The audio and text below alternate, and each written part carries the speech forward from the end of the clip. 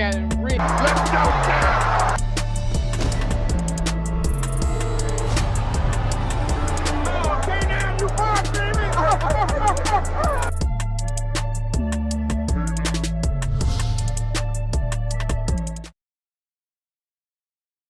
What up, though, y'all? We here tonight in the big fight. Now, this is a super big fight.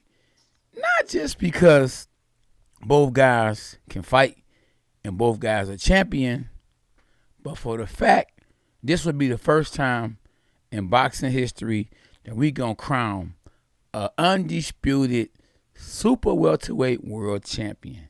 Let me rewind that. Tonight will be the first time we crown an undisputed super welterweight world champ. Now, I had my day, and I won 2 world titles, but I didn't win an undisputed title. The Ring Magazine. So this is for all the marbles. I don't know if you play marbles, hopscotch, or whatever it is, but this is for all the straps.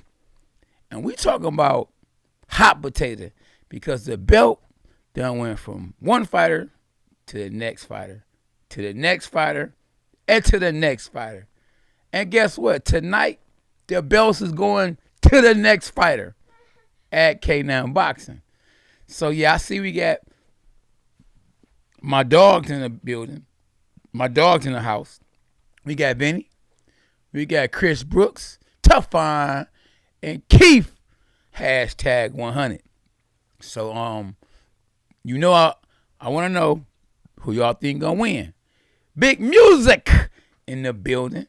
And I'm just trying to figure out who gonna make the most music or who gonna make better music.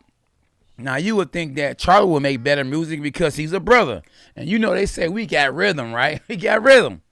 But in the last fight against Castano, let me grab my hat first. He had his own music. He did his thing. So, Castano, I'm pulling for him because he got robbed in the last fight. And I don't like thieves. I don't like thieves. I just saw a video where a thief was getting beat up, and I wasn't even mad.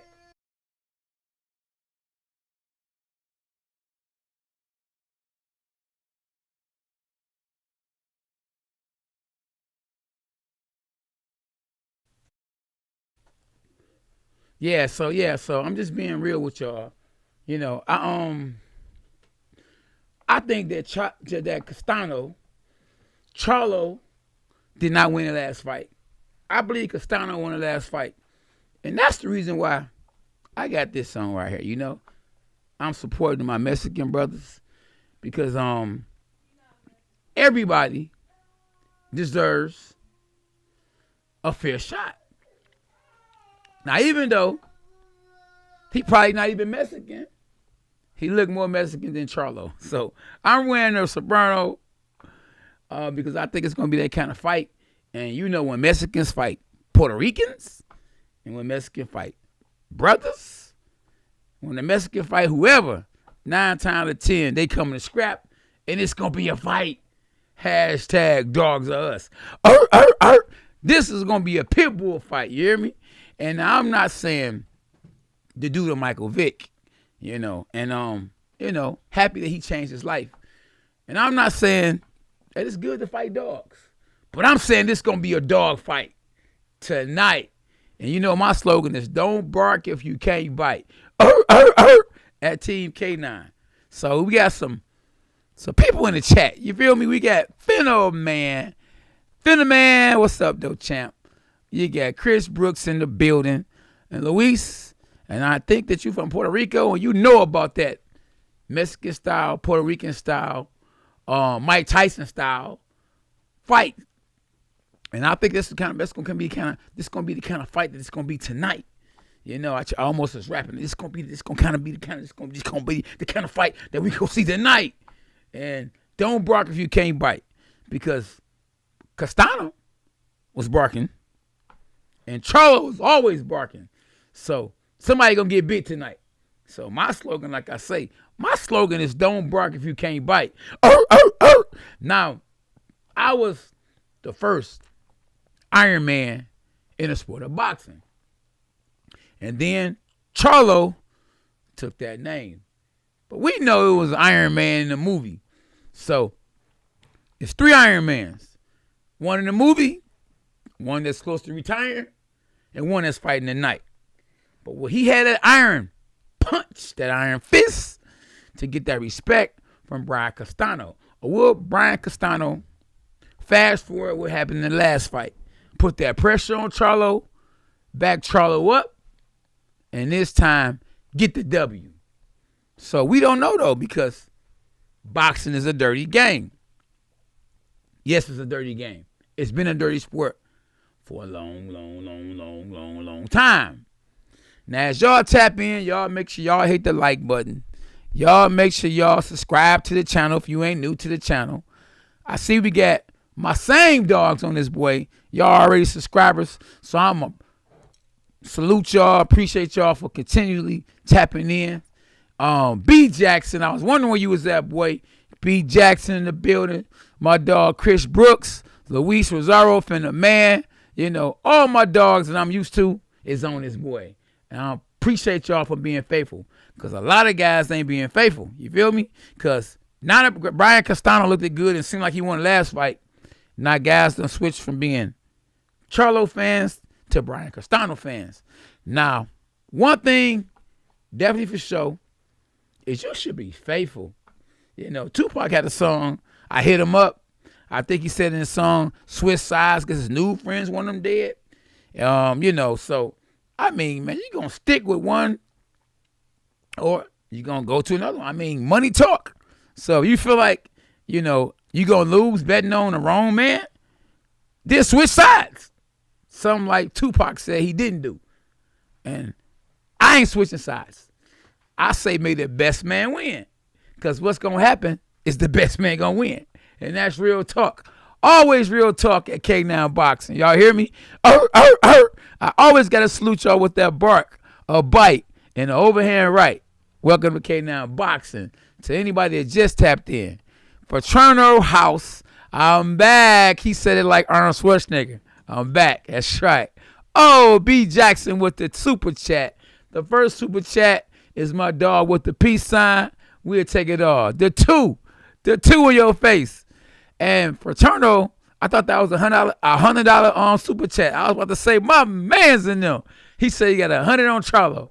All right, well, put that other 50 on the super chat. Let's get it.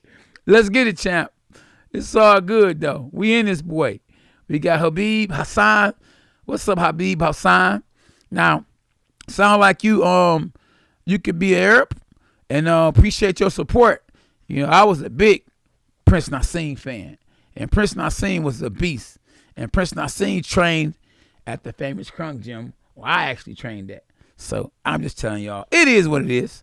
And if you're new to the channel, once again, because I already know we're going to be lit tonight, you feel me? Because once you come to my channel and you've been all around the world on YouTube, you're going to say, man, this guy right here really knows boxing. And I see them belts. So he must have fought. You know what? Let me look him up. That's Cornelius K9 Bundridge from the Contender. Let's go, champ. Let's go, champ. James, what up, James? We got, I think this is the first time my man, Emily XZ, has tapped in this boy. I'm trying to figure out, is this a Zerb 88? Boy, we in 89. When I used to be wishing I had all the things in the world. Some of the things. Castano, my man Fino say, Castano about to whoop that trick. Whoop that trick. Let's go, champ. A bark, a bite, the overhand right. And I can't wait. Now, the fight start at 9 p.m. So I beat y'all to the punch. Because somebody going to say, man, when the fight start? You know? Well, the fight going to start when somebody start throwing punches. Now, hopefully, we have a good undercard. Now, I know Boost Ennis is on an undercard. And guess what, y'all? He's fighting for a title eliminator. the IBF Title Eliminator. That means if he wins, he could demand Charlo. No, he could demand Crawford, or he can demand Errol Spence. Now, I don't know which one got the IBF belt. Okay, SB says Spence got the belt. I don't want to see Boots and Spence. I want to see Errol Spence and Terrence Crawford first, because I don't want Boots to mess that money up, and I don't want Boots to get in there before he get in there. We know that Errol Spence and Terrence Crawford only got a few more years probably, and when I say a few more years, a few could be 2, 3, 4, 5, 6, probably at the most, to be at the top. And Boots, Ennis, is younger, a lot younger, ain't been through nothing. He ain't been in no car accidents. He ain't went from promoter to promoter. So he don't have the mental distractions or the mental fatigue, because fatigue can be mental. And mental fatigue can wear you out. More than getting hit in the head, mental fatigue wore me out. So if you're thinking about getting in the sport of boxing, or if you got a son, make sure you're there for him. Have him read the Bible. Have him stay out the way. And let him know it's not going to be peaches and cream all the time. Because if you think that every time somebody tell him, man, it's going to be okay, we got you, we're going to do this for you, it's a lie. You're going to hear more lies than you hear the truth. I was told I'd be world champ so many times. I was told I was going to get this, I was going to get that. Well, guess what? I didn't become world champ until I was 37 years old. Let me rewind that. I didn't become world champ until I was 37 years old. So don't you know, to be honest with you, if I'd have knew I wasn't going to become world champ until I turned 37, I'd have did something else. Because one thing nobody in the world majority of the world, is patient.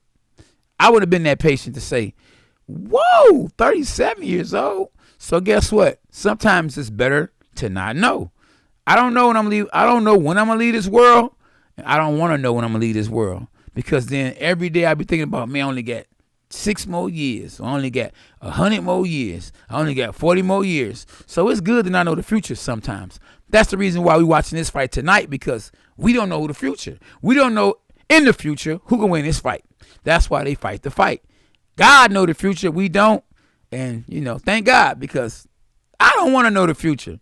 No, just let it happen the way it happened, when it happened. And in a minute, somebody's going down. I think it's going to be a knockout.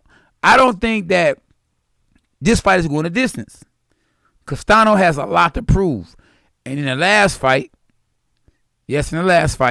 I believe he was robbed. I believe everybody that saw the fight know he was robbed. And he's saying to himself, I want the bag. I want the belt. I want the bag so bad that I'm willing to go through fire to get it. And I think this time, Charlo, like he said, is being pushed by Errol Spence, because Errol Spence came back and did it again, and they got the same trainer to look impressive, very impressive. And maybe he'll get more attention from Derrick James than Errol Spence, because he will have all the belts. Errol Spence got 2 or 3, but he will have every last one of them. You hear me? From A to Z, the whole belts, all the belts in the system. I mean, from the WBC to the WBA to the IBF, the Intercontinentals, the Ring Magazine.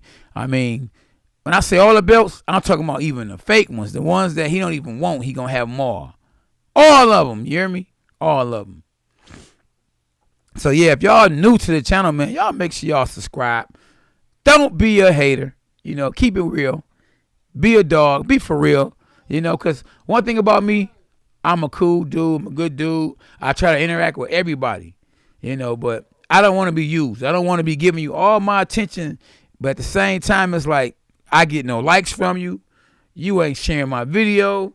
You know what I mean? You ain't never super chatting. It's like no love. You just on here because you see everybody else on here, or because I'm a 2-time world champ. And I ain't mad about none of that. But all I'm saying is show some love, because trust me, I'm showing a lot of love. And I believe I'm giving back way more than I'm getting. But guess what? You gotta grind. You gotta grind. And that's how you become world champ. You know, Jermell Charlo became a world champ because what? He was grinding. He had to grind. Brian Castano, he became world champ because what? He was grinding.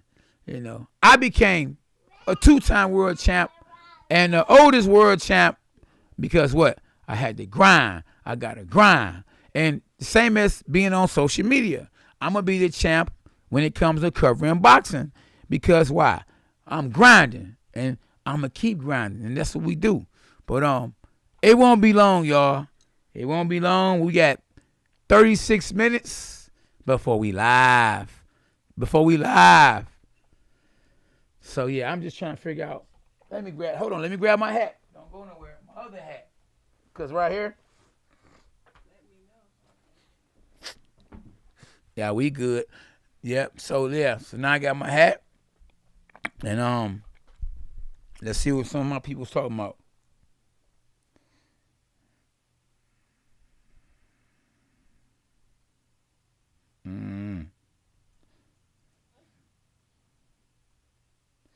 Yeah. Okay.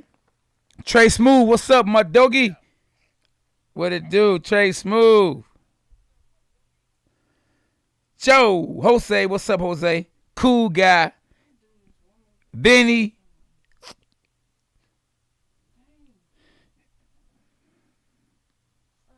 Spooky by the door. Cool guy. Yep, salute my dog. Yeah. So yeah, we own it, y'all. We own it. How long we got? We got 35 minutes. Are y'all excited? Because I know when it's a big fight, I get excited.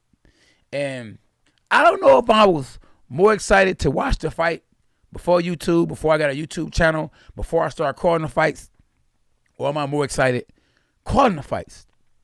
Real talk, I don't know. I don't know which one was more exciting to me, you know?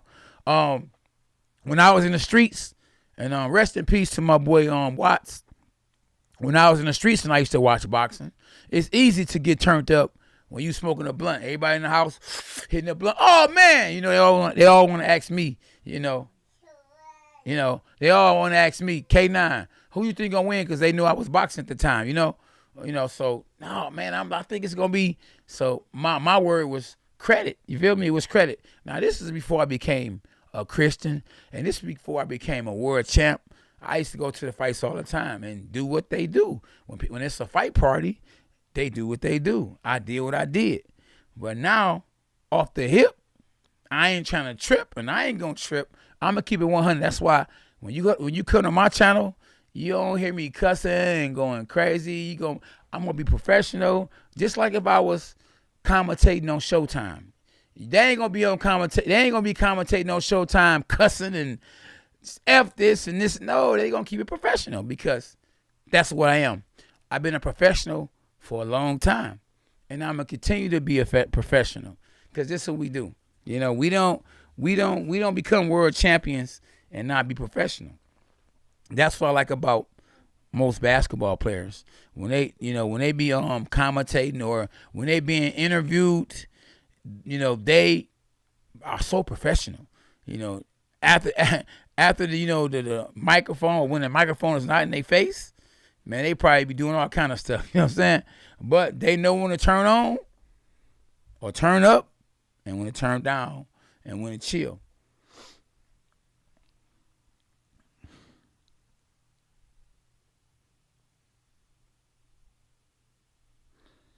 Yeah, so yeah, we own it.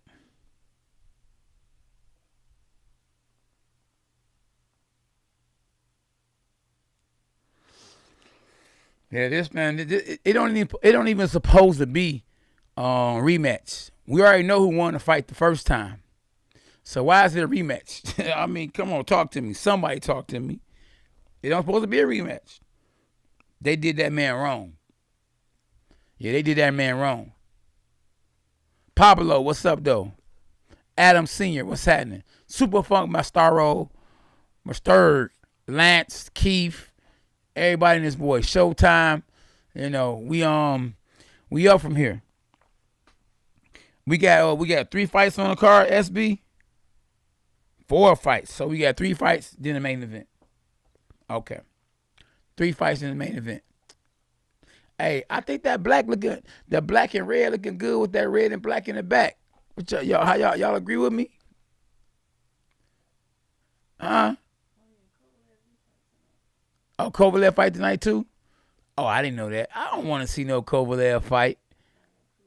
And he fighting that cruiserweight too. You better leave that drinking alone, boy. Kovalev, man. You don't supposed to be drinking and boxing at the same time. Yeah, forget that fight. You feel me? What's up, Robert? Robert Smith.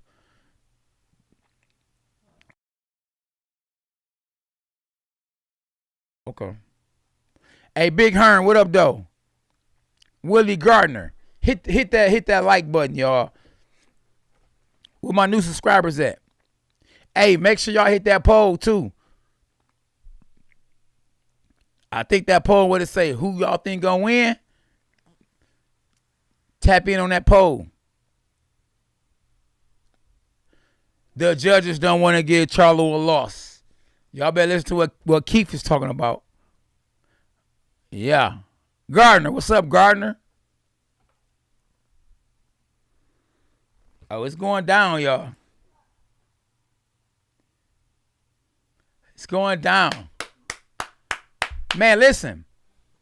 The junior middleweight division is the greatest, the best division in boxing. Now, am I saying it because I won 2 world titles in the boxing game? No. I'm saying it because I won 2 world titles in the boxing game at junior middleweight. But, real talk, if you look at the whole boxing scene, go look at the welterweight division. Go look at the junior welterweight division, the heavyweight division, the lightweight division, the featherweight division, the super flyweight division, the cruiserweight division, and you tell me if the best have fought the best. Think about it. Go look at the junior middleweight division and how belts went from one person to the next, and this is how we got to where we at right now, where we got an undisputed world champion will be crowned tonight. If it ain't no BS in the game. Because last time, it was some BS in the game.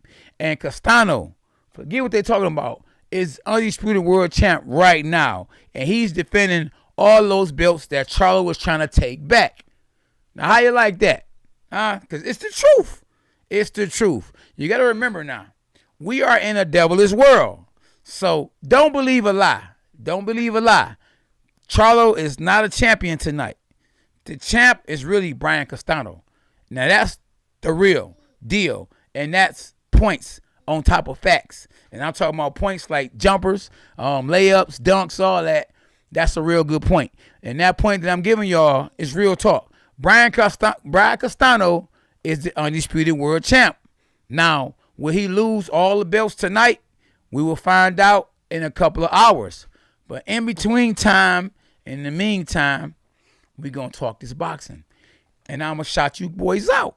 Don Bargo, or is it Bago? Tito Wally.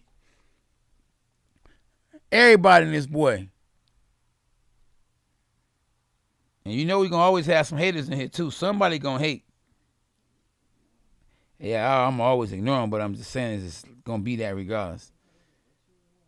Yeah.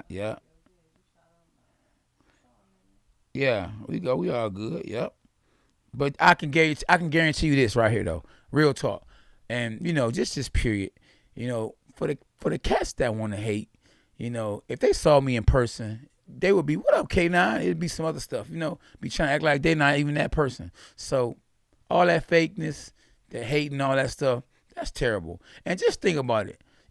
I would say, meet me at the gym. You know what I'm saying? Meet me, you know what I mean? And you catch me on a bad day. Wonk, wonk, wonk. Night, night. But it's all good because we're trying to keep it positive. We're going to let the fighters fight. I hate when, real talk though, when you go to a boxing match to see the guys in the ring box and fight, it be guys on the outside be thinking they can fight. They all fighting for nothing, for free. This man in the ring fighting for millions, and you outside fighting for free. At the same time, can't fight a lick. It don't make sense. And if it don't make dollars, it don't make sense. Guess how many times I fought outside of a boxing match when it was a boxing match? 0 times, because I ain't gonna waste my time. If you, hey, listen, you want to fight me that bad, go talk to Showtime, go talk to Bar Elm, go talk to Eddie Hearn, and let's sign a contract. Let's get paid for it. So don't be out here fighting for nothing, bro. You hear me? Don't be shooting nobody for nothing. Don't be fighting for nothing. Get paid. Get paid the right way. Don't be out here trying to be a hitman if you ain't Tommy Hearns. If you get it, the hitman. Tommy the Hitman Hearns. 100. Yeah, all my dogs. We in this boy tonight. And y'all already know who I'm rolling with. But they want to get that belt. They want to get them belts. You could tell the last fight. If the fight would have been close, they would have gave it to Charlo. The fight wasn't close. I had Castano winning by unanimous decision. So if this fight is close, guess what? They giving it to Charlo. Because they want the Charlos to be great. I'm just telling you real talks. And Al Heyman, I think, is the biggest advisor, the biggest figure outside the ring in boxing right now. I think he's bigger than Bar Arum. Bar Arum could be even bigger. But Bar Arum is not able to move as fast as he used to move, so people under him are doing everything for him. You understand what I'm saying? Al Heyman is a little younger. Maybe he a lot younger, and he has people in play doing things. At the same time, he got the highest paid athlete at the time when he was boxing professionally, got his back. So you can always call up Floyd and say, Floyd, I need you here. I need you to do this. I need you to do that. And that's recognition. Al Heyman wouldn't have got the money he got for them hedge funds, the people that had all that money when they gave him $400 million to invest in boxing. $400 million, over $400 million. Let me rewind that. They gave him over $400 million to invest in boxing. And that's when boxing was at an all-time high. People was talking about the UFC, man, they killing boxing.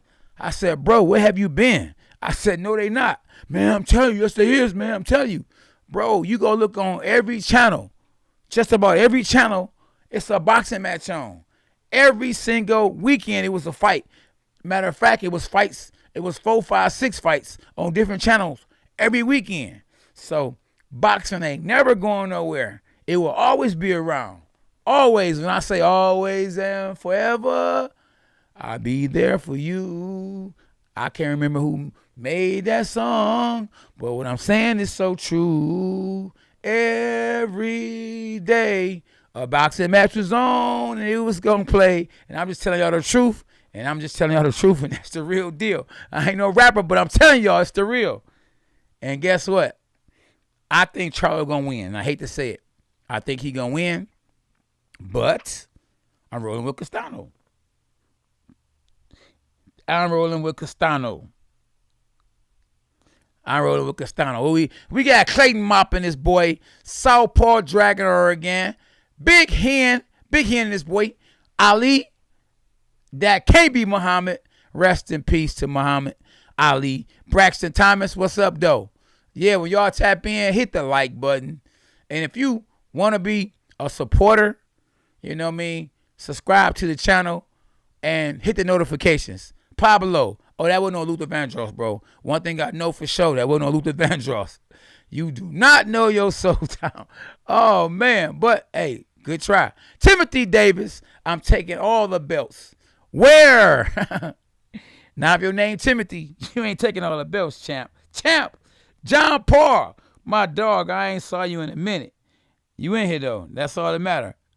A bark, a bite, a overhand right. Welcome to K9 Boxing. Gabriel Hendro, what's up, K9? Shout out from Mexico. Mexico, you got me lit. All right, for my Mexican dogs. What up, though, champ? Shout out from Mexico. We in this boy, you hear me? All my dogs. I got to do like Don King. I got to have a Puerto Rican flag, Mexican head, soprano. I gotta have some of everything. We represent everybody. The greatest sport in the history of sports, boxing. Jonathan, what up, though? This is gonna be good. It's gonna be great. You know what I mean? One thing about it, Braxton, is I got my sombrero on because why? It's gonna be a Mexican style type fight. Let's say Felix Trinidad versus Oscar De La Hoya. Oh, how about Julio Cesar Chavez versus Mildred Taylor? Huh? Talk to me. It's going to be a good one. And listen, I'm looking for guns to be blazing. Now, I don't know who's going to have a bigger gun. Will Charlo have a bigger gun? I don't know. They say you can get killed by a 2-2. So sometimes it ain't about the bigger gun. Because a 2-2 can kill you long term. You know, that bullet travels through the body and then you die. So you ain't got to have a big gun or a little gun to get killed. And I'm using that in a different terms. We talking about boxing terms. Like you hear me say, man, I'm going to kill him. Man, we get a ring, I'm going to knock his head off. I'm not literally talking about someone knock his head off. I don't think I'm going to knock nobody's head off. This is not Mortal Kombat. Kill him. Get over here. It's none of that. You hear me? But what it definitely is, it's a boxing match. So I don't ever heard nobody say, I'm going to be nice to my opponent. I'm going to give him a hug. And I wish him the best. Not before the fight. They are going out there trying to destroy each other. Literally, they're out there trying to kill each other. They're not literally thinking about killing them, but they trying to do whatever it takes to win. Because it's a fight. It is a fight. And, you know, I pray that nobody gets seriously hurt tonight. But they going to try to hurt each other real bad. I'm talking about real bad. Okay. Oh. Okay, somebody see it. SB done pulled it up. She said, see, so whoever said that Luther Vandross did sing Always and Forever, they was right and I was wrong. See? I ain't got soul, not like that. I was wrong. I ain't gonna lie, I was wrong. That man was wrong. It's all good though. You hear me? It's all good. But yeah, I had to cover this fight. And do you know I missed my son's fight? And God willing, he win tonight. But I knew how important it was to cover this fight for the fans of boxing, for my YouTube channel. And I'm trying to take this to the next level. If you notice, I've been on YouTube a lot more than the normal because I'm trying to take this channel to the next stage or the next level. Like I say, nobody thought, well, I can't say nobody. It was a few people, my wife, of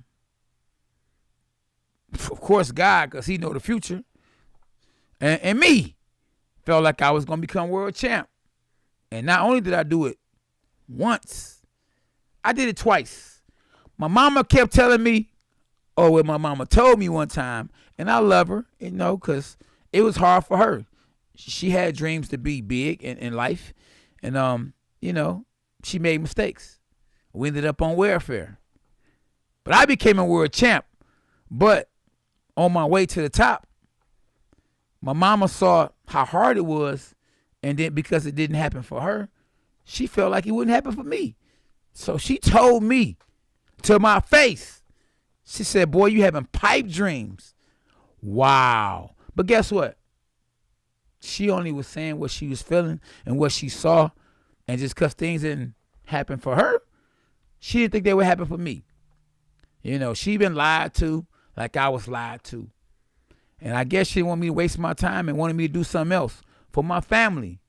But I put all my eggs in one basket. Now, me not having an education, I was a high school dropout, not having a daddy. I had a job that was so hard. I said, either I'm going to do this for minimum wage or I'm going to take care of my family and live my best life as a boxer. I quit the job and said, I'm putting it to the next level. I'm taking it to the next level. I'm putting 100% into this right here, boxing.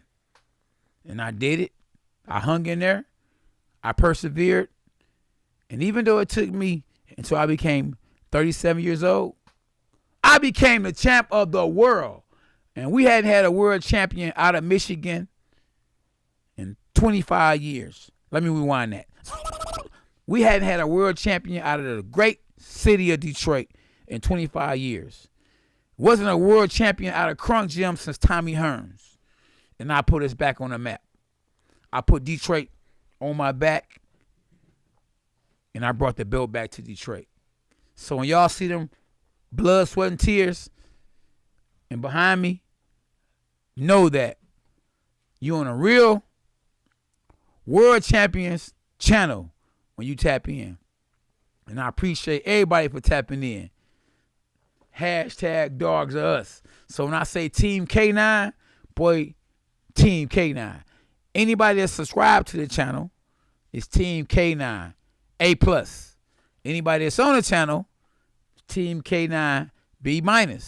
So if you want to be Team K9, A+, subscribe and hit the notifications. Because whenever I go live, I know who you are because I see you all the time. Like Jonathan, like Cool Guy, like JB.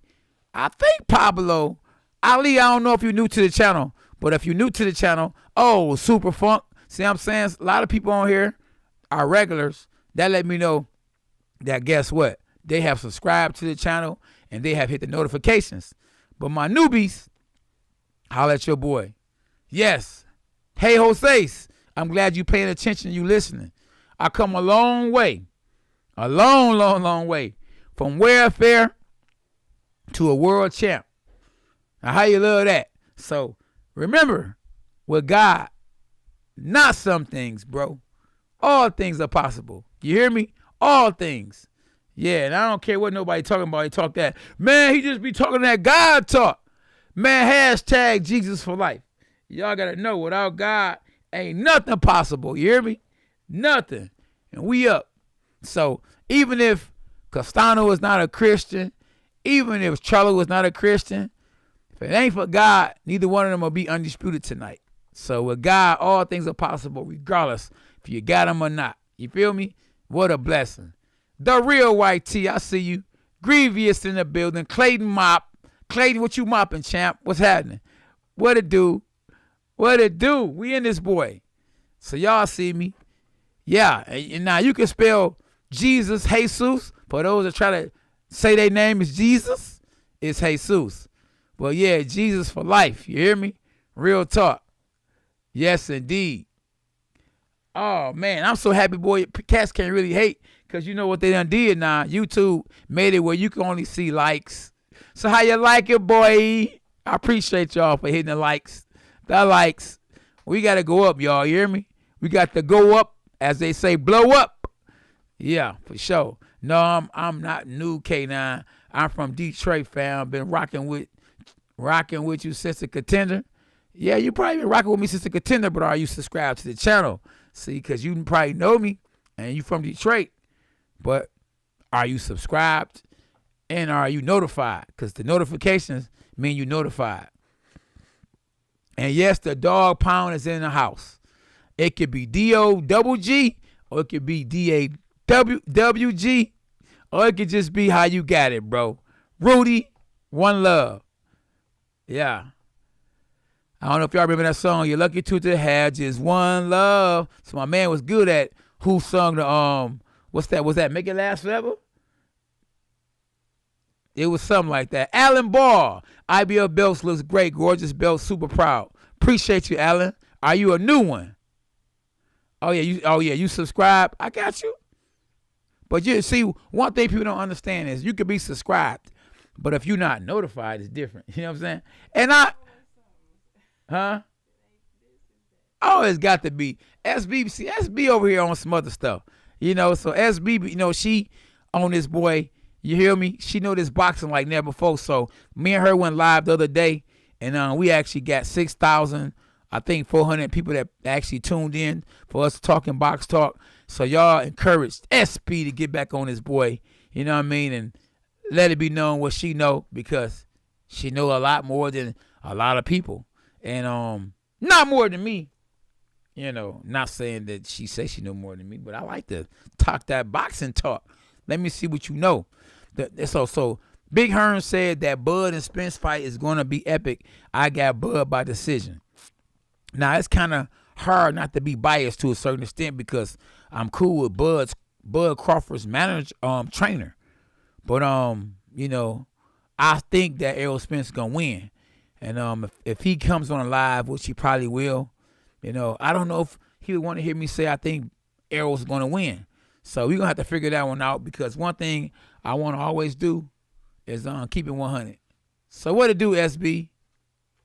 Yeah, so yeah, we in this boy. We got 83 in this boy. So hopefully we got 83 likes. No matter of fact, just because we got 83 on a live right now, don't mean it hasn't been 400 or 500, because some cats tap in and they go to other channels. Feel me? Or some people tap in and they go use the bathroom, do number 2. So we should have more than 84 likes. You hear me? Now, I know SB's finna get the news on if Little K9 won his fight, because I wasn't able to cover his fight because I'm here covering this fight right here. But we know yesterday was Friday the 13th, and I hope you guys ain't superstitious. And, I hope everything, works out for the better of you. And I hope we got a good fight tonight. I'm not going to lie. I don't want to see no bad fight tonight. I don't want to see no, some rematches are great. Some rematches are terrible. Riddick Bowe versus Evander Holyfield. The first fight was better than the rematch. Manny Pacquiao versus I can't think of the Mexican kid's name, but he fought him like 1,000 times. One particular time, I don't know if that was a rematch. Marquez, I believe that's Marquez. He knocked Manny Pacquiao out. So, I think if Mike Tyson would have fought Buster Douglas, who knows? Mike Tyson probably would have knocked Buster Douglas out the second time. Some people felt like Mike Tyson knocked out Buster Douglas the first time when he dropped him. They say that the referee was counting slow. Holyfield, Mike Tyson too. Was that the time Mike Tyson bit Holyfield's ear off? I don't know. But I say, and I tell you, rematches sometimes are good, sometimes they are bad. Rudy said Gaddy versus Ward. Real talk. I just hope it's a great fight. This is a rematch. And how do we get to where we at now? How did it become a rematch? Well, maybe because the people that run boxing said it's a draw. And we don't have no control over who really won. Guess who has the control? The fighters, the referee, and the judges. Because a judge can say, well, K9 won. Even if I didn't win, they can say, certain man right here, certain man won. So it's up to the judges, bro. You hear me? And the referee, because one referee, when I fought in Mexico, he kept stopping me, warning me, killing my momentum or trying to kill my momentum because he wanted Carlos Molina to win. They even had the heat turned all the way up, knowing that I was a little older than him, and he had a style that could wear me out. They was trying to rob me, bro. You hear me? But God said, and that's what happened. I became the new world champ and the oldest world champ in junior middleweight history. So I made history in 2014. Here we go, in 2022. We about to make history again. In my weight class, the same weight class I made history in, we about to make history again tonight. Now, history was really, to be honest with you, made already in the last fight. But unarmed robbery, yes, unarmed robbery, like when Castano fought Charlo the first time. Like when Castillo fought Floyd Mayweather the first time. Like when Mildred Taylor, in my eyes, fought Julio Cesar Chavez the first time. So, they didn't do Leon Spinks like that when he fought Muhammad Ali. Leon Spinks at the time, I think, only had 7 fights. And he beat who they say the greatest fighter of all time, Muhammad Ali. He beat Muhammad Ali. And nobody robbed him. One reason could be because guess what? The odds were so far against him that the mafia probably said, listen, get that to that boy because we're going to bet $1 billion on him. So if you bet $1 billion on Leon Spinks to beat Muhammad Ali, you're going to get, and if it's 100 to 1 or 1,000 to 1, that billion would turn into a zillion or a trillion. And that's what I think happened to Mike Tyson when he fought Buster Douglas. I think that he was getting paid, Mike Tyson was, or the females that was sitting on Mike Tyson's lap and the homies that was around him were getting paid to help Tyson to get distracted. Hey, man, let's go to the club. You fighting Buster Douglas. Shit ain't nothing. Oh, him, baby girl, you want go sit on Tyson's lap. Go flirt with him. I think Tyson was smoking weed. I think he was drinking. I don't think he was focused. And you see what happened? He got knocked out in the biggest upset of boxing history to this day. Yeah, Mike Tyson versus Buster Douglas.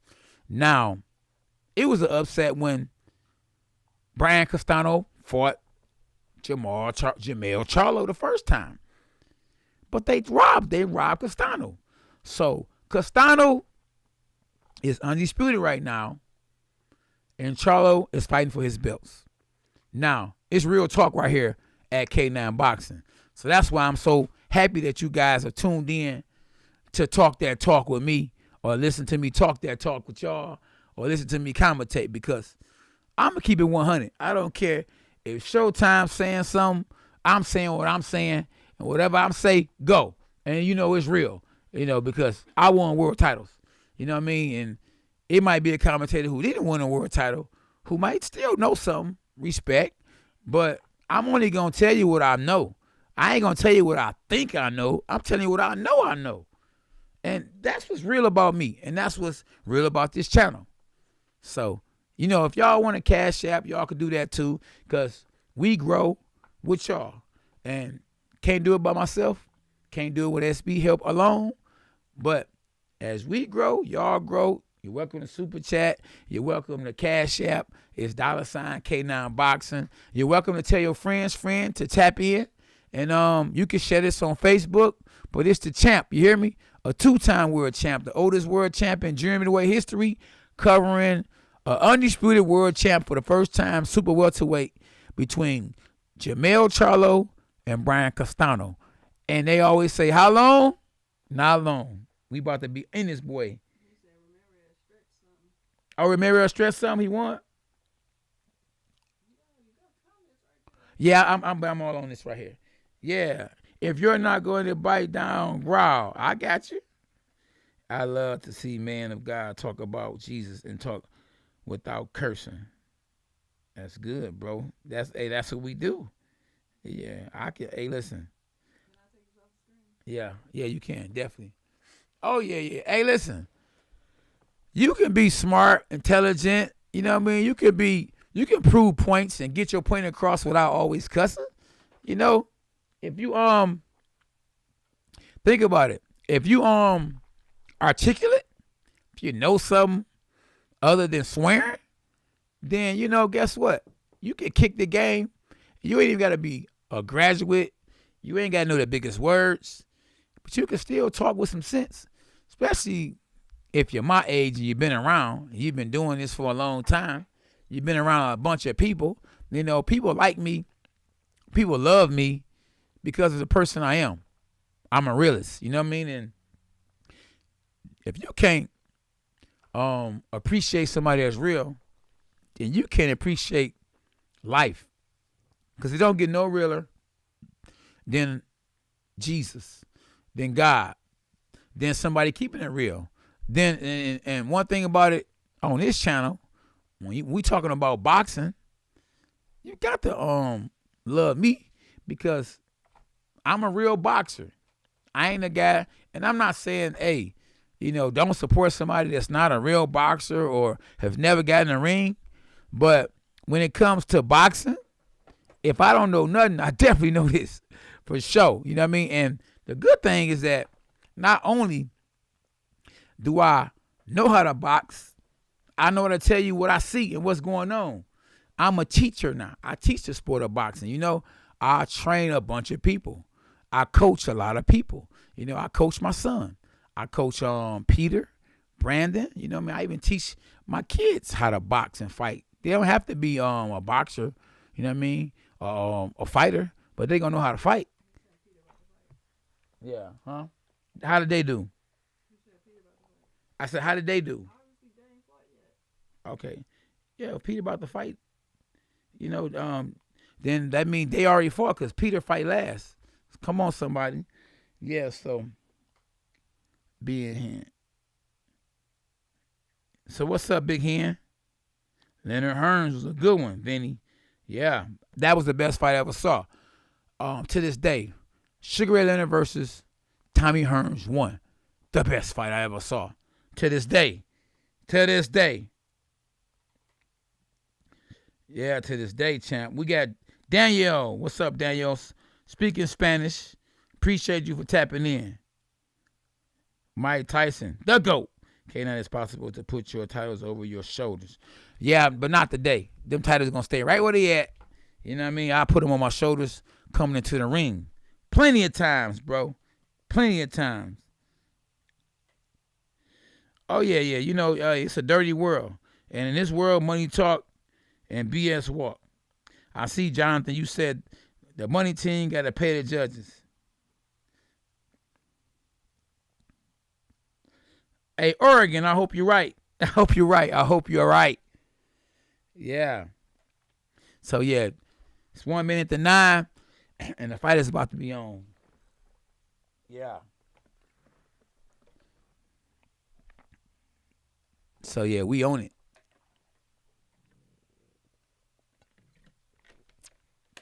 And so, when it first come on, they got a picture letting you know they want to rob Castano. They got a picture of Charlo swinging, about to hit Castano, and Castano ducking out the way. So a bunch of bull already. You got to watch the signs, man. You got to pay attention to everything so you can see exactly what's going on, what's about to happen. I pay attention to when the fighters are in the dressing room. I pay attention to the fighters when they're in camp. You know, before I just sit there, because I like to be right. I don't know about y'all, but I like to be right. So I pay attention to everything. If I see a fighter going like this, like their arm is hurt, oh, man, I'm going with the other guy. If they're on the same level and you injured, you're going to be in trouble. In fights where I was injured, fighting against top guys, going into a fight, you know, it didn't do well for me. And, you know, so as a fighter, you don't want no injuries. You know, you want to go out there and do your best. You know, you want to train, you know, to your highest ability, and you want to rest too, because if you don't rest, it's easy to pull a hamstring. It's easy to throw a muscle out of place.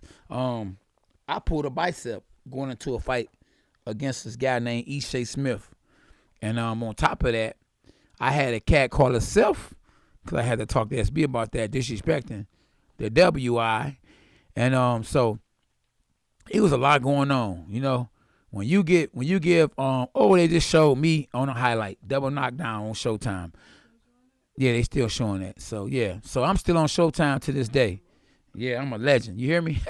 They still showing me on Showtime. Yeah, so, you know what I mean? So, where we at? Clayton Mop. Grievous, cool guy. Hey, K9, what's the tips do you have as being a boxing coach or coaching a class of people just have experience? Oh, man, I don't, you know, you might have to ask me that. Oh, yeah, that's a long question. You got to DM me that one on Instagram, you know, because I need to get straight to the point. And if we can get straight to the point, because there's so much going on, I can get straight to the point. Just DM me that. Yeah, DM me that one. Yep. Oh, yeah, I didn't see the Laura fight. Oh, yeah. John, I didn't see the Laura fight, so I don't know what happened in that fight. But, wow. I see they showing right now when they said who the winners were, but I just saw Charlo was upset because he thought that he was going to get it, even though he probably don't feel like he won. And if you look at both guys' faces, you would look at Castano and thought that he had lost the fight if you didn't see the fight. But Castano really won the first fight. That's why I say, if Charlo go out there and win this fight, guess what? Brian Castano deserves a rematch because he really won the first fight, you know. But and one thing I noticed about Charlo from watching when he throw his right hand, and even though his trainer is a good trainer, that Charlo, when he throw that right hand, he's off balance. I just saw just now they show him throwing the right hand, getting pad work, and he throws himself off balance. And someone great like Emmanuel Stewart, someone great like myself, you know, as a trainer, if I was training somebody that fought him, I would make him reach so I can catch him with the same shot his brother caught Julian Williams with, you know, that knocked him out. And speaking of great welterweight division or junior middleweight division boxing period, they just showed Julian Williams, and they just showed Jared Hurd, and they just showed Floyd Mayweather. And you know Floyd Mayweather was supposed to fight today too, but somehow his fight got canceled. Now, is it the fact that his pay-per-view buyers are not selling, or he's not selling pay-per-view buys? You know, the great Floyd Money Mayweather, and he's not really a good draw or a big draw right now. You got to remember, like, I think that Al Heyman has more money invested in this fight that's on Showtime versus is anybody going to pay for a pay-per-view fight with Mayweather in it, and it's just an exhibition. And he tell you time and time again, he's unarmed robbing the boxing fans, fighting Joe Nobody. Are we going to keep paying for that? Guess what? Absolutely, I know that. That's why I'm talking about this. That's why I say Al Heyman is more invested in this fight. Way more invested.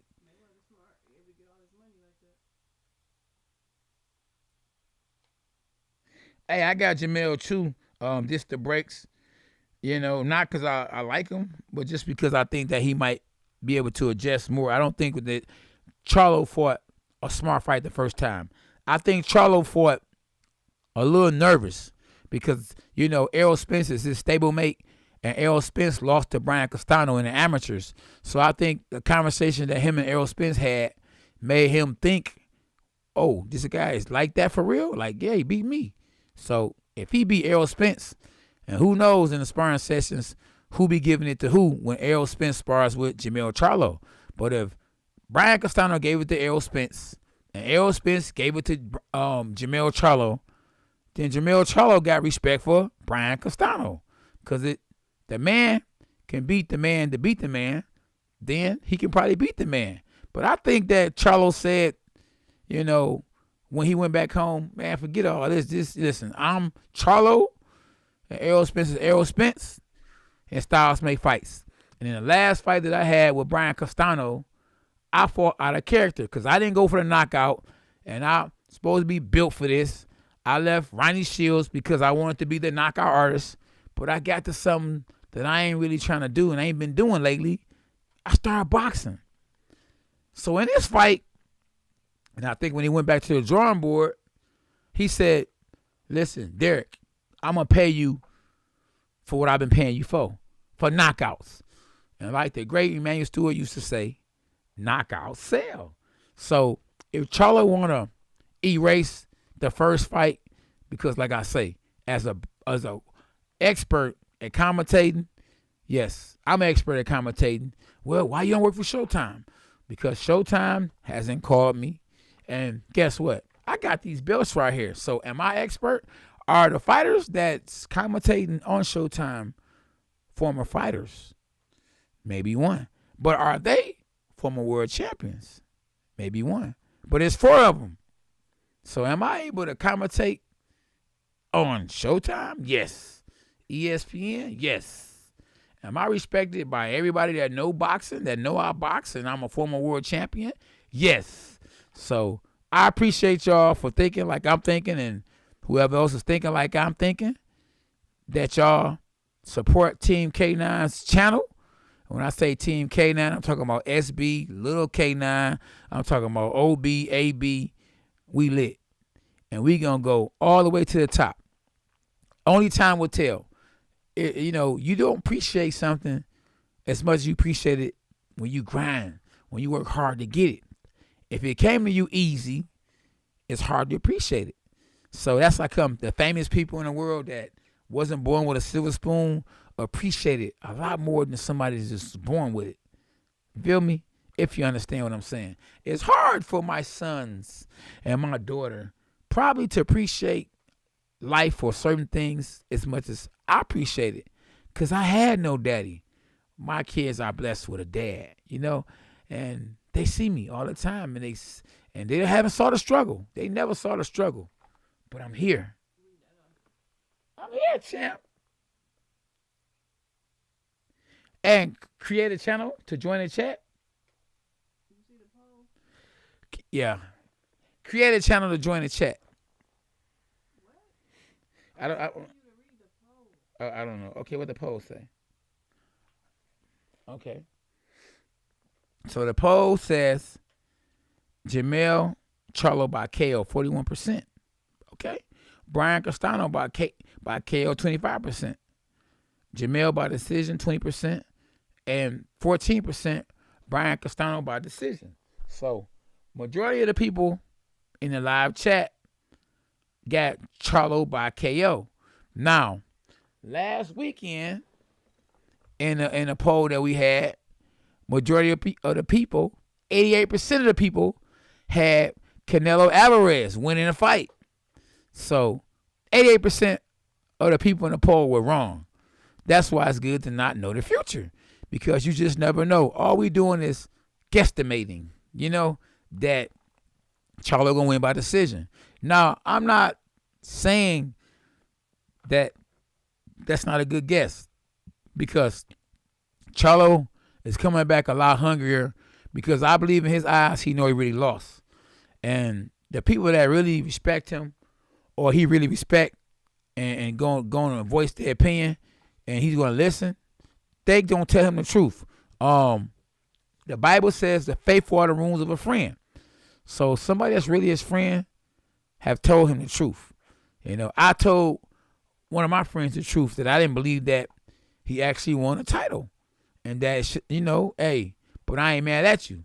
And so faithful are the wounds of a friend. And the first fight, I don't believe Charlo won. And I'm not his friend. I'm just a commentator. I'm a fan of the sport of boxing. And I'm going to call it ace a ace and a spade a spade. And I hope y'all appreciate that about me, because that's what I do. I keep it 100 if I don't keep it nothing else. Right, SB?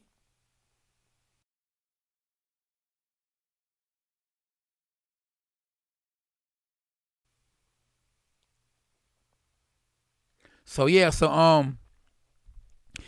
the first fight, who we got in the first fight, SB? Okay, well, in the first fight, SB said she got to see. Must not be who we want to see. And the second fight, the third fight got to be Boots. Boots got to be the third fight. And so I'm wondering why, if they're trying to promote a fight between Boots and Errol Spence, why wasn't Boots on the undercard when Errol Spence fought Ugas? That's how you promote fights. But then again, Boots is a welterweight, and he could easily move up to junior middleweight. So it would be smart to put him on a undercard over Charlo, because Terrence Crawford said that after he beats Errol Spence, he's coming after Jermell Charlo. So, and Charlo was a little upset about that. You know what I mean? But hey, it is what it is. That's one thing I learned about this sport of boxing. Just because you think a person not gonna call you out, or you think you homies with somebody, that is not the case. Errol Spence said if the money was right, that he would fight Jermell Charlo. And they are stable mates. You know what I mean? They boys, they laugh, they might drink together, all kind of stuff. But if the money is right, he told him. He said it in the press. So he had to tell him to his face, because you're not going to most likely go to the press before you go to his face with those words and saying what you're saying.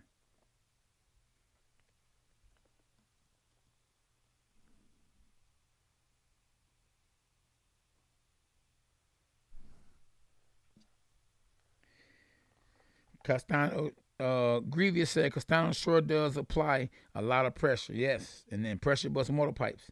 Not me. I picked Bavard. Okay, this the break said he had Bavard. An expert. The undercard is about to start right now. James, what up, James? Thank you, brother. B. Jackson, I don't know. What sparring partner you talking about? John, cool guy. Tito, Clayton, Big Herm. What up, though? Daniel, Big Hen, Clayton Pop. Everybody in the chat. We definitely appreciate y'all. Always. So the first fight is on. I need to adjust this right here. See? Let me see. Uh-oh. It done made me lower. So we adjust this. Let me see.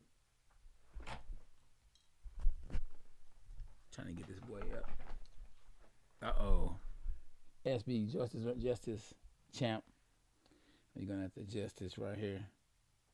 Back on bold.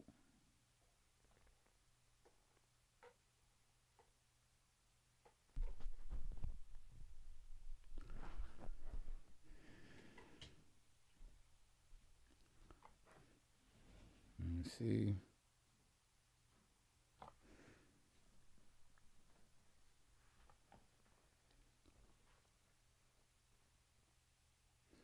Where we at? Okay, I'm going for Curry. I'm going for a Curry. Oh no, we good, JP. JP, we good. Oh, yeah, this feel a lot better now. I can actually move back and forth like this. Yeah. Let me see.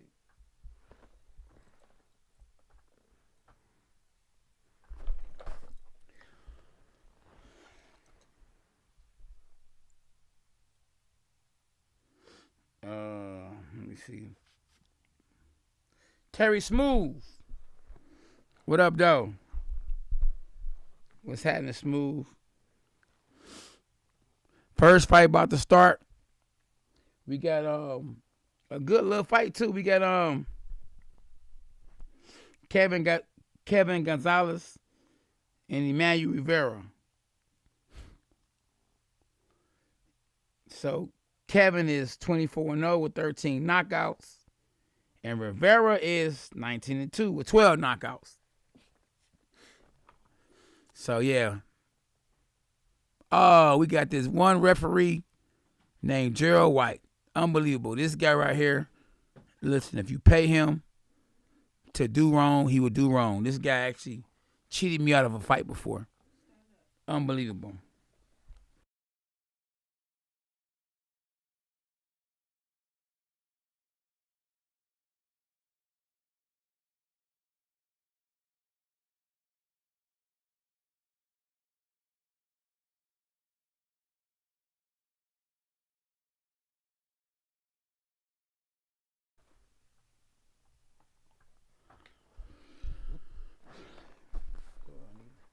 Man, I need to move back and forth. I like to move back.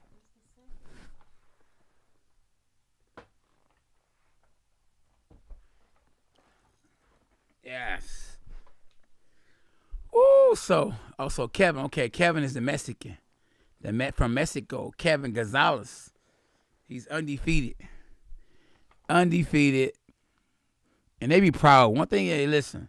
One thing they be proud of is their country. And Charlo seemed to be proud of his country in a way and against Brian Castano. He was like, USA, USA. And that was smart. I think that's like the smartest thing I saw this guy do that really made me look at him and say, threw a thumbs up. And I'm just being honest with you. No. Yep. Yeah, so. Hold on.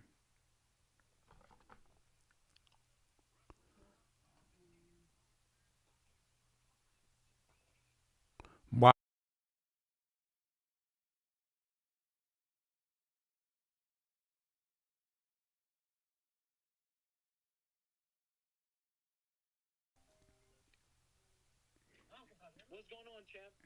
Yeah, yep. What up, though, champ? You all right? No. Huh? Oh, wow.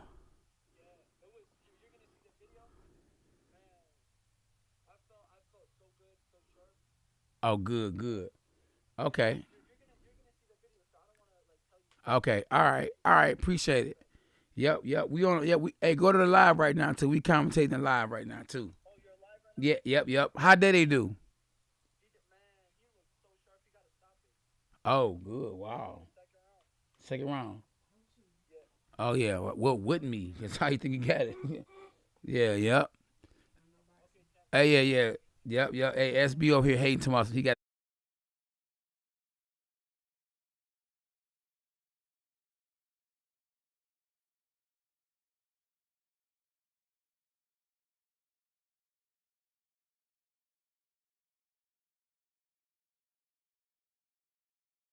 All right.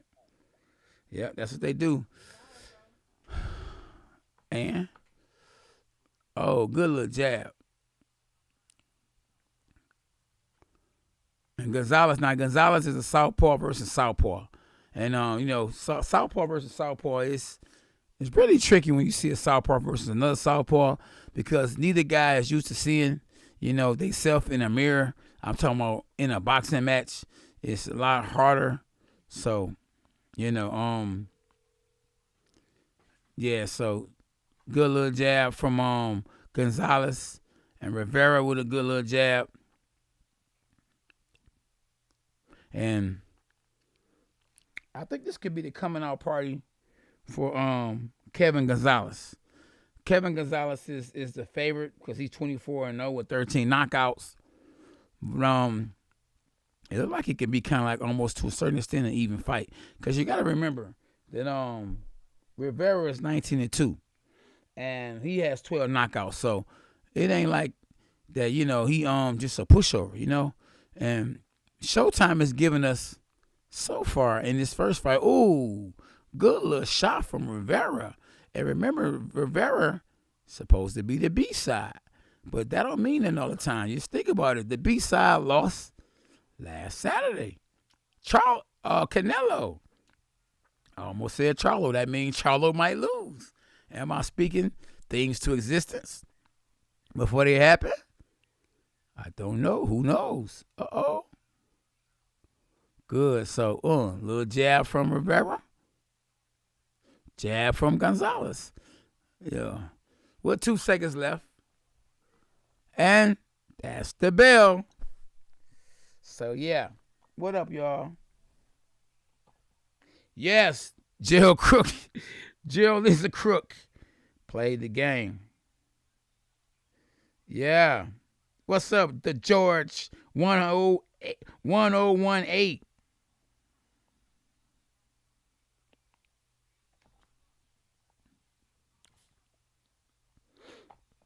Hey, Vinny, I don't know where you been, but HBO haven't been in the game in a long time. They retired from boxing.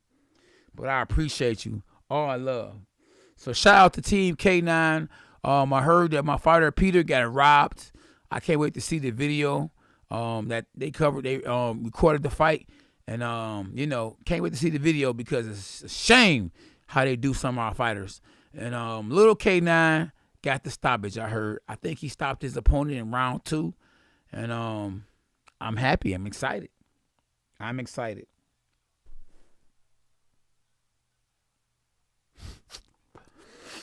Round 2. Oh, good 1-2 hook from Rivera. Another 1-2 hook to the body. I think both guys are Mexican too. This got to be a smaller weight class. Let's see what weight class they in. Oh yeah, super mountain weight. I knew there was some little bitty guys. These guys are little, and a lot of times, it's real hard for little guys to knock little guys out.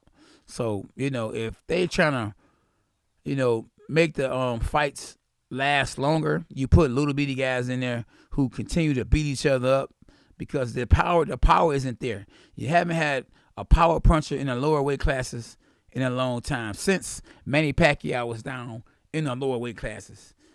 You know, I can't think of a hard punching little guy that I could think of that just ring a bell to say, oh, yeah, you know. So this fight most likely will be going the distance, especially with a guy being 19-2 and a guy being 24-0. So, yeah, look for it to go the distance.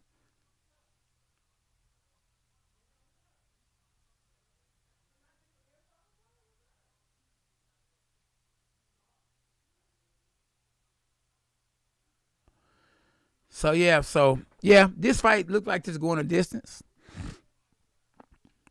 And I can just tell you about from what I see. I see Gonzalez, the favorite. The A side has Rivera up against the ropes, but Rivera, he actually rolls off the ropes. Jab in the face from both guys to the face. They both punching each other. And the favorite is bleeding from the nose, see? So maybe he can't take a punch as good as Rivera. Rivera isn't bleeding. So just because Gonzalez might be winning the fight and he might be the A side, don't mean he ain't going to take no punishment to get to the cross line or the finish line. With 45 seconds left, a good little jab from Rivera, the B side. Dressed in white and gold. Gonzalez is dressed in Mexican colors. Just almost got hit with a good straight left hand. Another jab, left hand from Gonzalez. He just missed. Both guys missed. So we just seen an actual all-out war. Ooh, good right hook from Rivera. Another right hook from Rivera. That missed. Another body shot from Rivera. And now he's putting punches together. But Rivera is keeping it going. He's keeping the pressure. And he got Gonzalez on a retreat and has busted Gonzalez's nose. The A side is getting touched up. Even though he's winning, you wouldn't think it. Because like I say, in round 2, his nose was busted. And he's bleeding.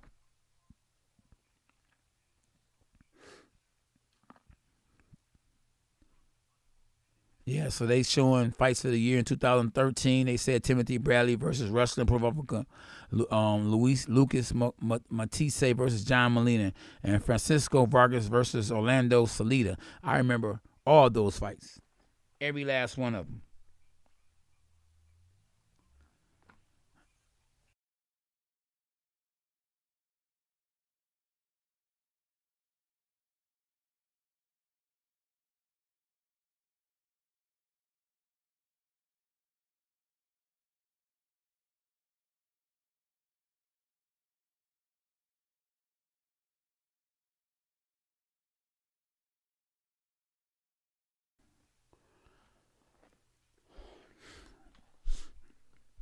Yep. So, oh yeah, Daenerys has some crazy power, but Daenerys was a lot bigger than these guys. These guys are, little bitty guys. We talking about super bantamweight. I don't think Daenerys fought at super bantamweight, and Daenerys still boxing to this day. So yeah, we got a good little fight, y'all. And I'm like the black Mexican when I'm in the ring, and right now I'm rolling with Gonzalez. I gotta go with the A side in this fight right here. Even though he's getting licked up, he's getting touched to the body, to the head.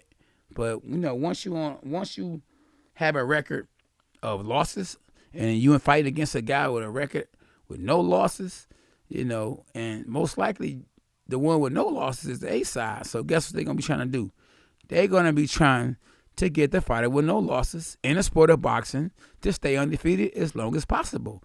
Because you can go to the networks, shop around, and go to the highest bidder. Whether it's Eddie Hearn and them. Oh, good overhand left to the body from Rivera. Good uppercut body shots from Rivera. Back at it is Gonzalez. Another body shot from Gonzalez. Jab from Rivera. Another jab from Rivera. Gonzalez goes to the body. Both guys go to the body. Looked like Gonzalez went to the P bag. Oh, overhand left from Rivera. A little too low from Gonzalez. Another left hand, a double left hand that missed from Rivera. And then another low blow. And the white guy, Gerald White, the referee, didn't say nothing. Might be in paid to play. Oh, another body shot from Gonzalez.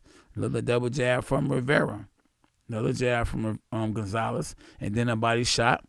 A body shot from Rivera. Another body shot from Rivera. Overhand left from Rivera. A body shot from Gonzalez, and Gonzalez has Rivera up against the ropes, and he's hitting him. He's bullying him to the body, to the head, and Rivera is always smart enough to get off the ropes. He know the rope is not his friend, and it looks like to me that Rivera, even though he has 2 losses, he might have was matched up real hard. He probably was in there with somebody that's actually even better than Gonzalez, and that's the reason why he's looking pretty good right now. Another double jab left hand, another body shot from Gonzalez, and Gonzalez has Rivera up against the ropes, and Rivera is not going to win this fight being up against the ropes because they don't want to give this fight to Rivera in the first place. So if you know they don't want to give you the fight and you the B side, and most likely he probably got robbed. I don't think he got knocked out. Look like he can take a punch in the 2 losses that he had. Then he needs to go forward and stay off the ropes. Because they ain't not giving you nothing. And we on the undercard of Charlo versus Castano, where in the first fight, they robbed Castano. So this is not going to look like a robbery as much as the Castano Charlo fight because it's the first fight. And if it's the first fight, people ain't really paying attention. Because you watch. You look in the arena right now, you might not even look like it's sold out. Like right now, I'm looking at it. It's outside. So we must be either in Vegas or Los Angeles because it's a 3-hour difference where I'm at on the East Coast. So guess what? We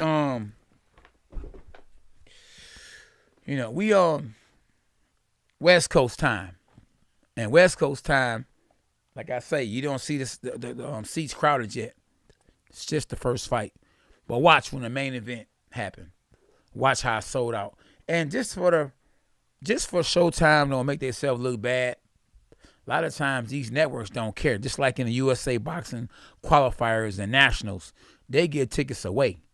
So when you be like, man, that mug was sold out. That mug was sold out because they get tickets away. They don't care. They want it to look good. If it look good, it makes it seem like whoever the main event is a draw. So now you can take that to the bank and you can sell it.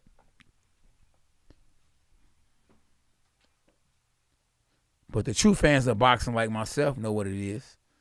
So we got Rivera, Southpaw versus Gonzalez.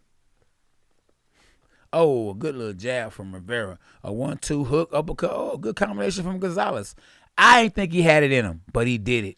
First combination I saw the whole fight, like a 5-punch combination. And Rivera was looking wild.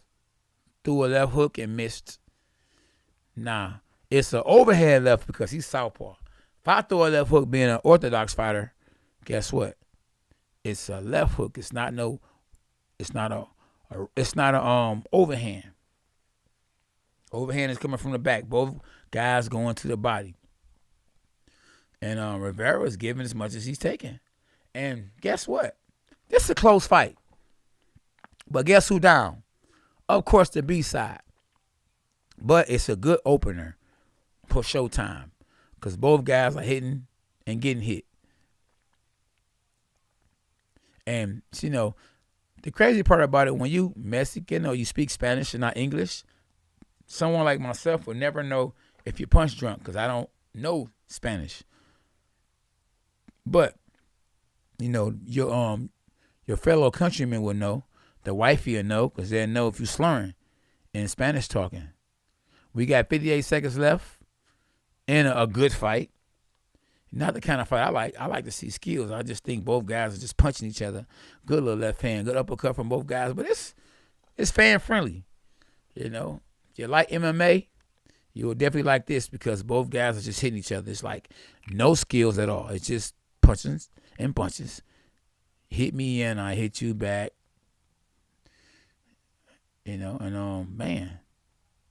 That's one thing. So you would think that somebody getting knocked out early was worse than somebody getting hit for 10 whole rounds. Actually, somebody getting hit for 10 whole rounds is worse than somebody getting knocked out early.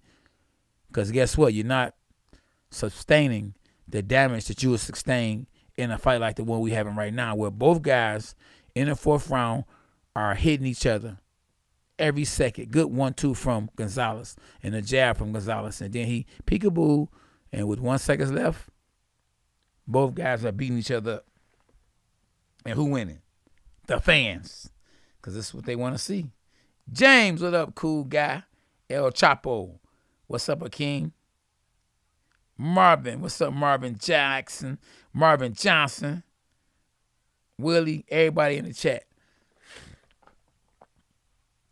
Oh, they showing a replay? Guess what they showing? All Rivera. But guess what? He's the B-side. And you think, oh, they're looking at, they're showing a bad view of the stadium. It looks like it's about 40 people in there. Now, this is the main event on Showtime. So if they can't sell out, and I'm not saying they ain't sold out yet because we got to remember, wait till the main event happen. But if they can't sell out something that's on Showtime, which is on, not pay-per-view, this is the reason why the fight ain't on pay-per-view. It wasn't a demand. Even though it's a, big fight. And one reason why it might not be a demand is because Castano got robbed. Now, SB, did Castano get robbed?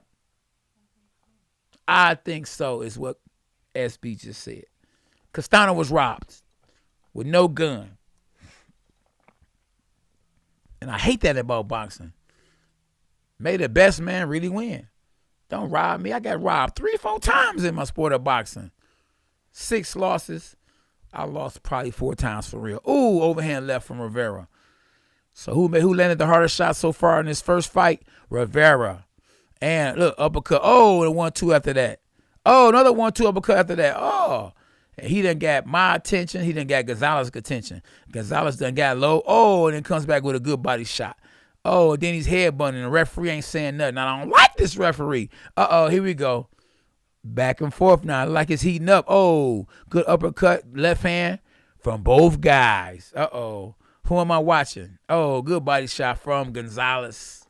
And there go the referee finally warning one person. And who is he watching the most? Good jab from Rivera. Good jab from both guys. And the left hand from Rivera. Good right hook, left hand, right hook from Gonzalez. The A side. The Mexican versus, is that the Mexican or Puerto Rican? I think it's the Mexican versus Puerto Rican. Good jab from Gonzalez. And a jab back from Rivera. Oh, overhand. Left from Rivera. Right hook from Gonzalez. And we trading war stories so far. Both guys bumping. And good body shot from both guys. Now, Gonzalez keep hitting Rivera low. Now, the referee, another low blow. There you go. Finally, White, the referee tells him, keep your hands up. Get the hands up. Sometimes you can't see low blows when you're in a different angle. But it's a good fight, though. It's a good fight. Like I say, a fan-friendly fight. Both guys throwing good body shots, good head shots from both guys. And it's really a pick-em fight. Now, Gonzalez done switch the game now. He done did some Crawford-type stuff. Switched to orthodox, but now he's southpaw again. And he don't know if he want to go southpaw or orthodox. He's back. Oh, he's getting caught. That's no wonder he's trying to switch up because Rivera is starting to put a little tattoo on that boy. And Gonzalez already has tattooed on his right arm. Oh, good right hook, left hand from Gonzalez. Another jab from Gonzalez. And this is a Gonzalez round. Both guys jabbing each other. Both guys waiting. Both guys jab each other again at the same time. I told you they the same. They like twins. Oh, good right hook, left hand from Gonzalez. A counter punch, left hand from Rivera. Gonzalez in the middle of the ring, bouncing, jabbing, and that's the end of the round. Oh, and Rivera stood there and said, "What's happening, champ?" Wow. You gotta love this.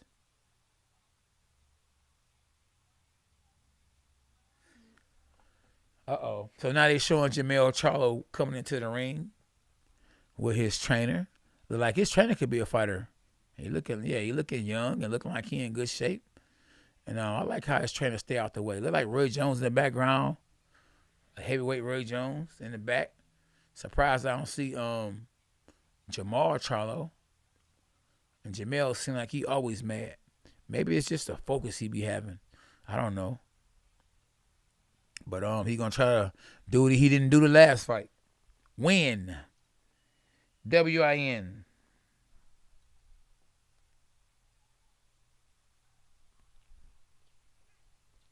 Yeah, beat Jackson. I agree with you 100%. We in round 6 in a close fight.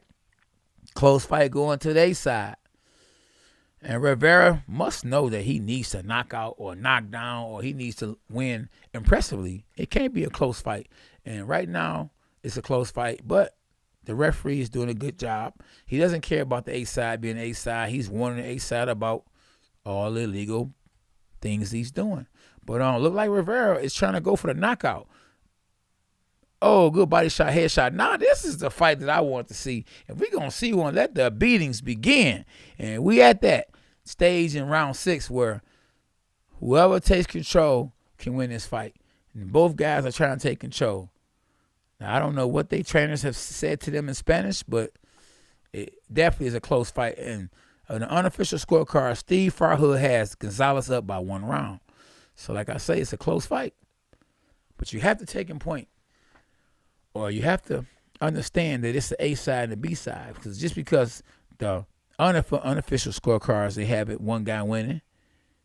Ooh, low blow from Rivera. And the referee shook his head and said, no, it wasn't. Yes, it was. 30, man. Oh, man. Ooh. Some of these, both guys are letting these shots go. They're going to be really sore after the fight. And both guys look like their eyes are swelling. The A side, which is Gonzalez, is getting tattooed the most.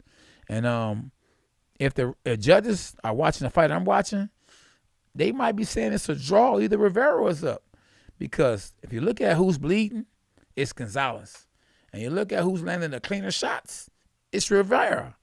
And Rivera was throwing combinations, another combination. Why? Gonzalez is throwing one at a time, but the ones he is throwing is some good ones.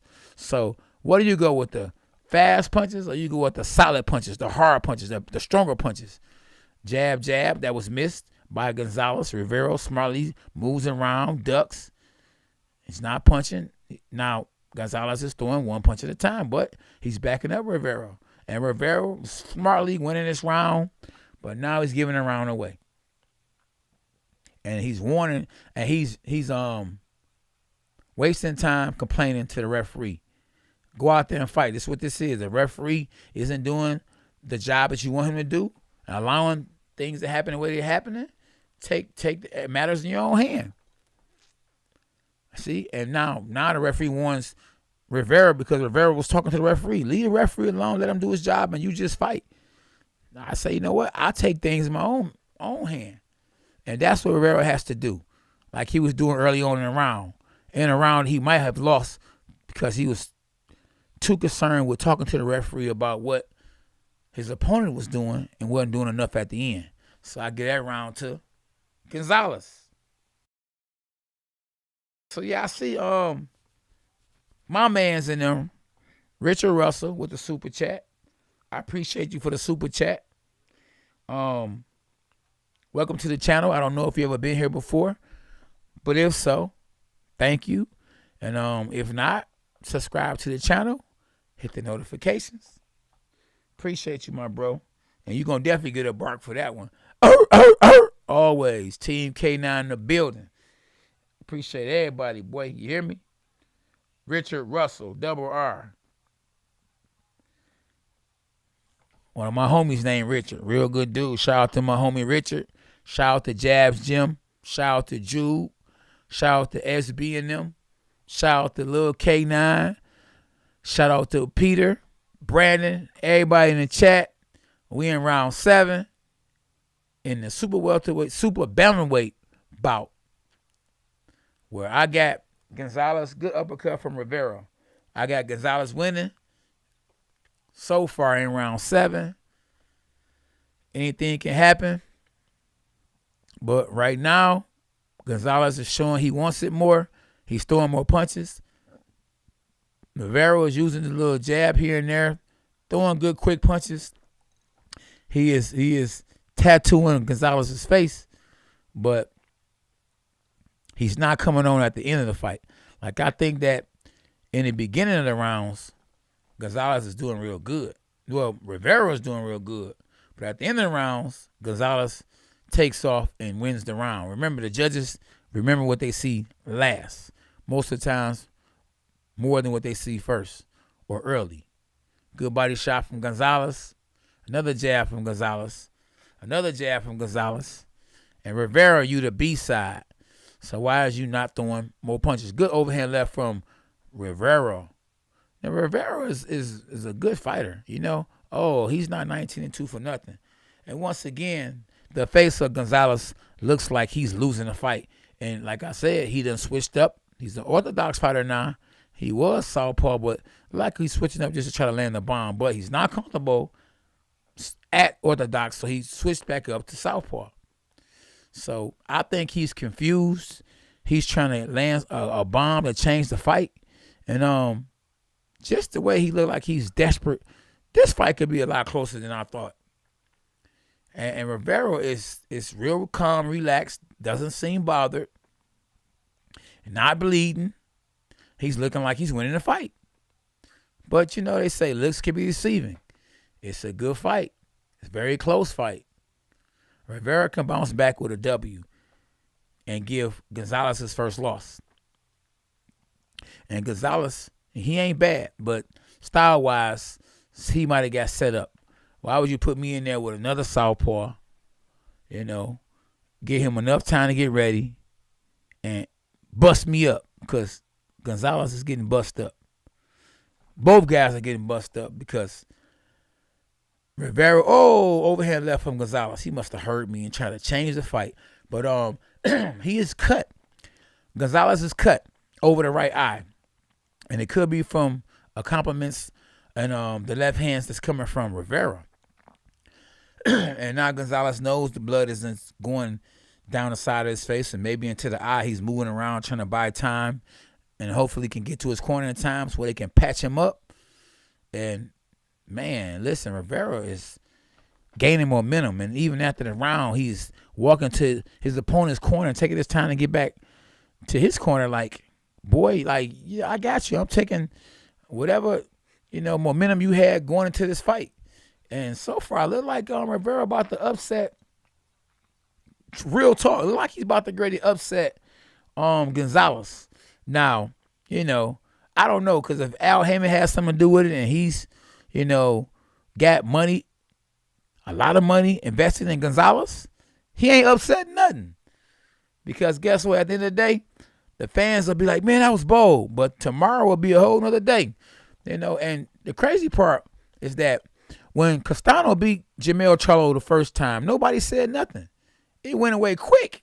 I mean, it went away quick. Nobody said nothing. You know, and I mean, I don't know. Powers that be, or maybe Charlo name isn't as big, or Castano name isn't as big.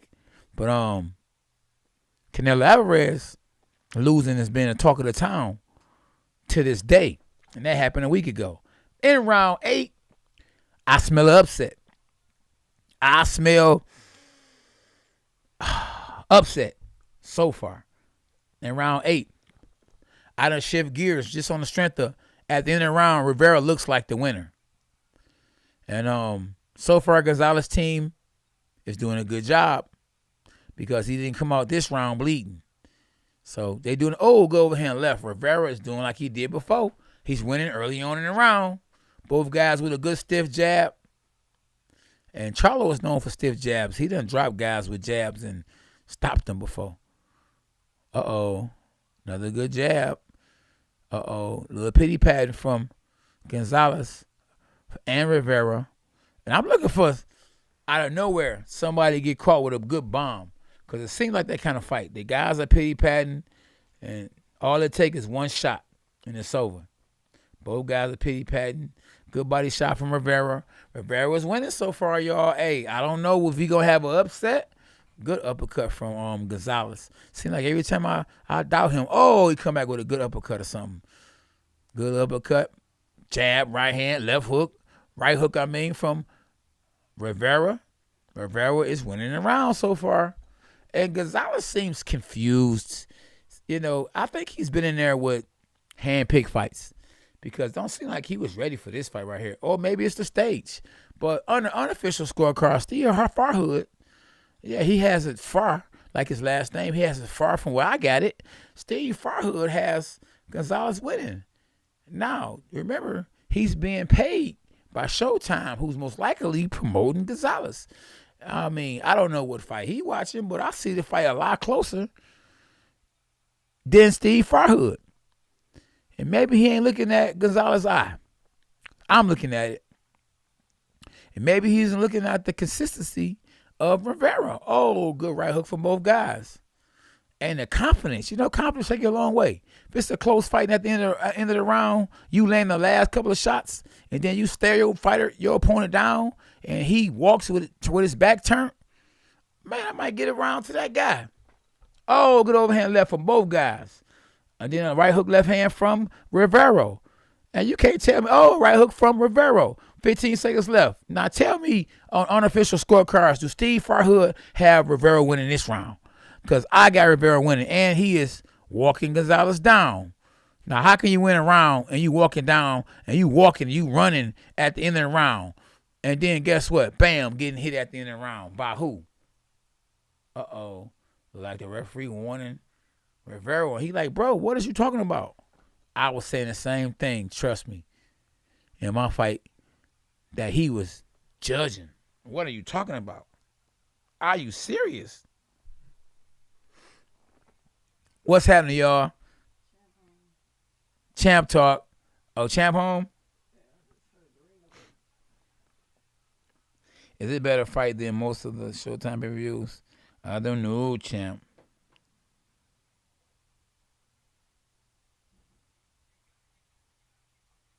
Nigerian, okay. The other woman, God bless you. Marvin Johnson, somebody knocking? Even though before one, they robbed him of rounds. Yeah. Well, he won, so at the end of the day, that didn't even matter no more. But I got you, MJ. Okay, that's good to know, Gary. Appreciate you. I appreciate everybody in the chat. The champ is in the house, feeling good. SB can't wait to give him a hug. Like I told you, you don't need your daddy. What a dirty game. Oh, Rivera. I'm rolling with Rivera, bro. Come on, Rivera. Let's go. I want to see an upset. And they probably got Charlo as a favorite. So I'm looking for an upset. In the main event, in this fight, I don't know about the Boots fight. I might have to roll with the Boots. We rolling with the Boots. Oh, hold on. Did he just catch? Oh, Rivera with some clean shots. I think Rivera hurt. Uh-oh. And I see somebody, like it could be Tito Trinidad, telling his fellow friend or brother man, ooh, man, hold on. Gonzalez is catching, Rivera with everything this round. And this could be a 10-8 round. These are the championship rounds. Wow. Oh, it's only 3 fights. Oh, SB had it wrong. SB's blaming the next person. To us, it's the next person. Oh, good jab. Now, this round right here, SB, you missing it. Gonzalez is going crazy this round. Now, when I say crazy, hopefully y'all don't think I'm talking about losing his mind. He is winning this round. Big. Uh-oh, look, he can't wait for show his face. Look at her, child. Look at her. Oh, man. Let me see that as my little dog. You got, what, fighter a year or 2 or something? You did? Oh, wow. Look at this, y'all. Little K9 got the, what's this one? Fighter of the card? Fighter of the card, little K9. What other one at? Okay. 2 wins, y'all. Shout out to little K9. We doing it. Just stopped your boy, huh? What round? Second? Ooh, good stuff. Some video? Okay, good stuff. I got you for that one. I'm happy for you. Uh-oh. Yeah. So back to the fight, man. And ooh, both guys are throwing uppercuts and hitting each other in the head. Now, neither one of them can really punch, or either just both guys can take a punch. With 23 seconds left in the round. Like I said, though, don't look like neither guy going to sleep, because we're in a smaller weight class. In a smaller weight class, a lot of times these guys don't punch hard enough to knock each other out. And guess what? They both keep hitting each other in a nutsack. And that's not a good look, especially if they trying to have kids. Man, congrats, Lil K now. Y'all see, we up in this boy forever, ever, forever, ever.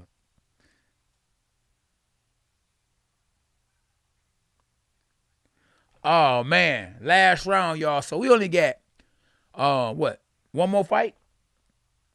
Good. We only got one more fight, y'all, before the main event. So I can't wait to give y'all this energy. High energy, flowing with the wisdom. Let's go, champ. Shout out to DOC for that one. And I don't even know the rest. Let's go, champ. It's the last round. I think only because it's a dirty game. Boxing is dirty. I'm looking at Gonzalez. His nose like it's broke. He got a black eye, and he cut on the other side of his eye. So you would think that he would be down.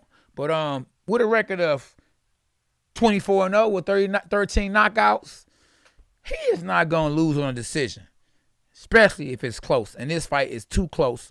So you know what? Rivera has to knock Gonzalez out, or at least drop him 3 times in this round, and protest by jumping up on the ropes like, I won. So he's trying now. He's throwing all kind of punches, and he's throwing the left hooks, right uppercuts, and he's not acting like he's desperate. I mean, and he should be desperate. You know, the man got a family to feed, and you can't keep losing. Not in the sport of boxing. He already lost twice. He need this victory. Oh, right hook, left hand, and guess what? Oh, my man Gonzalez act like he need it. And he's trying to go on a knockout streak. I don't know if his last 2-3 fights was knockouts, but he's trying to go for the KO right now. Maybe his trainers and them told him he was down. And whatever they did to spur him to go for the knockout, he was going for it. And then Rivera woke up and said, I got to do it for my family. Oh, and back to Gonzalez. Speedy Gonzalez. He got. Oh, here we go.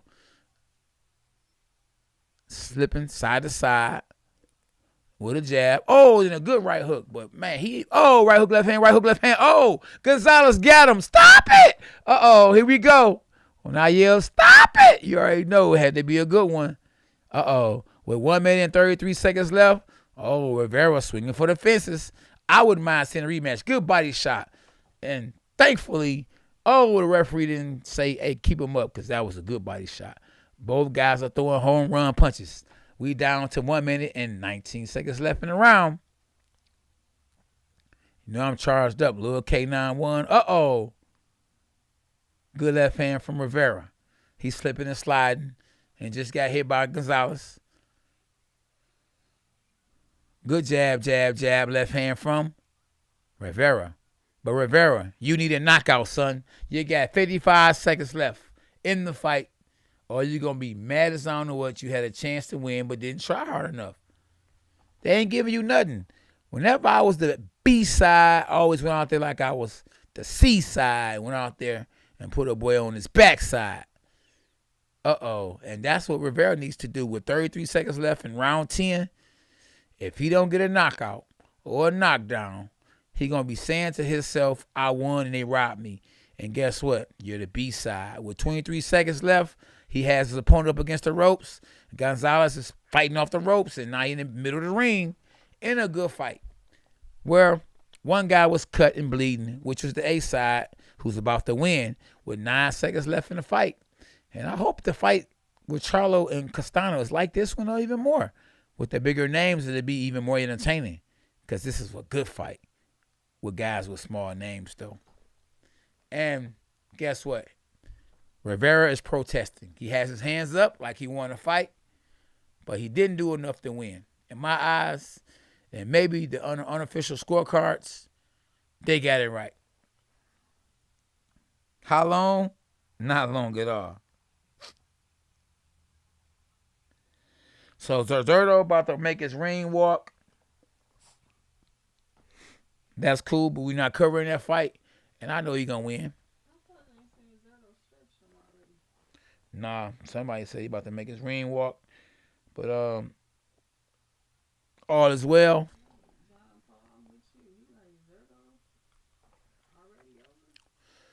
Yeah, so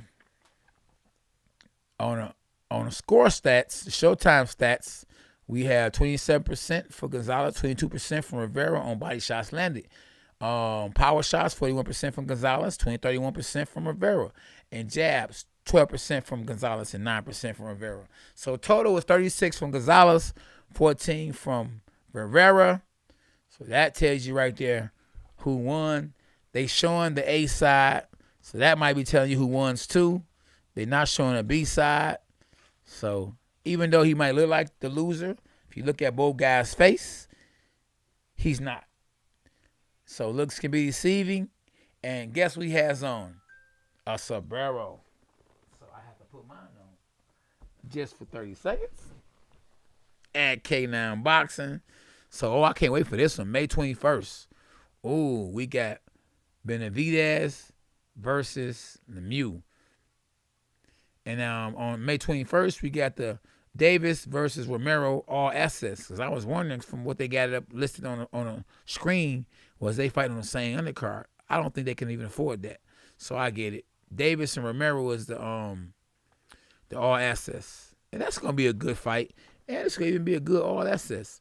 And we kind of started that, if you know what I mean, from the Contender. You feel me? The Contender kind of started 24/7 and all access because it was a reality show. And basically, all you getting out of that is reality. And it's a show. So we got Fullerton is finna fight Romance Saturday, June 4th. Jaloa Malaway versus is June 10th. Charlo versus Selecki. And whoever that is, June 18th. And Morsai versus Abilene. I think that's an MMA fight. Yes, it is. Yeah, Friday, June 24th. So at one point in time, I thought Showtime would probably lead boxing like HBO did, because a lot of Al Heyman fighters were fighting on different networks. But thank God, I was wrong. A lot of other people were wrong too. And thank God for Eddie Hearn and Matchroom and The Zone. And here we go, y'all. Here go the decision. I'm going to keep my Sabero on for a minute. So I look like the Sabero man. The Mexican about to get this. He finna get it. Hashtag Jesus for life. 96, 94. Let me turn down a little bit, SB.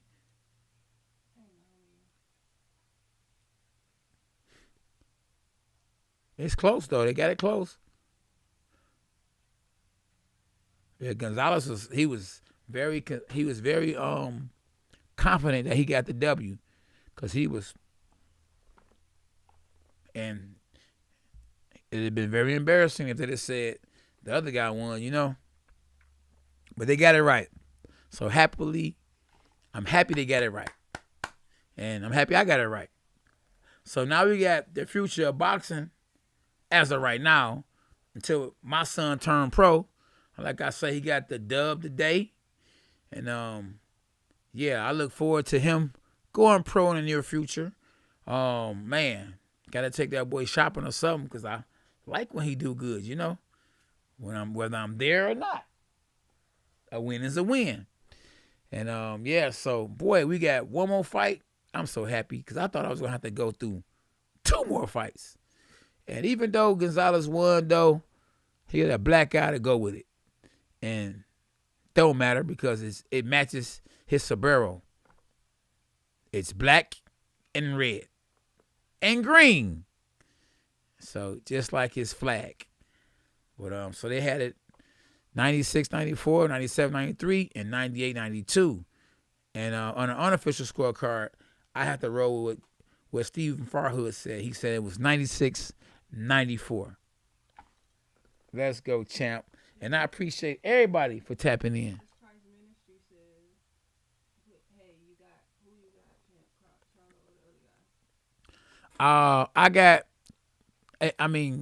It's hard to say that, because I really want Castano to win, but I got Charlo, winning.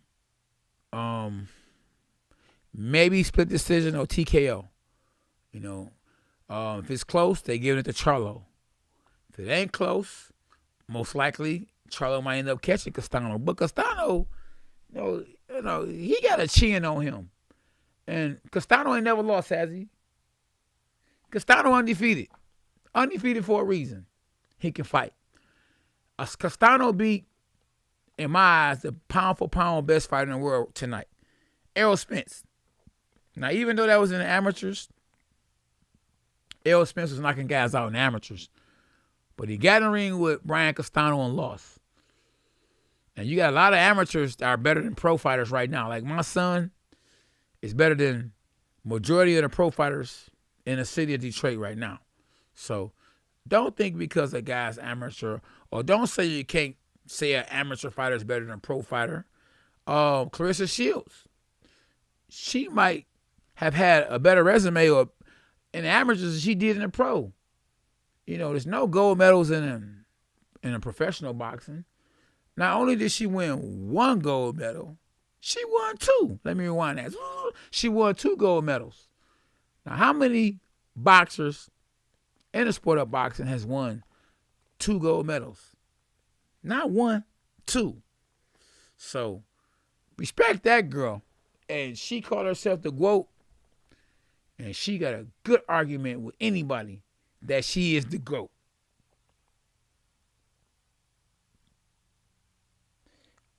RC3, New York, what's happening? So Boots, you know, knocking the boots, you know, he's knocking the boots out of people, will be up in a minute, and he's fighting in a title eliminator. And if I'm not mistaken, it's for my favorite belt, the IBF belt. Yes, the IBF belt. And why do I like the IBF belt more than any other belt? Well, because I'm going to be honest with you. Some belt organizations are racist. Yes, very racist.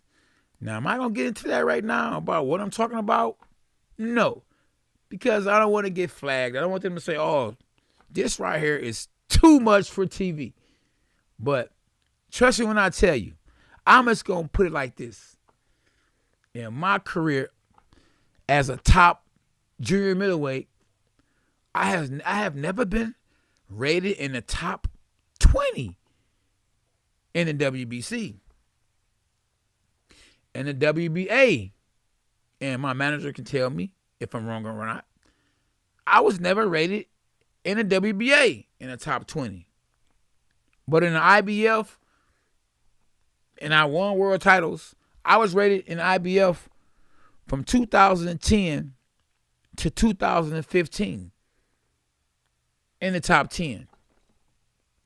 But nowhere in the WBC or WBA or WBO was my name. So I don't want to say shout out to Beyonce, but she did have a song where she said, say my name, say my name. And these other belt organizations wasn't saying my name. But to just let you know, people had their favorites. And I was the IBF favorite. So the red belt, in my eyes, is the best belt. And the belt that Boots is fighting for tonight, the IBF Eliminator, to fight for the IBF belt, Boots is fighting for the IBF belt. And I think Boots, to be honest with you, in the welterweight division, he's a rising star. Will he beat Errol Spence and Terrence Crawford? I don't know. He has a good chance because, first of all, real talk, he has good skills. I saw him. He kind of reminds me of Terrence Crawford. The man is good. But do he have the experience to be able to beat Terrence Crawford? Do he have the experience to be able to beat Errol Spence? He has the skill. He's younger. But I don't think it's quite his turn or his time right now. I would like to see him in there with Ortiz. Both guys are young, you know, but guess what? They're not going to let these two guys fight each other because there's too much money in a fight that you draw out. You know, I was a procrastinator. And to this day, I'm still a procrastinator. I will go Christmas shopping on Christmas Eve. So they're going to procrastinate in a fight between Boots and Ortiz. But the handlers don't even want that fight no way. They'd rather get in the ring right now with Terrence Crawford. Boots in them peoples. Errol Spence. That's right. Boots in them people. You know, but guess what? Like the Terrence Crawford and Errol Spence fight, the networks, the managers, the promoters are going to procrastinate. And guess what? They learned from the best to ever do it. Floyd Mayweather and Manny Pacquiao, business-wise. Because they got way more than they would have got later on than what they would have got early on. And early on, it would have been a better fight. But they wouldn't have got paid the money they got paid when a fight actually happened. And I'm just calling the ace a ace and a spade. So we got Ennis, shadow boxing as a southpaw. Now, I don't watch him that much. I just hear about him a lot, and I know he's good. But I don't know if he's actually a southpaw or is he just a switch hitter like Terrence Crawford. Yes, he is, because now he's getting pad work as an orthodox fighter. So just think about it. Boots Ennis could be trying to be like his role model. Terrence Crawford, because looks like to me doing the same thing Terrence Crawford be doing. But sometimes, you know, and it's sad to say that you might have to knock off your role model, the person you idolize. Now, I'm not saying you idol anything. That's one reason why I never liked American Idol, because you don't supposed to idol nothing on earth. But just think about it. Larry Holmes did Muhammad Ali dirty. Let me rewind that. Muhammad Ali did Larry Holmes dirty. And when Mike Tyson fought Larry Holmes, Mike Tyson did Larry Holmes dirty. Let me rewind that. And when Mike Tyson fought Larry Holmes, Mike Tyson did Larry Holmes dirty. And I think if you go look at when Muhammad Ali was in the ring, he whispered to Mike Tyson, knock his head off. And Mike Tyson said, I got you. And down goes what? Down goes Holmes. Oh, and now they showing something that I didn't want to see. In the best division in boxing, they showing Fundora dropping Erickson Lubin in a fight that I don't think he should have had to take. Man, who's going to beat Fundora? That man is 6'6", 6'7". Let me rewind that. 6'6", 6'7". He is the future of the German weight division. Charlo and them better stay away from him. You know, in my heyday, my best days, I would not have wanted to see a guy 6'6", 6'7", who can fight good on the inside. Now, I would have a great chance, probably even a better chance than anybody in the division to beat him, because I never fought a guy that came to me and did anything to me. It took a boxer, a puncher to be able to beat me. Not a guy that's just a straight-up fighter. And he's just a straight-up brawler. But we talking about what's going on now. And he has on a WBC watch. That's one thing I like about the WBC. They got all kind of stuff going on. They got belts. They got belts that's watches. Every time you look up, they got a super belt. Then they got another diamond belt. Then they always like putting up different kind of gifts for their fighters to win. They even do the when they go to the city and all the WBC champions go to all kind of functionings and stuff. Unlike, you know, the IBF, WBA, the WBO. The WBC treat their champions like champion. And I like that. They gave Adonis Stevenson a Champion of Hope belt. You know, Adonis Stevenson was in a coma after a fight that he had with a great fighter he lost to, but he bounced back.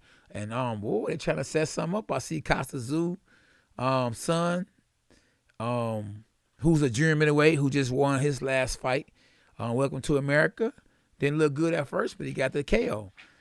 But they showing him and they showing Fundora like they trying to set that up, and I don't want to see that fight. Okay, they both mandatories to different belts. SB said, ooh, they showing Kasazu getting dropped by Tehran Gusher. Oh, but then they showing the end results. And in the end results, Kasazu won by unanimous decision. But that's good. Because I want to see nobody getting robbed. Boost beats Thurman easy. Thurman have a weak stomach. A RC3, New York, you right. Edgar Maris, what time does... Yeah, well, it's on here, my brody. What time the fight starts? It's a fight already on. It's another fight that's about to happen. Ennis is 28-0 with 26 knockouts. And this is a good fight on paper. We got Clayton, who's 19-0 with 12 knockouts. But right now, Ennis is on a high wave. So we got to roll with Ennis on this one. They saying that he's that next deal. He's that next guy. And we about to see shortly in a minute. How long? Not long at all. Shout out to everybody in the chat. Appreciate the likes. We appreciate the new subscribers and all that. We up, we lit from here. We gonna keep getting lit. And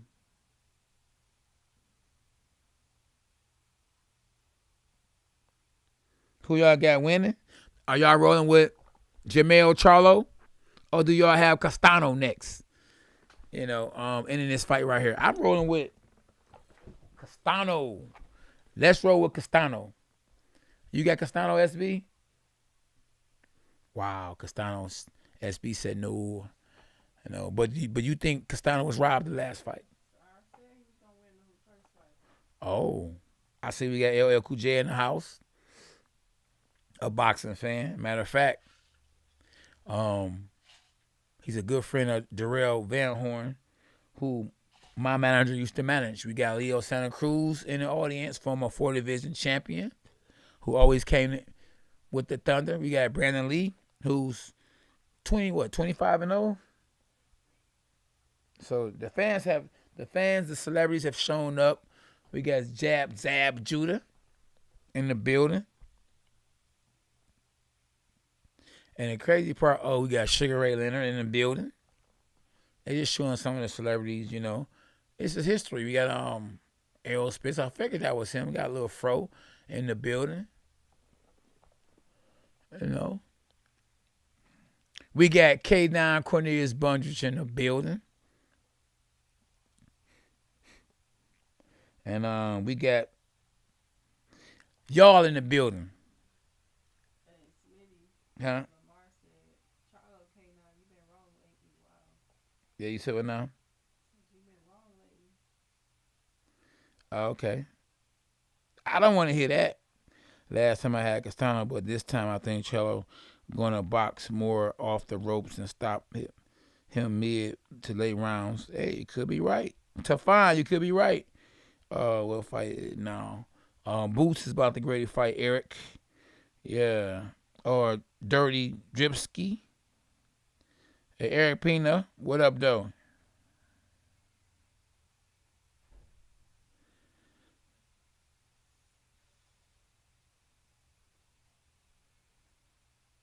Yeah. So yeah, I don't know if Castano got better.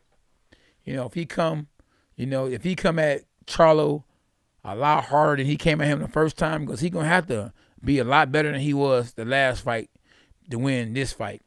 So if both guys bring it to, and both guys go to a higher level, I'm talking about both guys, then I got Castano winning again. You know,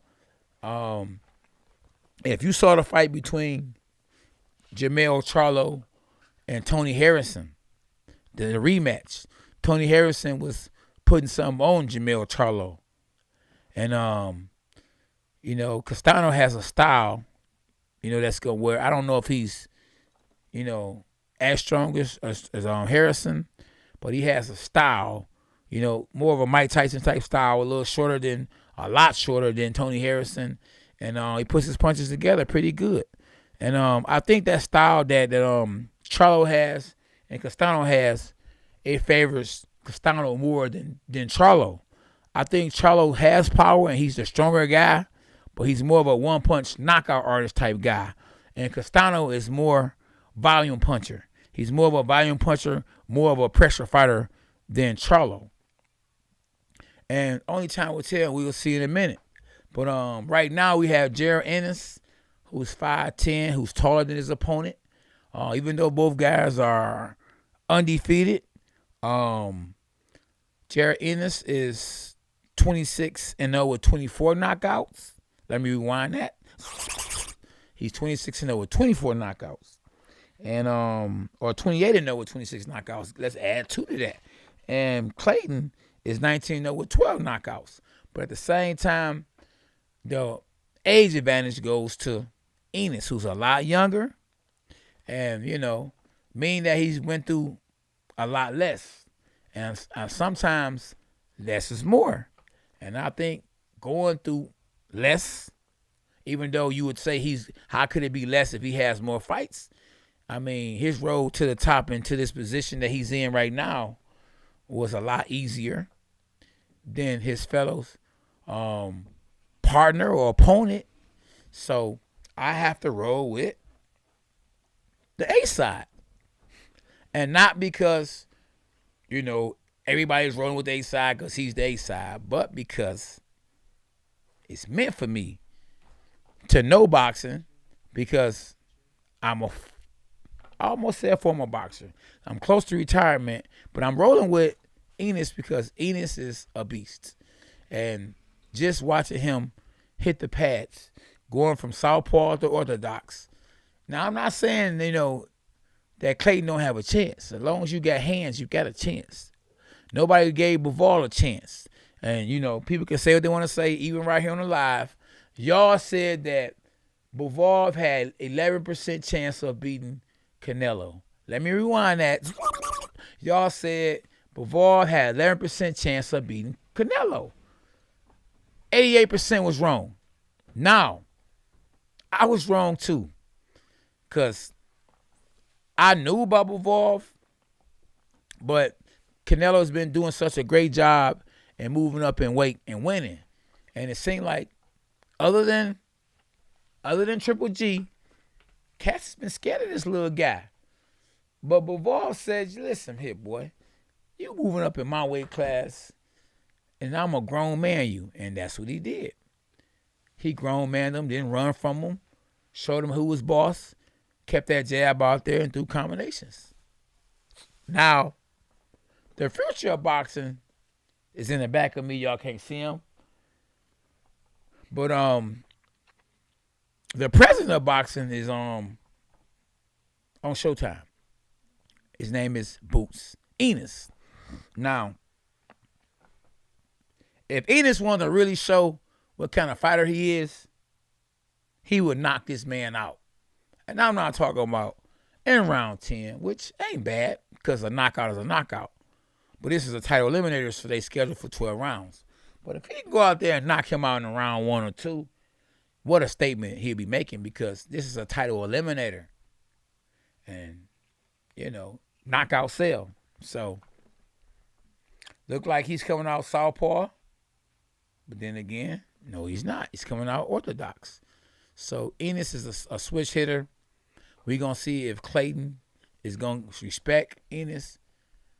Now, Ennis is putting pressure on Clayton. Clayton looks like a football player. You got all these big muscles. But a lot of times when you got all these big muscles, it can slow you down. So, the faster fighter is Ennis. And it looks like Ennis is the bigger guy, too.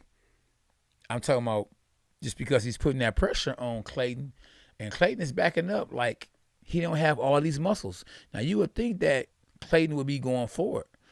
Now, he got to know how to fight, but he might just be overmatched, because you ain't fighting for the number 1 spot and you a bum. No, you fight for the number 1 spot because you can fight.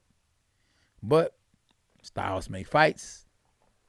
And trust me, Errol Spence is in the ring, not just only, or he's in the audience, and not just only to watch his boy fight, but to watch Ennis fight. Because who knows what can happen next. Maybe they give Ennis and Errol Spence a whole lot of money to fight each other the next fight. Who knows? Ennis knocks out Clayton and calls out Errol Spence and says, I want your belt, boy. Stop running. And if he win this fight, guess what? He #1 for Errol Spence's belt. And looks like he going to win this fight easily because Clayton ain't even taking chances. He's up against the ropes. He's moving. The man got muscles for nothing. He ain't trying to knock Ennis out. He's more on the defense than anything. Maybe they told him just don't get knocked out in round 1, and then we'll start fighting in round 2 because he is not trying to do nothing. And he's making Ennis look bad, to be honest with you, because how can you knock a guy out if they're on defense? If his hands is constantly up and Errol Spence is looking big time, like, dang, the other guy's not even fighting. Now, Ennis is trying to figure something out. He done went from orthodox to southpaw. And, oh, my phone rung at the time that I was trying to check what's going out. And no, I didn't miss nothing because Clayton did take a chance with 24 seconds. And this has been a long round. Maybe because one guy doing something, but he really ain't doing nothing because the other guy's holding his hands up to block, which is Clayton. And Ennis is trying to make the fight. But Zab Judah's in the front row and Errol Spence is in the front row and they watching one guy punch and the other guy not punch. Finally, Clayton threw one shot, and it was because he saw it was an opportunity to throw some, but he lost the first round easy. And I don't see Errol Spence clapping because he know he could possibly be fighting Boots next. Now, if Boots end up fighting Errol Spence next and Errol Spence actually beats Boots, then nobody can tell me that Errol Spence isn't pound for pound. Now, in a perfect world, I would want to see Terrence Crawford versus Errol Spence. But just like they did Erickson Lubin wrong, they could do Errol Spence wrong. You know, but who knows? Errol Spence might say, I want Charlo next, even though they boys. Money talk. Errol Spence could probably say, I want Canelo next. Money talk. And what would you do if you was Canelo? Would you fight Bivol next? Would you fight Triple G next? Would you fight Charlo, David Benavidez, or would you take Errol Spence? Now, we're in round 2. And if the fight is going to be like the way it is and go the distance, I might fall asleep. Just being sarcastic. In round 2, it looks like Ennis knows that Clayton is there just to survive so far. And he knows that, okay, if the man wants to survive, then I'm just going to keep throwing punches. And it looks like Clayton is trying to counterpunch. And you would think, being muscular, that he would be punching first. And he's trying to feel, from what I'm seeing, Clayton is trying to fill out Ennis and trying to land something big. He's trying to get the heart, or enough heart, because he got heart, but he's trying to get closer, trying to feel the punches, you know what I mean, trying to get a little distance, and it's a 12-round fight, so who knows the strategy he's trying. He's definitely trying not to get knocked out early on, and he's trying to feel the shots, and he's trying to land something big, and he's dogging Ennis. Got his hand all over his chin like that, like a child. Tell, okay, now you gotta dog these boys. These boys ain't street like that. They try to act like they street, but they not, most of them. So Clayton got the good head movement going right now. Ennis is throwing a jab. But easily, Ennis won the first round, and he's winning the second round. And he's jabbing and going to the body. 6, 7, 8 punches to Clayton's 0. And just had word on the streets that Clayton is Olympian. And when did he win the Olympics? Or when did he go to the Olympics? Was it like 20, 30 years ago? Because he don't look like he's an Olympian. He's not from America. He didn't win the Olympics in America, did he? Who said he won the Olympics? I said he's Olympian. Hey, that don't mean nothing. He's from Canada. Oh, yeah, I could tell you from Canada. Olympian from Canada, because he don't look like he would did nothing in Olympians for me in America, because he not looking good. Now the outfit, both guys looking flashy. You know, Boots got the pink on. To be honest with you, the pink skirts I don't mess with, period. And Clayton looking more fashionable, you know, than Ennis. But Ennis is winning. And Ennis is winning. Oh, what happened? Bloop, bloop. Oh, all it takes is just close your eyes, look down. Oh, SB did that to y'all. No, SB. Oh, hold on. Oh, no, look, let me talk. Let me say something. Let me talk. Oh, it's over. That man listen, very impressive. Now, what he could do, he hit him in the temple. So what he could do right now is call out Errol Spence. And people will say, yeah, we need to see that. And I see the Zab Judah and them jumped up and said, oh, what a shot. Now, that's how you win a title eliminator. When I fought for the title eliminator, that's how I won. Knockout. So, yeah. What a victory. Wow. So, who's next? Well, Errol Spence fight Boots, Ennis. Will Errol Spence fight Terrence Crawford? Because one thing about it, he got 9 months. And I think 2 months, maybe 3 months have went by before he has to mandatory fight who's the number one for the belt. So guess what? Ennis, listen, he happy. He like, I'm about to get this money. And I can see Sam talking to him like, boy, you know you about to get the big one now. Uh-oh. And then guess what? He turned around. He waved at somebody and smiling waving. It couldn't have been Errol Spence. But yeah, they're not promoting that fight right now because they want to see the money is Errol Spence versus Terrence Crawford. And I think that Boots know that too. I bet you Al Heyman said, listen, bro, you got your time. It's going to come. But we gonna get this money off this Errol Spence Terrence Crawford fight first. Because there's a lot of money to be made. And we got you. You know what I mean? If Errol Spence go out there and lose to Terrence Crawford, we're going to put you in there against Terrence Crawford, especially if Terrence Crawford don't sign with PBC. What a victory. For Boots Ennis. And it's the champ, y'all. You hear me? It's the champ, Cornelius K9 Bundrich. For those that just tapping in, don't know who I am. Them belts right there, I earned them the hard way. I kicked the dough down. I beat Corey Spinks, and I beat Carlos Molina. And that's how I became the oldest world champion in junior middleweight history. So, yeah, I appreciate y'all. So, I made history in the junior middleweight division. And tonight, Castano or either Charlo is going to make history tonight. So, Lil K9, we got Lil K9 in the building. Who you got tonight? I already know what he going to say. Ooh, they just showed the replay. And it was a double jab, overhand right. And right on the temple. Uh-oh. And, yeah, he hurt. And a lot of times, having all these muscles and being tight, he was tight. He can't even get up. He crawling. Look, he rolling over on his back. Yeah, he hurt bad. Yeah, his equilibrium is off. Look. Oh, he up. But he don't know where he at. And look, his equilibrium off. Yeah, that's an equilibrium shot. Yeah, he's done. Wow.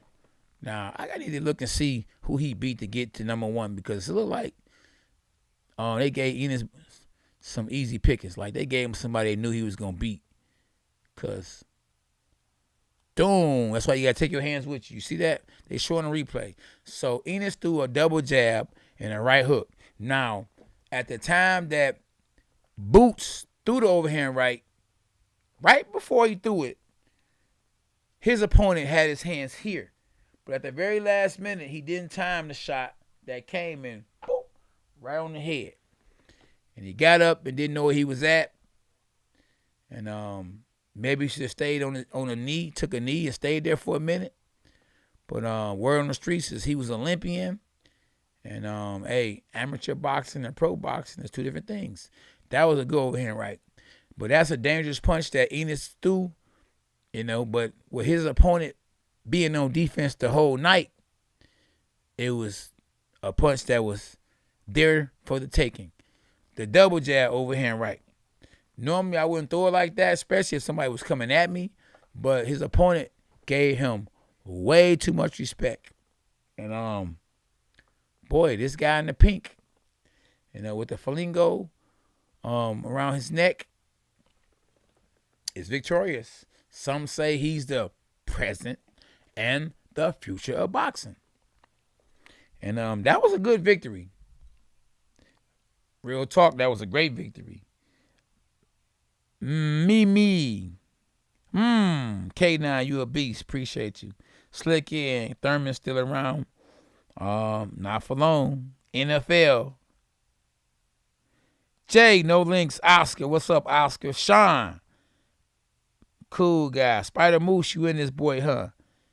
Everybody that's in this boy tonight with the champ, Angel Gonzalez. We appreciate y'all. Thank y'all for tapping in. Hey, I look forward to seeing what this guy's going to say. I wish one of y'all could go in the other room and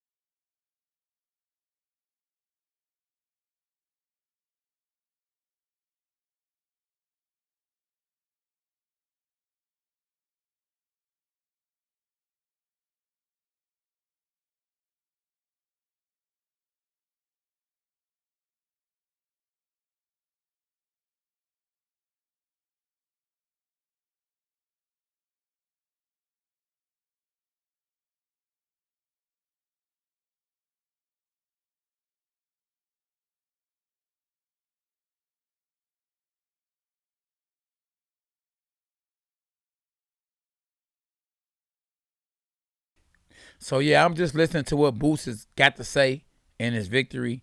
And is he going to call out Charlo, or is he going to call out Errol Spence or Crawford? Just listen in, y'all.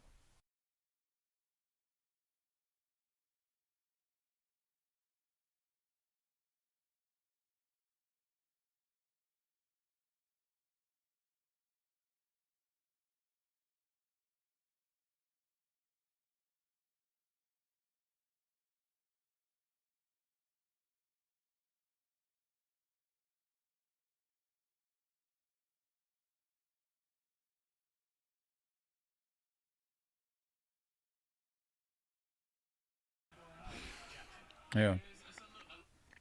So, yeah. So they were just it was Boots was just talking, and he said he's ready to go fishing and he want the big fish. And the way he was talking, he didn't sound like he had confidence in the way he was talking. He was like, oh, well, the big fish is in here, and we want to go fishing. It's like he didn't say, listen, I want that belt. I'm coming to get that belt. I'm number one. I mean, and it's one thing to be humble, but when it's time and you done paid your dues and you number one contender, you just knock somebody out, you like, hey, where Errol at? Hey, Errol, I'm coming to get that strap, bro. You know what I mean? And I'm serious. I'm not playing. But it seemed like he want to be friends with him, because he know it's going to be a minute before they even fight each other. He might still want to hit him up on FaceTime and all that. So, shout out to Boots. It's his time. And, hey, he might not fight Errol Spence or Terrence Crawford until 2023. So, don't look for that fight to happen no time soon, if it ever happens. Maybe Errol Spence, after this next fight, he moves up, and they allow Boots Ennis to take over the division. And that's what they might end up doing. If they can't make the fight between Errol Spence and Terrence Crawford, they're going to have Errol Spence go up in weight because he's not going to be able to make that weight forever. And then they're going to put Terrence Crawford and Boots Ennis in the fight. Or what they might do is have Errol Spence vacate the belt and let Boots Ennis fight for another belt. So it's a lot of possibilities. Like I say, they both are under the same umbrella Errol Spence and Boots Ennis. So no telling how they gonna play that. You gotta remember, boxing is chess and not checkers, and not just in the ring, outside the ring. People are moving, different pieces, and that's what they do. And they making phone calls. We don't know what's going on behind closed doors. I got an idea. I done been there and done that. I know the phone calls that can be made right now, right before the fight, right after the fight. So, tricks of the trade gonna get you paid at K9 Boxing. So, yeah, we got big fish going down. I don't know which big fish is going down, but somebody going down for sure. And Boots did make a good statement, John P. And Charlo ring walk is at 11, for those that want to know. And Meme said I'm a beast, and I appreciate that. But yeah, so yeah, Boots is a good little fighter, and his confidence is going all the way up. Look like they about to give him his check though, cause I don't know why they be letting people sign checks and get checks right on live TV. Like he's signing a check right now on live TV, either a check or the medical bills, but I think that's a check. And yeah, he probably got for this fight. He might have got. What do you think? I ain't trying to count his pockets like that, but for a fight like this, #1 contender, and he signed with Showtime too, I believe. So he might have got $250,000 for this fight. $250,000 for 2 rounds. Now you can't tell me that ain't no good money to get paid $250,000 for 6 million. I mean for 6 minutes. What an accomplishment. And can't nobody out here tell me they wouldn't take that. Yeah, so yeah. Slick Nick said Ennis versus EJ is better than EJ versus Crawford. I have to highly disagree with you, buddy. You might have a one-sided fight if Errol Spence was to fight Ennis. You might have a one-sided fight if Terrence Crawford was to fight Ennis. So why put, Boots Ennis in there too soon when you've been building a fight between Errol Spence and Terrence Crawford all these years? It just don't make dollars and it don't make sense. Don't think that these boys gonna fight no time soon. Just like Erickson Lubin was mandatory to fight Charlo, and Charlo beat Erickson Lubin the first time, they kept Erickson Lubin away from Charlo because Erickson Lubin got better. So they put him in there with Fundora in the last fight after he was mandatory to fight for the belt. Yes, Charlo 3 times in a row. So it was years before he got a chance to fight for the belt. Never did fight for the belt. Got beat bad by Fundora. So you think that they gonna just let Boots Ennis, young as he is, take something from Errol Spence, who was in a car accident? They don't let that young boy beat up on they cash cow who they built up to be a pay-per-view star, celebrity, who's actually with Derek James, who's promoting or who's managing or who's training Charlo. Come on, man. Stop it. Stop it! That's what I'm going to be saying later on tonight. I just tuned in. I hope you're not black biased like the other shows. Ain't gotta worry about that. Oh, no. Nope. Hey, this going to let you know if I'm black biased or not right here. By me going with whoever I think going to win. So, yeah, if you think there's black bias, then you go, boy. And that's what your boy Martin Lawrence was talking about. Hey, look, K9, what's up with the fight? You got it on video? Oh, wow. Good stuff. So they showing Charlo versus Castano, the first fight. Now, they got a lot of time because the fight is not going to, they just show, Charlo getting caught with a left hook and getting hurt. Now, in the fight between Charlo and Castano, the first fight, Charlo got hurt. Castano didn't. So we talking about momentum. No, Castano hurt Charlo. What did I say? I said Castano got hurt? Oh, my bad. Yes, Charlo got hurt. Castano didn't. No. I don't see him get hurt not one time. Look, I'm looking at the replay. I remember the fight. I didn't see Charlo hurt Castano not one time. And I'm just being real.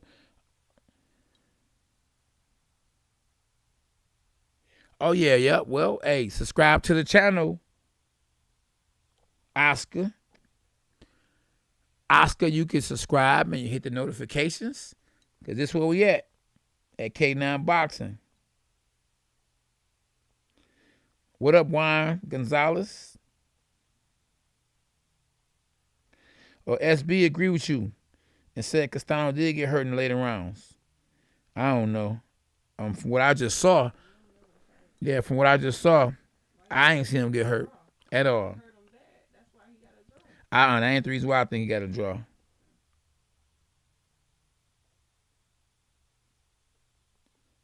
So, yeah.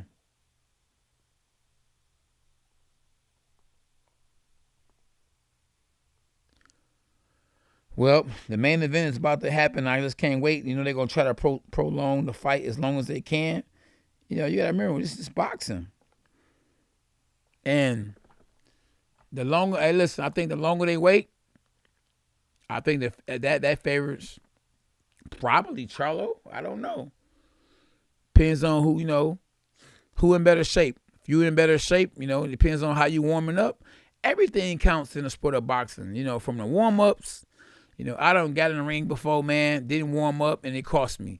So it just really depends on, everything. Everything counts. I just want to see, we know Charlo can fight a better fight. I don't know if Castano can fight a better fight,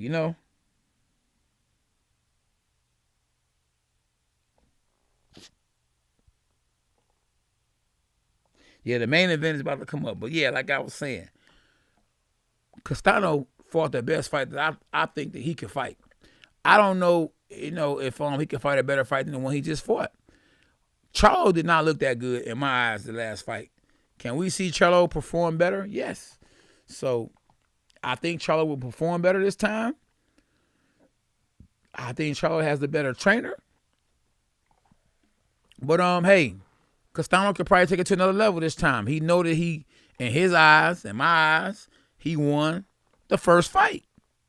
So in believing or in knowing that he won the first fight, one thing about me, if I beat you the first time, I'm going to beat you the second time. So I don't know what the mindset of Castano is. I know my mindset, if I fight you the second time, I'm beating you. And if I beat you the first time, I'm beating you. So a lot of times this is mental. It's like, what is going on upstairs? Everything starts in the brain. The brain controls the body. It's mental. With me, it's spiritual and mental, then physical. But they showing both guys getting their hand wrapped, and I'm quite sure this was like an hour ago because his hand had to be wrapped by now because the main event is in a minute, so he's not getting his hand wrapped right now.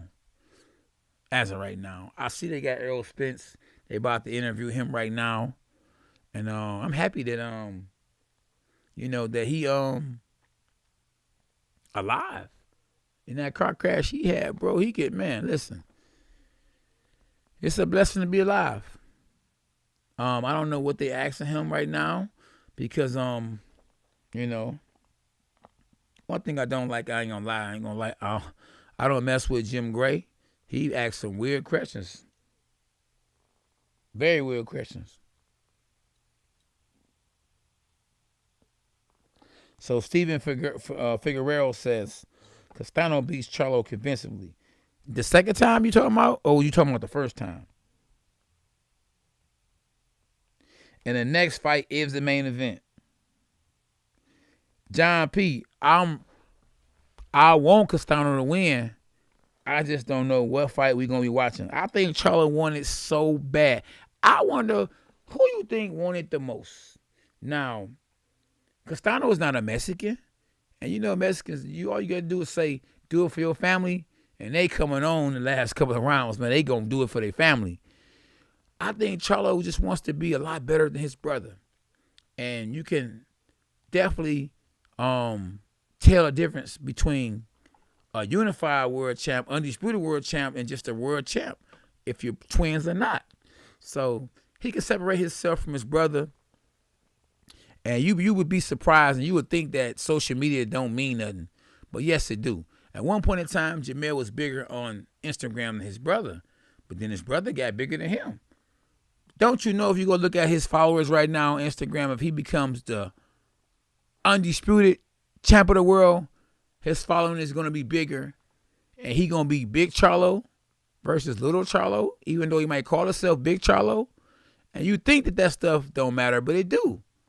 My little brother always wanted to be big bro. You know what I mean? He always wanted to be big bro, even though I was big bro.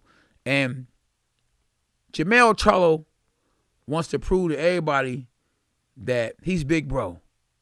And he want to son Castano. Now, will he be able to? That's another story. At K9 Boxing. James said, K9, that's exactly what the fight is going to come down to tonight. Who wants it the most, and who's got the most heart, and who can keep their emotions in check and focused on the goal. Well, you got to go through all that even in camp. Oh, so thank you, Juan, for telling me what he said. Juan Gonzalez, thank you. Appreciate you. Said Spence is saying he wants Crawford in his interview. Yes, that's a smart thing to say. Figueroa says Castano beats Charlo on points. 115, 113. Everybody saw the engine of Castano in the first fight. We gonna see what happens in the second fight. It ain't gonna be long, y'all. Listen, not long at all. I can't wait, y'all. Don't stop. Get it. How long they gonna talk to Errol Spence? He gotta be a superstar. And Jim Gray, he one of them guys, boy, you a star, he be all your face.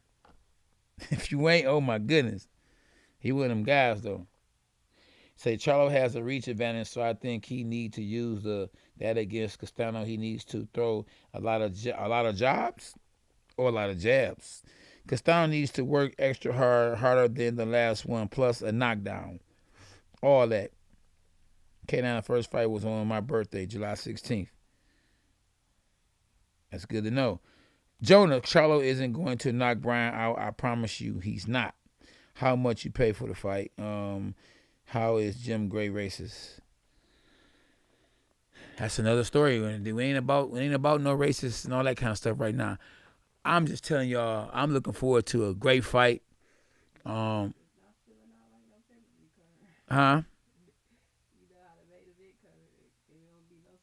Yeah. Oh, yeah, this ain't, see, yeah, you got a lot of seats coming up. I mean, a lot of seats, you know what I mean, in the audience. This is free TV, so a lot of people sat at home and watched it.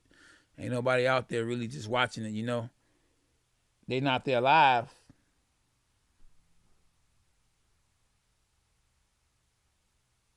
Oh, somebody says, somebody help me, they don't got no Showtime. Well, just tap in and just listen to the champ. Talk about who winning the fight, you know, that's plan B. Appreciate you for tapping in too, my doggy. God bless. I don't know, Eunice. All right, Jose. Peace, my bro. Yeah, you know what? That makes a good point, though. That Brian Castano has a lot of people against him. And in the last fight, he probably realized that he's not the A side. They could have gave it to Charlo. Thank God they didn't. And it was a draw. And versus just him just getting robbed, just completely robbed, where they gave him an L because he is undefeated. So I think he's going to come a lot hungrier than he did last time. Now, would he have the right game plan? I don't know. But like I say, he beat Errol Spence in amateurs. And Errol Spence is real good at the style that Daryl James have provided him. So if he can beat the guy who's real good at that style, versus a guy who's just learning the style, then he shouldn't have that hard of a time with Jermell Charlo. But this is the reason why we fight the fights. Anybody can talk the talk. Anybody can bark. But, not everybody that barks bites. So, yeah, I'm good. Yeah, everybody that barks cannot bite. So, we gonna see what happens shortly. And I'm talking about not long at all. But it's gonna be on paper a good fight. I mean, from round 1 to wherever round somebody gets stopped. And I don't know if somebody gonna get stopped. You know what I mean? It's gonna be a good one, man. I can't wait. Well, how long we got SB before they actually step into the ring? 11 p.m. Oh, we got 6 minutes. Hey, Dougie Fresh song, 6 minutes. 6 minutes, Dougie Fresh song. Oh, man. Yeah, we got 6 minutes, y'all, in the ring walk. Now, will Castano make history? I don't think they want to see Castano make history. That's the reason why he didn't make it the last time they fought. Even though he won the fight in my eyes, and I don't know. They want to see Charlo make history. That's why it's a rematch. Because you think about it, if they felt that that Charlo couldn't beat Castano, then they wouldn't be fighting in a rematch. And man, just get it right. One of them songs we said, just get it right. Get it right. May the best man win. May the best man win. At K9 Boxing. Appreciate y'all for tapping in. It's yours truly, Cornelius K9 Bundrich, and I won 2 world titles in this weight class. That's right, in the junior middleweight class right now. Now, we about to crown, for the very first time, an undisputed super welterweight world champ. It's going to either be Jermell Charlo or Brian Castano. Now, I don't know. I ain't going to lie to you. I didn't think that Brian Castano would win the first fight. But when I saw it, I believed that he won the first fight, watching the fight. In this fight, Jermell Charlo from the first fight didn't fight like he normally fights. If he come out and fight like he normally fights, who knows? He might get caught. But who knows? He might catch Brian. So it's a bunch of who knows. Because I don't know. All we can do is speculate. And that's why we're here. That's why I'm here, doing a play-by-play on my platform, on my YouTube channel. And on Showtime, the commentators are doing the best job that they can do. So keys to the victory for PBC and the announcers, they say stay off the ropes for Charlo, establish the jab, and land the right. That's the keys to the victory they say for Charlo. I think the keys to the victory from Charlo is to fight smart. And he do got a good right, but I think he needs to go to the body. He needs to go to the body, and he needs to throw punches and combinations and fast punches in turn. Keys to the victory for Brian Castano, they say throw combinations, go downstairs, and double the left hook. Well, I think that's a good keys to the victory. Definitely throw combinations because he needs to show the judges that he's winning. Definitely go downstairs to set something up upstairs where he can land the double hook or maybe the triple hook. So, yeah. So, my keys to the victory for both guys. Charlo needs to throw more punches, stay off the ropes, and go to the body. Same as Brian Castano. He needs to throw more punches and go to the body. Whoever can throw more punches, whoever can go to the body the most, will win the fight. Now, we're going to see. I know that Charlo's the bigger fighter, the taller fighter, so I can see Brian Castano going to the body more than I can see Charlo going to the body. I haven't ever saw him, or he's not known for a good body puncher. Now, in saying that, he did knock somebody out with a jab to the body. But when I say body puncher, I'm talking about right hooks to the body, left hooks to the body. I'm not just talking about a jab. I don't think that Brian Castano is going to get knocked out with a jab. No, not to the body anyway, or to the head. And I think Brian Castano has a lot to prove. He believed that he was robbed in his last fight. And I believe he was robbed in the last fight.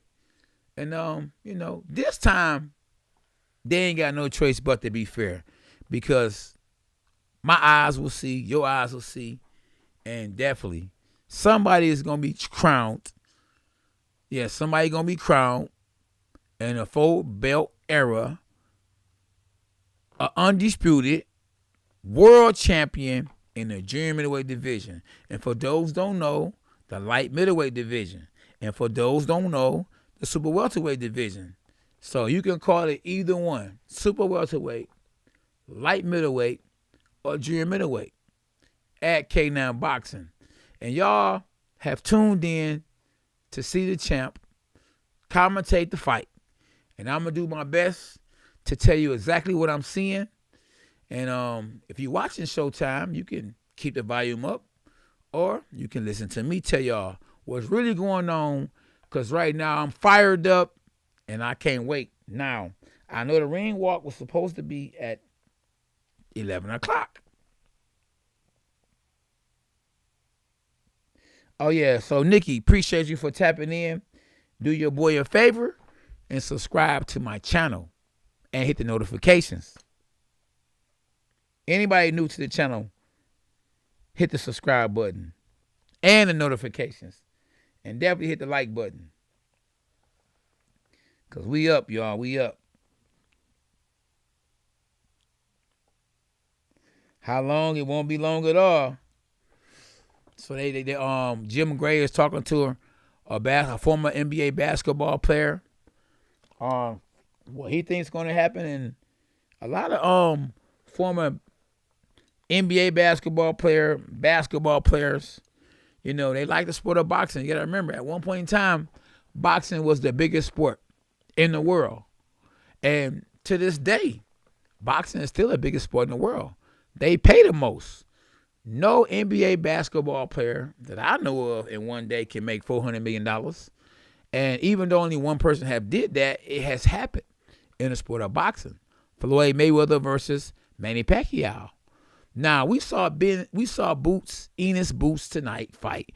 And I think what's going to stop him from fighting Terrence Crawford, Errol Spence, is that Terrence Crawford and Errol Spence has the same momentum that Manny Pacquiao and Errol Spence had, or Manny Pacquiao and Floyd Mayweather had, or got. But I don't think the networks want to pay them guys that kind of money, so they're trying to force them to fight now. And if they don't fight now, they probably never fight. So look forward to them guys fighting in September. Now, so they showing a way in, and Jermell Charlo is saying USA, USA. And that's smart to try to get the fans behind you, because for some reason, the fans are not behind the Charlos like that, unless they from Houston or in Houston. But everywhere else, is, not a fan base. Maybe because, the trouble that some of the Charlos get into sometimes. Maybe it's the arrogancy. Or maybe it's just, the focus, because a lot of times, when you see Jermell Charlo, he seems to be mad. A lot of times you see Jermell Charlo, he seems to be mad. So, we about to find out. And it's 11:02. The ring walk, from what I heard, was supposed to be at 11 o'clock.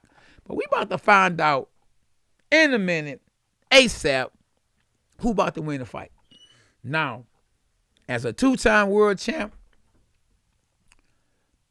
if I was to tell you who I think was gonna win, I would wait. To be honest with you, I would do like a smart person would do and wait at least until they do the ring walk, or I would at least wait till after the first round. You know what I mean? If I could have it my way, because I would not losing my money if I was a better on just who I think gonna win. You feel me? Because that ain't a smart thing to do. And yeah. So SB was wrong. Talking about some the fight was gonna be, they were gonna be entering the ring at 11 o'clock. It's 11:03. So we got people on this boy talking about some Charlo. And I see more people saying Charlo. Brian isn't a pushover. He showed that the first fight. Talk to him, Jonah. Castano got hurt pretty early last time. I didn't see that, Marvin. Judge Charlo sold out the Barclays Center in Brooklyn versus Lubin. He got a fan base in New York. Well, I don't think we're in New York this time. We're in L.A. So James said Ennis got people talking. Yes, he do. Castano don't do that. Oh, Jermell said, let me tell you something. Nikki said Charlo. Sean agreeing to disagree. Steven Figueroa he said Charlo has an unbelievable uppercut. Oscar just hit the like button. Yeah, where my new subscribers at too? We want to see if anybody that's new to the channel, y'all can always subscribe. Don't just be a supporter without being a supporter. So yeah, it won't be long, boy. They taking their time, boy. And you never know. One of the guys could be a little nervous and be trying, hold on, I'm not ready yet. They probably trying to get all the kinks out right before they enter the ring. I understand perfectly well. I want to go in the ring when I want to go in the ring. If they try to rush me to get ready, I'm trying to take my time because I'm a boss. Anytime you making millions of dollars, you a boss. Definitely a boss, whether it's good or bad. Now, both guys are bosses. Castano is getting a record payday tonight. You cannot tell me that he got more money last time than he got this time because it's a rematch. And in rematches, most likely you get paid more money. Jermell Charlo is getting paid big money. And this is not on Showbox. This is on Showtime. Showbox, they give you less money than they do Showtime. So I'm just letting y'all know. We got about 5 minutes before it's Showtime. Yes, we do. There's a gang of Argentinos here in L.A. Okay, so it's a lot of fans going for Brian Castano. Dean Walker do not like Charlo and said Charlo was a bum.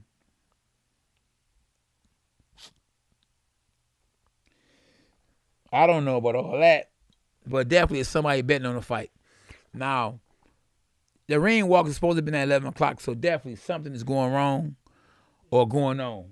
And I don't know what it is, but trust me, I've been in this position before. And normally when they say you got to be ready, you got to be ready. But this is such a big fight that they want to make sure that the preparation, the warm-ups, the water, the hand wraps are being wrapped right. The gloves are tight enough to be able to punch as hard as you can. They making sure they dot the I's and cross the T's at K9 Boxing. And so the commentators are forced to talk more and more and more to keep you entertained, just like myself, so you don't go nowhere and you stay on my platform because guess what? This the champ. You hear me? It's the champ, y'all. Cornelius K9 Bundrich, and I'm flipping hats and switching hats like Al Heyman. He goes from the advisor to a promoter to a manager, and against the Muhammad Ali Act, he only can do one thing. That's why he doing one thing on paper. But to be real with you, to tell the truth, to call an ace and a spade, he's more than just an advisor. And guess what? Oscar De La Hoya, or was that Top Rank?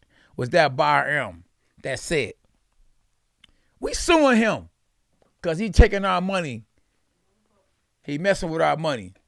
Now, I see Sugar Ray Leonard on the background, but LL Cool J is actually the one that's being interviewed. And Sugar Ray Leonard is acting like he actually really on the phone, knowing that he's probably going to be up next, being interviewed in a division that he was in, that he actually ruled before, and he beat the great Tommy Hearns in the first fight, and to this day, the best fight I've ever saw in my life. But LL Cool J is talking to Jim Gray, and I'm quite sure LL was doing this, licking them lips, because he been doing that for the longest, and that's his trademark. And LL Cool J is a big boxing fan. So I'm not mad at Jim Gray interviewing LL Cool J. He been watching boxing, been doing boxing for a long time himself. But yeah, it's very interesting to see who he think that's going to win. But man, it's a 55-45 fight to me. I got 55 Jermell Charlo, 45 Brian Castano. But I'm rolling with the guy that they robbed the last time. I'm rolling with Brian Castano. Now, I don't know who y'all rolling with, but I'm telling y'all who I think or who I want to win. I'm definitely not going to be hurt if Brian Castano win. I'm going to be happy to call a fight if he win. Do you know how happy I was to call a fight when Canelo lost? Not because I'm a Canelo hater, because I like to see underdogs win. And the underdog was Dimitri Bivol, and he won. So if Brian Castano wins tonight, I'm going to love calling that because I'm a part of history. The underdog won. Whenever underdog win, it's always history. And Brian Castano will not only make history as the underdog winning, he will be an undisputed world champ with 4 straps.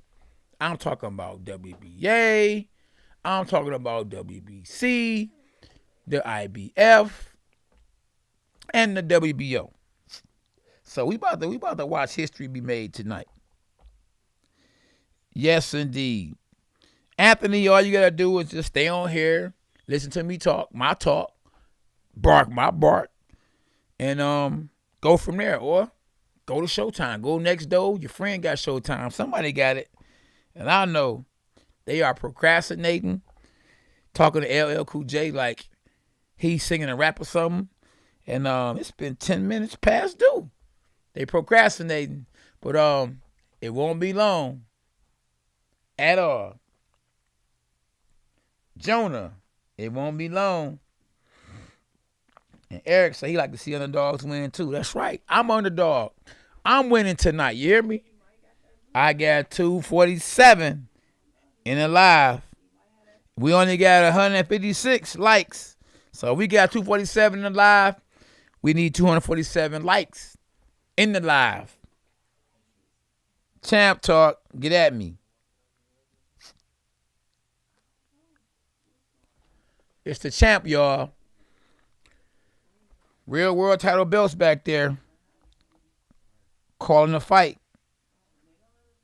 Unlike the next person, they showing the undisputed male champions in the 4-belt era. Bernard Hopkins, 2004. Jermaine Taylor, 2005. Terrence Crawford, 2017, super lightweight. Usyk and cruiserweight. Josh Taylor, super lightweight in 2021. And Canelo Alvarez in super middleweight, which he need to go back down to super middleweight in 2021. So, will history be made tonight? Or will it be another draw? That'll be bold if it's another draw.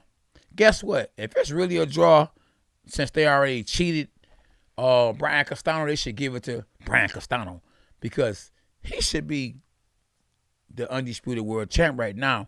And Charles should be trying to fight him in a rematch to get his straps back. Plus some. And hey, Jermell Charlo looked a little nervous. Yeah, and SB just made a good point. Don't look like Jermell Charlo was ready. And I ain't gonna lie, he don't look like he about to win.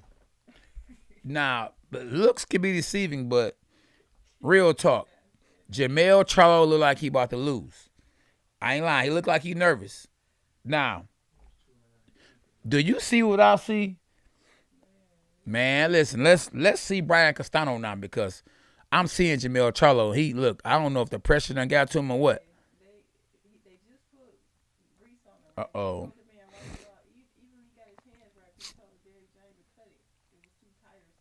Uh-oh. I think somebody's nervous. Uh-oh. I think, you know what? That's why I say before I actually bet on a fight, even if it's push-ups, I like to see everything going on before the fight actually happens.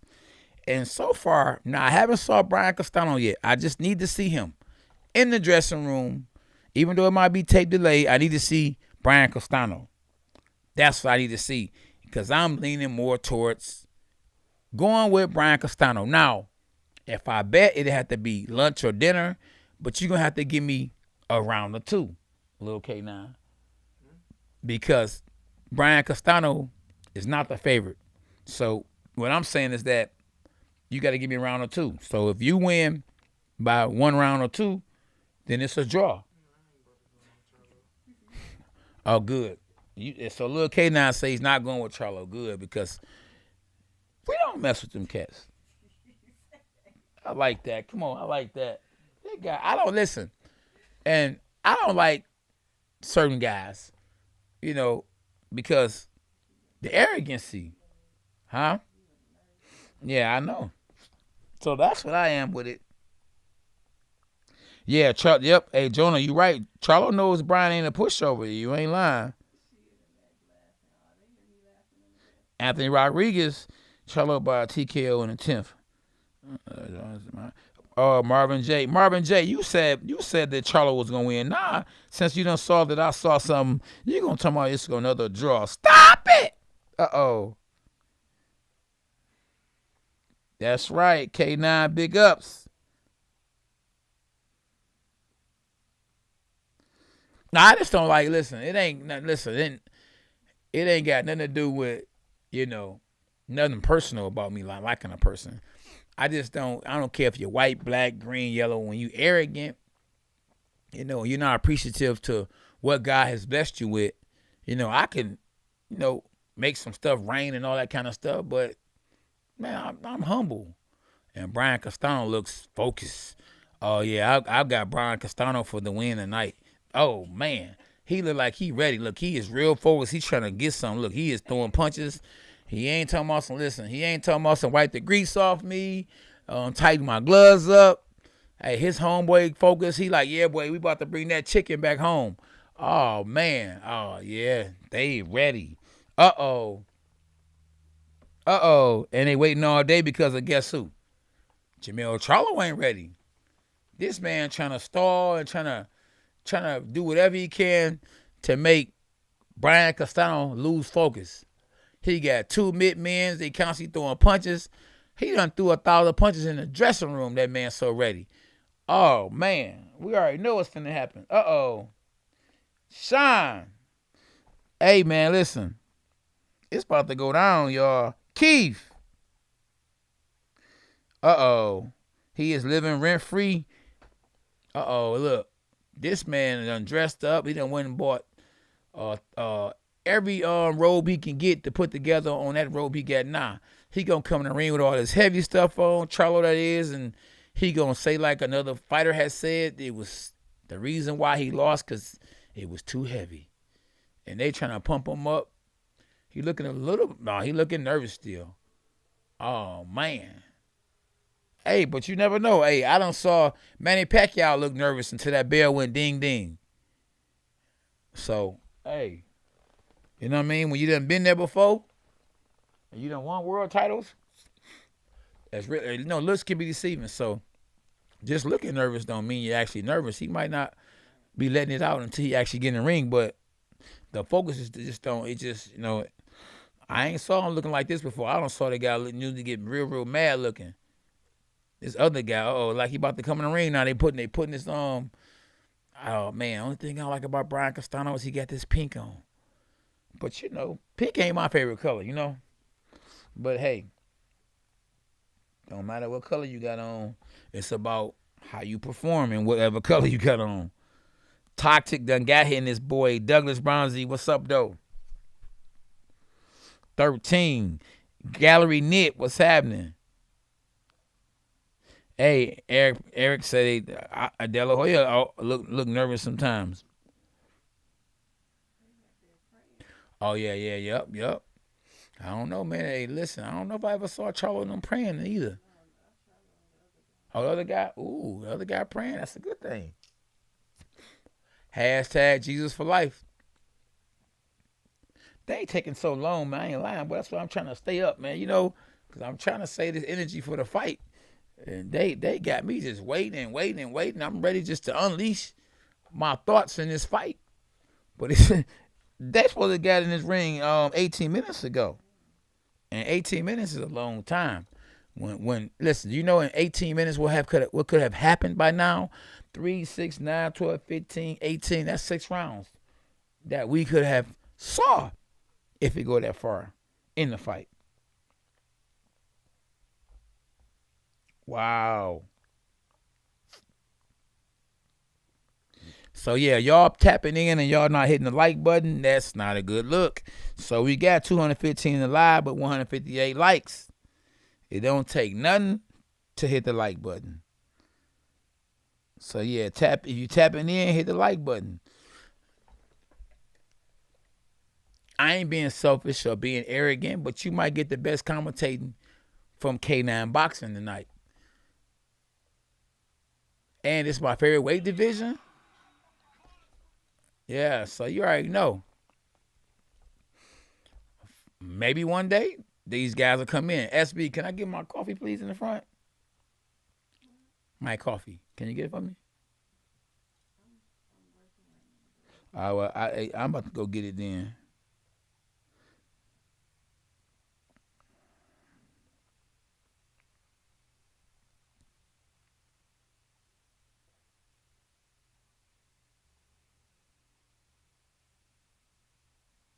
Yes, let's get the likes up for the host. They playing games, champ. Won't be long, y'all. We almost there with it. Yeah, we almost there with it. I don't know. We going to find out tonight. Keith said the arrogance is going to be his downfall. Anthony, you say you just hit the like. There you go. But it don't take much to do, you know. Easy work. Brian Castano was 17-0 with 12 knockouts. Jermell Charlo was 34-1 with 18 knockouts. Yeah, hey, Brian Castano looking like Roberto Duran outside the ring. We going to see how he look inside the ring. Oh, well, that's a different story. Okay. They keep on showing the replay. I could be commentating a little K9 fight right now. Shy, you know Brian, he potentials of winning. Let's be for real. Oh, man.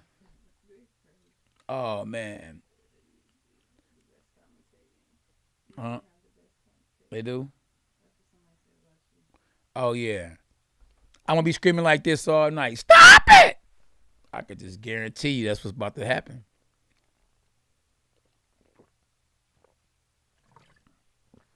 This is some good juice right here. This stuff tastes really fruity. Behave, y'all. We have a few big blue wrenches around. Talk to him again. Talk to him. Y'all gotta behave. Oh, they showing the jab to the stomach. That look fake.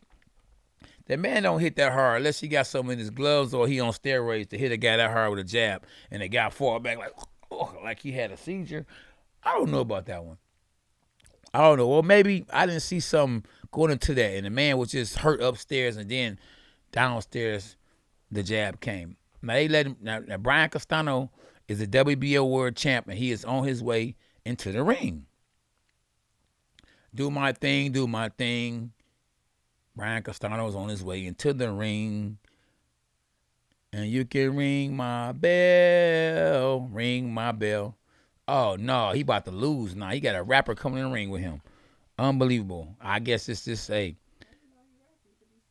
no, he is not singing. No, guy, this man is not going to ring with somebody singing. Okay, let's see.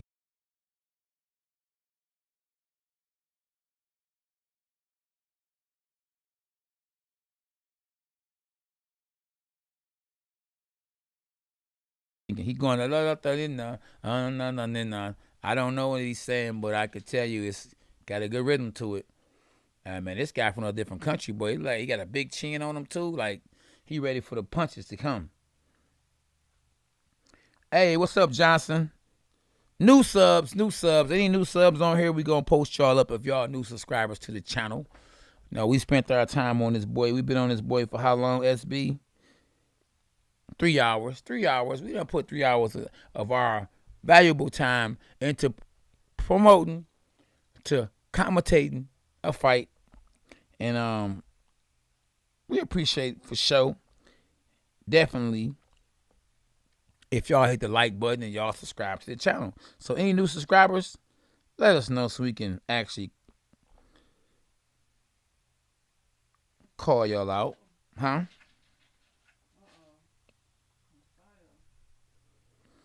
Uh-oh. We got somebody going with Castano. SB said Castano. Uh-oh. SB said she know who won the second fight.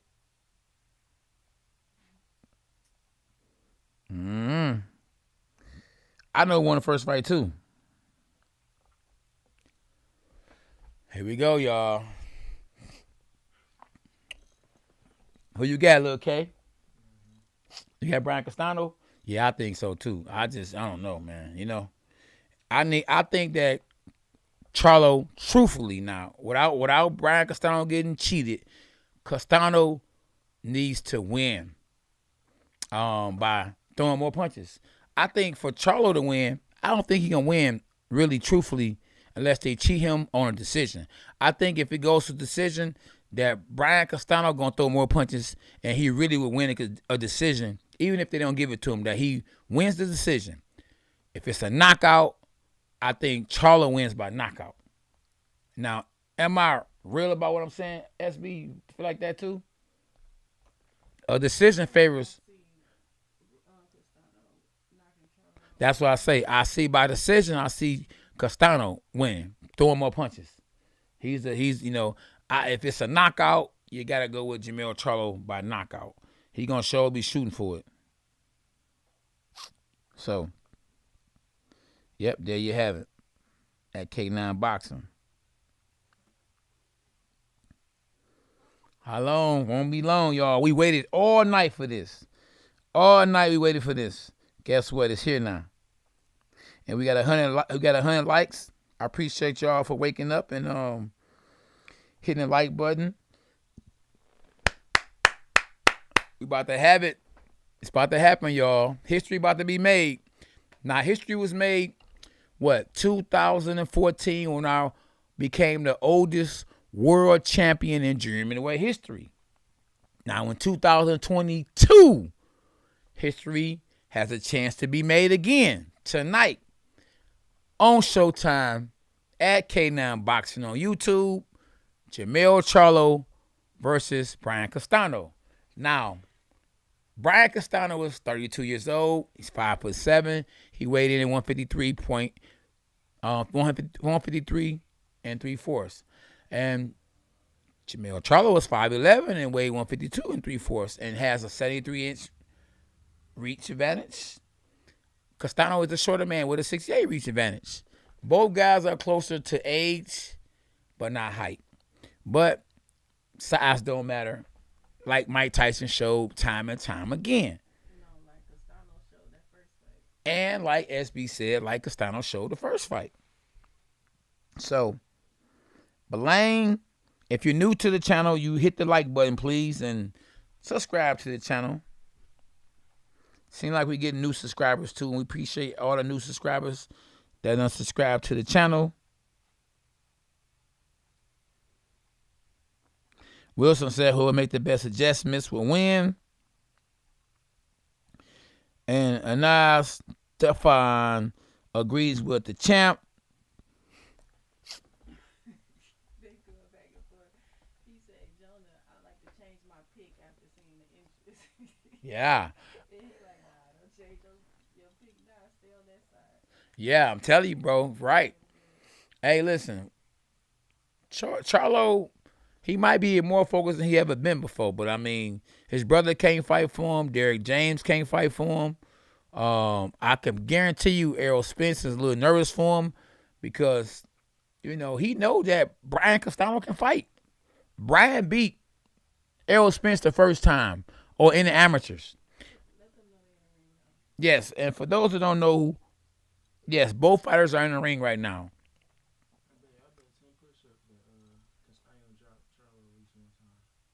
Ooh, we got a little K9 feeling froggy. He trying to jump into something. He said he bet 10 push-ups that Brian Castano knocks down Charlo at least one time. Bet. We got a bet. So he bet that Brian Castano was going to knock Charlo down. And I bet that Brian Castano don't knock Charlo down. I bet Brian Castano win the first round. 10 push-ups to your 20. Okay, well, no bet. And you know we make friendly bets. We bet for push-ups. So 17-0 with 12 knockouts. Brian Castano is focused. And they about to call his name out. Say my name, say my name. The last guy that fought, the last fight had the same colors, pink, and he won by knockout. Now, will that happen in the main event? You know, Boots had a little pink on. Brian Castano got a little pink on. And, boy, I wonder who is the favorite in this fight. And like his wife is there, like, let's do this for, is he from Argentina? Uh-oh. So, Charlo is the favorite, like he was the first time. And his brother is focused, more focused than him. But he ain't the one fighting. Now, Charlo is 34-1-1 with 18 knockouts. He's the WBA, WC, and the IBF champ. And he's daring to be great tonight by trying to go and get that other belt, the last belt that he don't have. And he's the Ring Magazine champ. So, if he wins tonight, then guess what? He will have to be in the top 5 pound-for-pound best fighters in the world. And he's doing his before the bell rings. So maybe he is confident. So he got a bunch of people rooting for him in the front row looking like that's his family.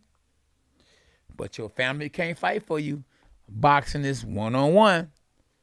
The trainers can't fight for you. His brother holding him, hugging him, and don't want to let him go.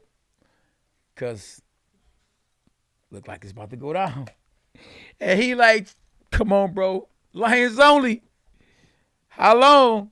Uh-oh. Here we go, champ. Uh-oh. Both guys look a little soft in the midsection. So I think it's the body. Whoever goes to the body the most gets the fight. Like Charlo try to get bigger to be stronger in this fight because he's going to be trying to throw haymakers at Brian Castano because he normally looks ripped after the weigh-in. Right now, he looking bigger. Stomach-wise, like he overate.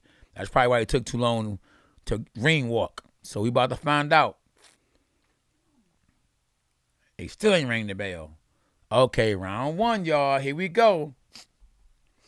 And Charlo was holding his ground, and he's bouncing a little bit. Trying to get a rhythm.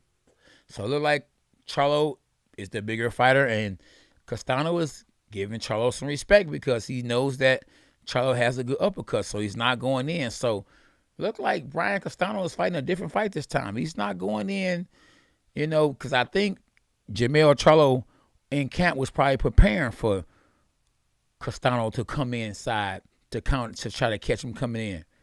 It's like a man got a gun and waiting for you to come in his house so he can shoot you. And guess what? Castano's not falling for that. So neither guy is living up to the hype so far. Two good double jabs from both guys. In round 1, Castano doesn't seem to be able to get the distance so far. Oh, and a 1-2 from Jermell Charlo. Very good 1-2. And Brian Castano took it well. But looked like Charlo was trying to land a lot more power in this fight than he did the last fight. Because that very first 1-2, and he just threw a good check hook, and Brian Castano threw a good 1-2.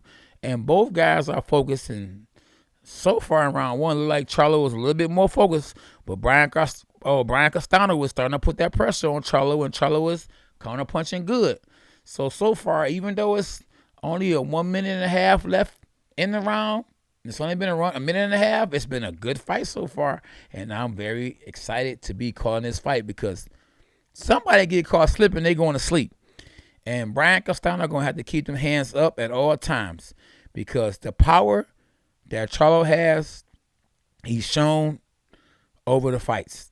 And Brian Castano is keeping his hands up, and he's fighting a very smart fight because he's not giving Charlo a chance. And remember, he's a great amateur fighter, too, at the same time. So he got a lot of experience in amateurs. Both guys are letting the hands go. And Brian Castano just called Jermell Charlo off balance. And now you got Charlo close to the ropes. And counterpunch from Charlo that misses. And Brian Castano is finding a good rhythm. Good double jab for Brian Castano. With 35 seconds left, double jab hook from Castano. Body shot from Jermell Charlo. Another body shot from Jermell Charlo. And this fight is heating up, boy. Both guys want the belts bad. They want all the belts.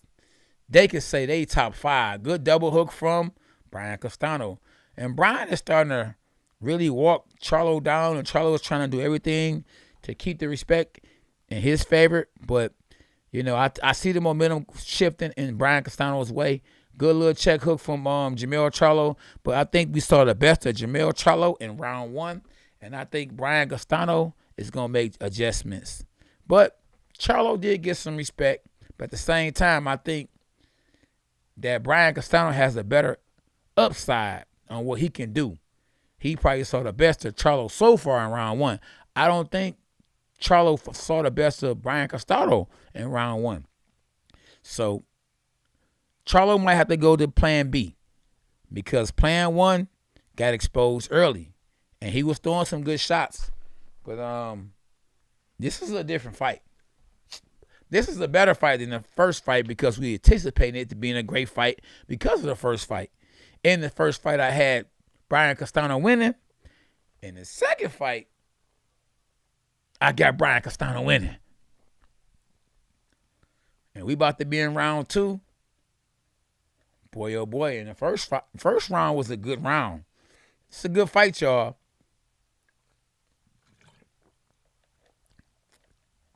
And both guys are very cautious.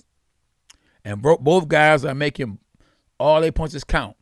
Now, good shot from Charlo. Now, Charlo going to have to keep unloading and keep unloading. You got to remember, Charlo throw long, wide punches. And I think that if Castano can withstand these blows as he's getting caught with on the way going in, that he can eventually catch Charlo with some good shots as he punch. Good little double jab from Charlo. He gets off the ropes because he was on his way back to the ropes. But Castano is not winning so far. But he's forcing Charlo to throw his shots. And I'm talking about big shots. Now, what Brian Castano can do is go to the body more. Because if he goes to the body more and Charlo keep throwing the big shots, he can wear Charlo out. But I think Charlo is getting enough respect from Castano that he can actually inhale, exhale, and save some of that win where he don't get tired in the later rounds. So Charlo is punching a lot harder than he did in the first fight, and he's getting a lot more respect from Brian Castano than he did the first fight. And that is slowing Brian Castano down. Good jab to the body from Charlo, 1-2, and a jab after that. And Charlo is fighting a way better fight than he did the first time.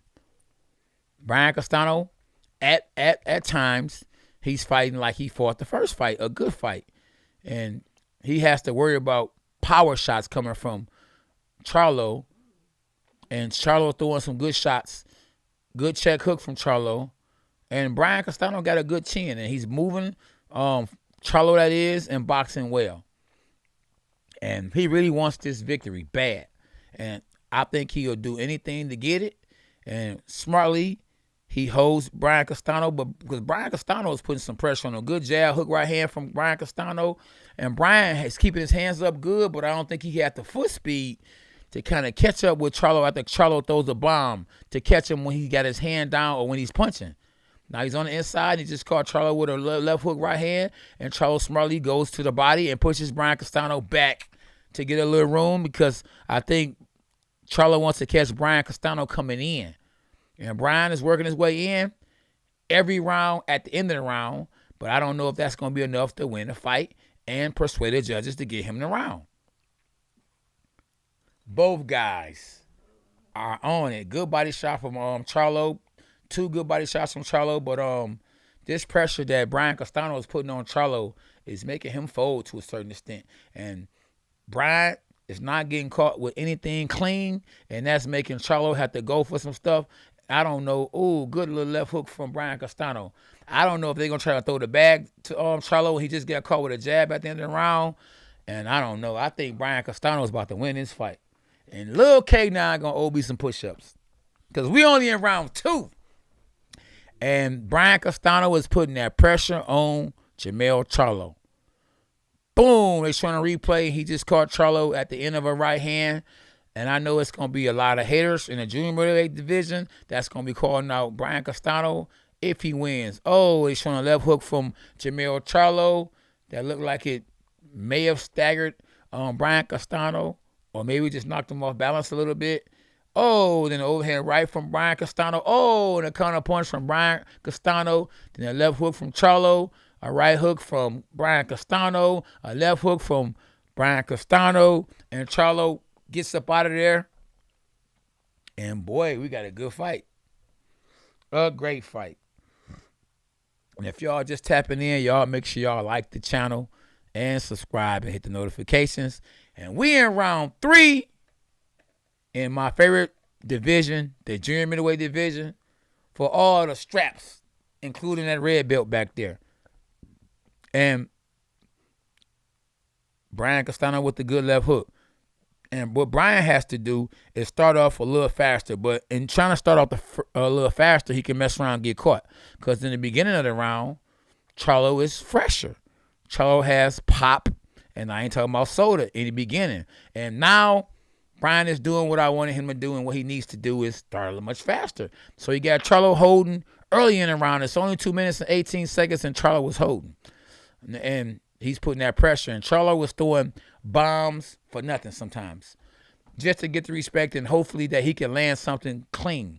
And Errol Spence is looking like, man, our team is about to lose. Now, could I be wrong or could I be right?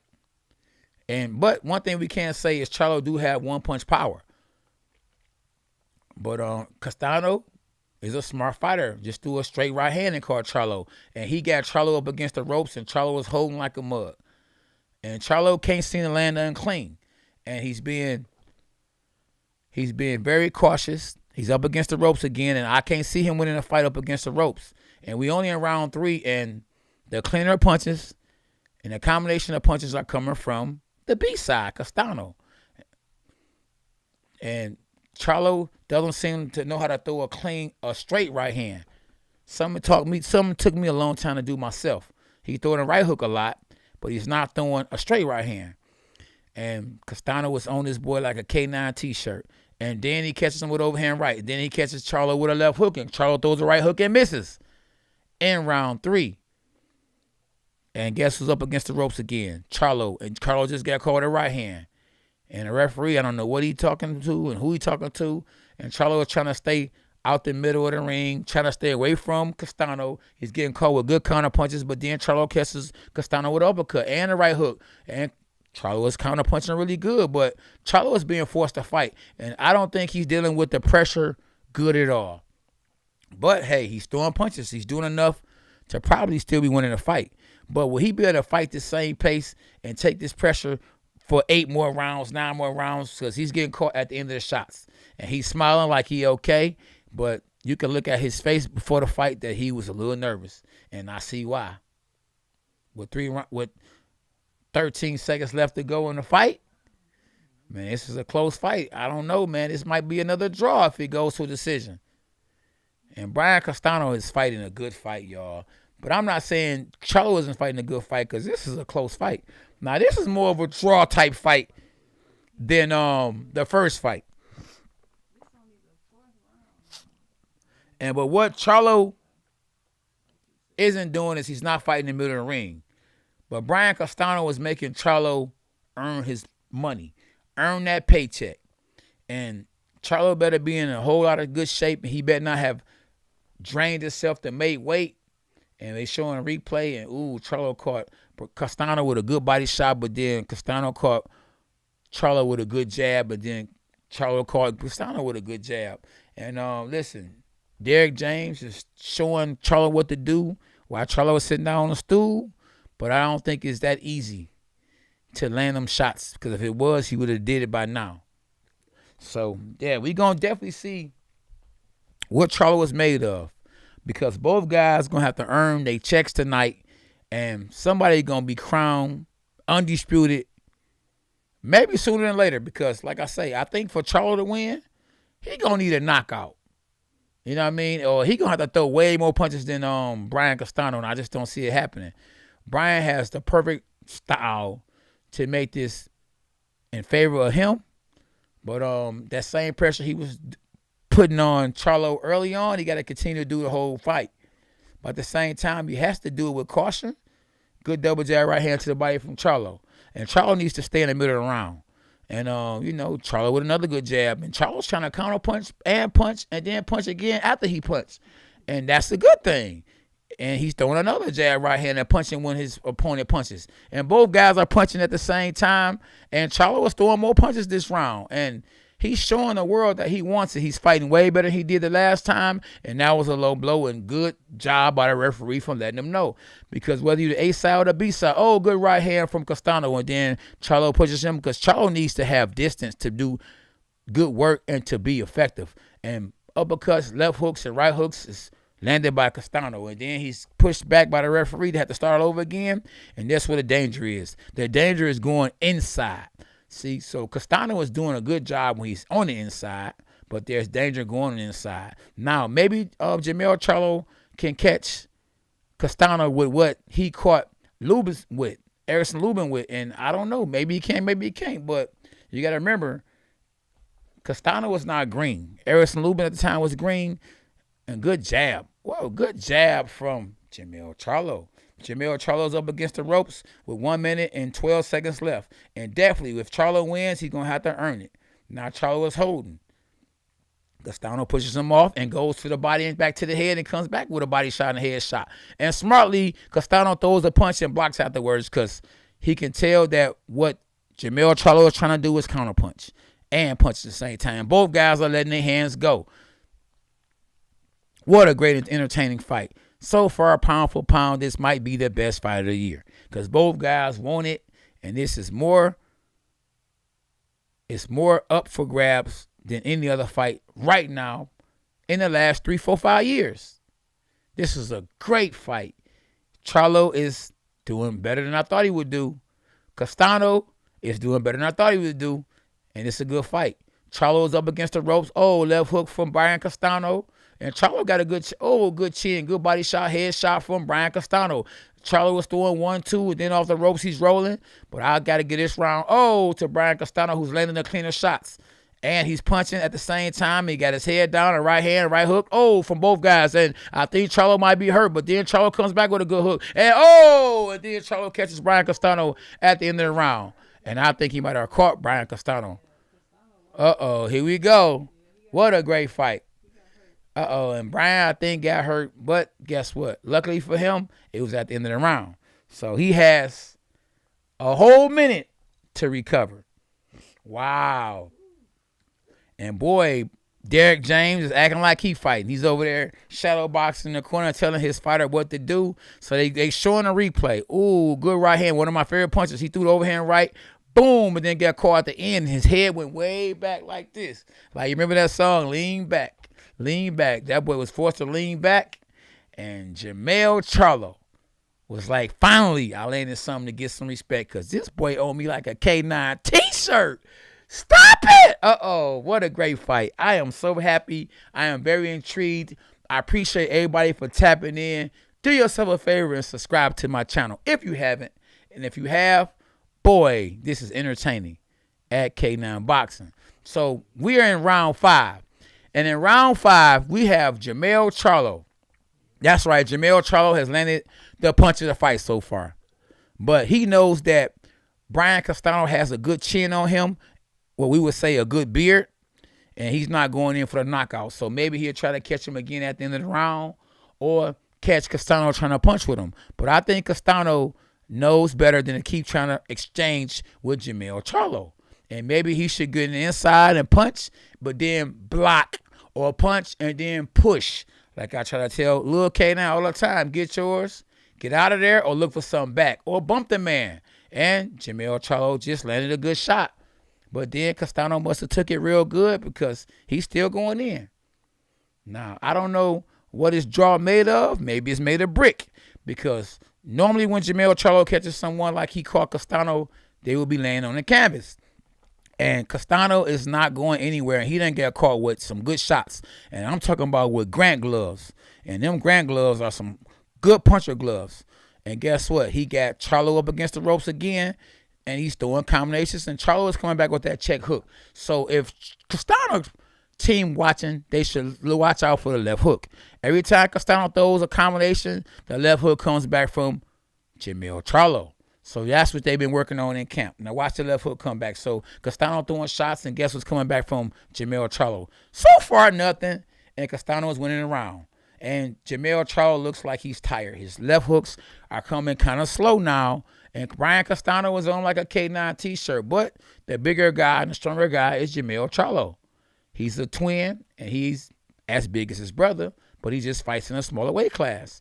And Castano is still on him like a K9 t-shirt. And Jermell Charlo is trying to buy time, trying to steal it around and hope that if it do go to decision, both guys are landing. Oh, and look like I see red in the mouth of Jermell Charlo. And what a left hook from Brian Castano. A great left hook, and then another left hook and body shot. Then left hook comes back from Charlo, and Charlo's up against the ropes, and he's getting caught.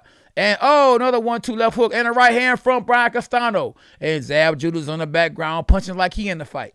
What a fight. Oh, good right hook from Brian Castano. He better protect himself at all times because he's punching and his head is up in the air. All it takes is one of them uppercuts. Oh, that Jermell Charlo just threw, and I called it. Oh, another right hand from Brian. Oh, Charlo looked like he might have Brian Castano hurt because Brian Castano was somewhere he hasn't been all night, up against the ropes. Oh, then 1-2 comes from Brian Castano. Then, right hand from Brian Castano. And a left uppercut. And another 1-2, another hook. And a right hand, another hook. Oh, then Charlo comes back with a left hook. And a right hand from Castano. What a fight. Oh, stop it. No, don't stop it. Keep it going. Let's go, champ. Let's go. Oh, what a scrap. Boy, what do y'all know about this fight right here on Showtime?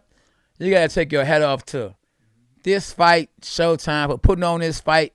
If you got Showtime, you didn't have to pay $69 for this fight, which really is worth it. Because not every fight that's on pay-per-view is worth it. But they showing a replay, and in a replay, they showed Brian Castano catching Charlo with a good right hand. And you can see that the mouthpiece that Jermell Charlo has on, boom, good right hand from Charlo, right on the ear of Brian Castano, who took it. Oh, then took another jab. And I think he was trying to tell the referee that he got hit behind the ear or something. And then Charlo catches him with a left hook. But Brian Castano didn't panic, kept his hands up, kept his composure, and came back at the end of the round. Now we in round 6 in a great fight, and probably one of the best fights that I've saw since I've been on YouTube, commentating fights, and something that's bringing out the energy that I love to bring out, and counter-punching by both guys in round 6. This is going to be battle of wheels, and who's in better shape? Who wants it more? Jermell or Brian? And boy, I don't know. We about to find out, but I know they say don't hook with a hooker, and Castano is hooking with Jermell Charlo, who's the bigger puncher in my eyes. But the fluid and combination puncher, ooh, good straight right hand from Castano. And man, maybe Jermell hurt. But Jermell has shown to have a great chin. And his will to win is on a whole nother level. He has a will to win similar to, good left hook to Floyd Mayweather. He has a will to win.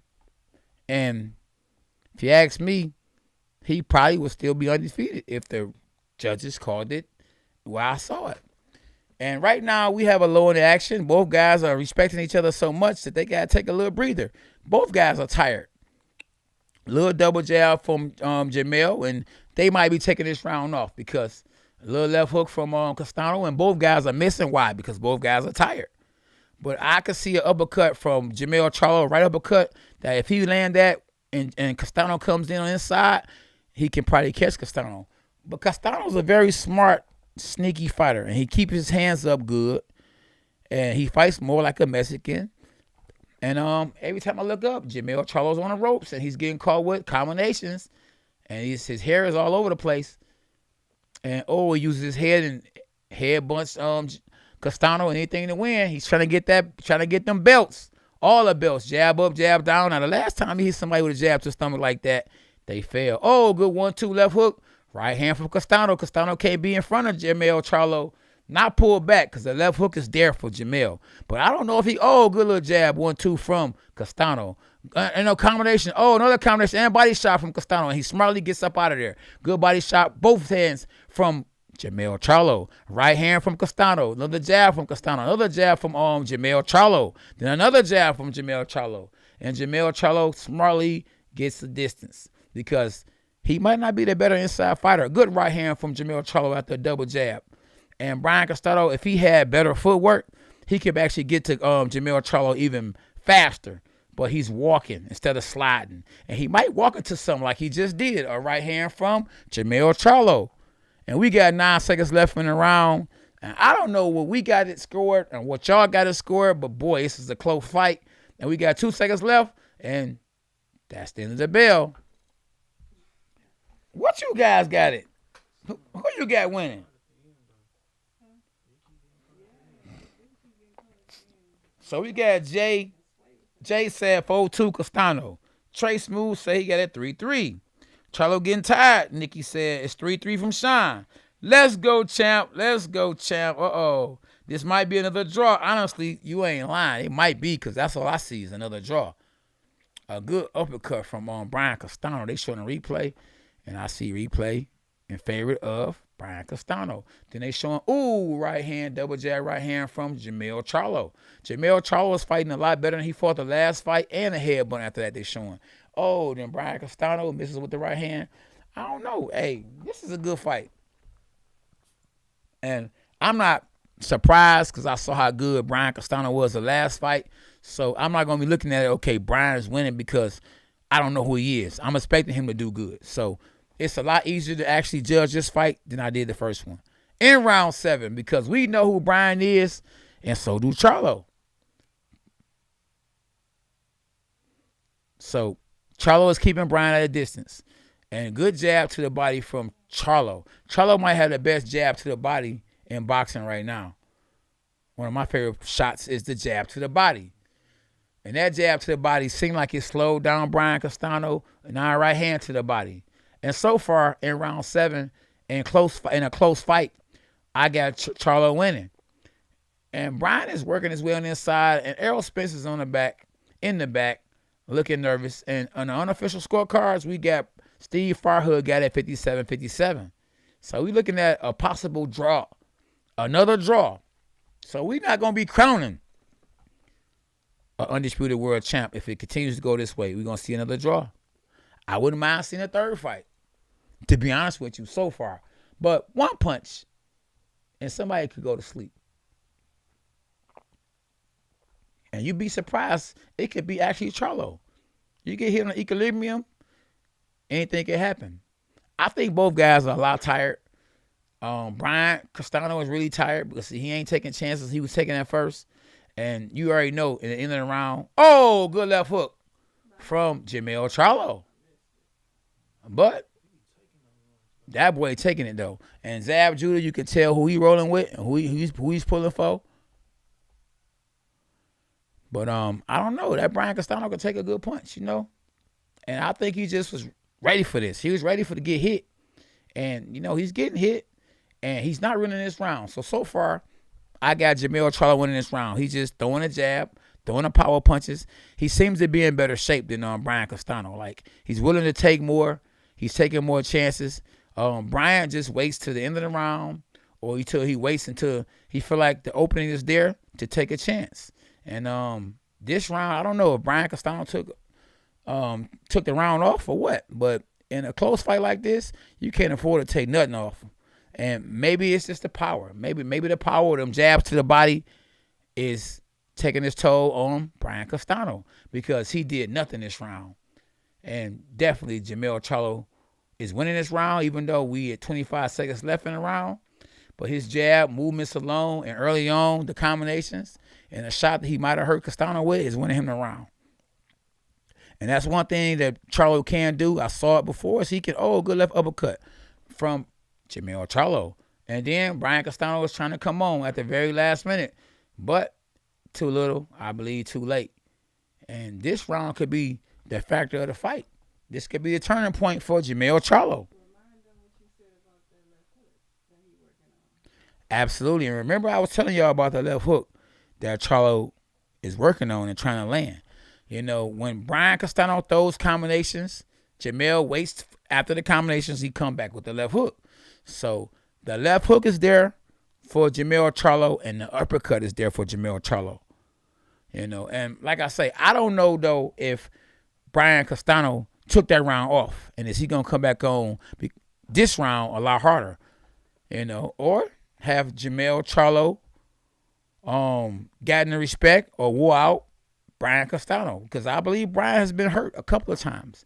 And once you get hurt and you fighting physically for the fight and thinking that what you would do last fight would work this fight and it don't, mentally it could take a lot out you, yes. And they showing a replay with Brian Castano throwing the right hand at Jermell and he got hurt with a left hook, which I've been calling all night. So, wow. What a good fight, y'all. Wow. And I am very intrigued to be calling this fight with you guys. In round 8, I got Charlo up 1 round. Hate to say it, but he up 1 round. And in the arena, somebody is fighting because somebody about to lose their money. Now, Brian Castano needs this round bad. He needs this round, but he has to be careful not to get caught on the inside because Charlo is waiting for him to come on the inside. That's the game plan, and that's what they were actually working on. You can tell when they was in camp. And the bigger, stronger Jermell Charlo is winning so far. And I don't know if we closed our eyes and Jermell Charlo switched with his brother, and that's Jermall in there now, because he seemed like he's getting the respect, like his big brother. And guess what? The right hand from Castano landed. And Castano seemed like he didn't want to take chances as much because he done got hurt a few times. But if he wants to be the undisputed champ of the world, he needs to win this round badly because he lost last round. And he's getting closer. He got the hands up, and Jermell is trying to keep him off. And Jermell is doing a lot better than he did early on in the fight of keeping Castano off of him. And the steam that Castano had early on, he don't have anymore so far. And it's round 8. And he don't have that many more rounds. They go to left hook. I told you, every time that Brian Castano throws combinations, guess what? And guess what? Steve Farhood has it just the way I got it. 67-67, Charlo. Good right hook to the body from Castano. And Castano's on the inside, and he's trying harder now. But he's losing 1 round down. And he needs this round bad. This is a close fight. And this fight can go either way. Good overhand right from Charlo. And Brian Castano looks like he's getting desperate. Good combination from Brian. And Brian is allowing Charlo to hold. And Brian just threw a right hook. At least he's taking chances. Chances make champions. But chances can get you caught too, especially if he throw that right uppercut like his brother did against Julian Williams. Body shot 1-2 from Brian Castano. Look like he's finding a good timing so far with 35 seconds left in the round. But he's not doing anything convincingly to win a round. Good little left hook from Charlo. Good 1-2 from Brian Castano. Brian Castano, he needs this round. So far, it's a pick him round. Good right hand from Brian Castano. He's putting pressure on Charlo. But Charlo's doing enough to move around and catch Brian with counter punching and everything. You remember, Charlo is A-side. Now, in the last few seconds in the round, Charlo seems to land something good to get the respect. And I think Castano needs to land something in the last 2 seconds so he can win a round. And he can actually have the judge get him a round. I don't know who won that round. If I had to give it to somebody, I would say I'd give it to Charlo. And Brian Castano was down 2 rounds. Y'all. Appreciate y'all for tapping in. Team K9 in the building. And this is yours truly, the oldest world champ in junior middleweight history, calling the fights tonight at K9 Boxing. If you're new to the channel, they showing over here and right. Boom, that landed from Brian Castano. Now, the check hook came just like I've been calling. Charlo was going to try to throw the check hook after the end of the shots that Brian Castano throw. And same thing as Norberto Bravo did the same thing when I fought him. So every time I threw a right hand, he came back with a left hook. Same thing with Charlo. Every time the right hand comes from Brian Castano, Jermell Charlo comes back with the left hook. So I think Brian Castano needs to feint more, and he needs to throw a double right hand, or he needs to stay away from the left hook. Circle clockwise. Stay away from that left hook. Good little right uppercut from Jermell Charlo. And he's winning the round. Even though it's early, he needs this round bad. He needs the next 3 rounds to win the fight. He needs the next 2 rounds to make it a draw. But I think he needs 3 rounds to win a fight, or to even make it a draw. Because you got to remember, the A side is Charlo. Oh, good 1-2 from Charlo. Probably the best punches landed in the whole fight. And Castano is saying to himself, that's nothing. But that means it is something. Whenever you say it's nothing, it is something. And good 1-2 from Charlo. Even though when he throws the right hand, he don't be settled. He's not, he doesn't have his balance. But at the same time, it's enough power behind it to get the respect of Castano. And Castano was not fighting as good as he fought the first time. And that might cause him to not be undisputed. And if they say the winner is, if the fight stands the way it is and continues to be like it is, Charlo, I would have to agree with him. Because Charlo's winning the fight. And Brian needs something big. And Charlo is having his way. Even when he holds, Brian is not trying to push him off of him or trying to hit him or none of that. He's not doing anything right now. He's just in there. And Charlo is not landing anything crazy or hard, but, you know, he's not getting anything coming back from him or at him from Brian Castano. Brian Castano needs a knockout if he don't win this round to win the fight. And Charlo is doing just enough to make his twin proud, and himself and his family, and anybody that bet on him. Finally, we saw Castano throw a combination, but then Charlo threw a combination back. And all Charlo has to do is continue to make it close, and he will be undisputed champ of the world. For the first time in the full belt era in the junior middleweight division, he just threw a jab and moved. And Castano cannot find the range. And he's not looking bad, but this isn't, ooh, good right hook from Castano. This isn't the first fight. And he just got caught a left hook and then came back with a 1-2 body shot, from Castano. And finally, he's acting where he needs a knockout with some urgency, because good body shot, head shot from Castano, good body shot from Charlo. And then smartly, he moves off the round, moves off the ropes. And good body shot from Castano.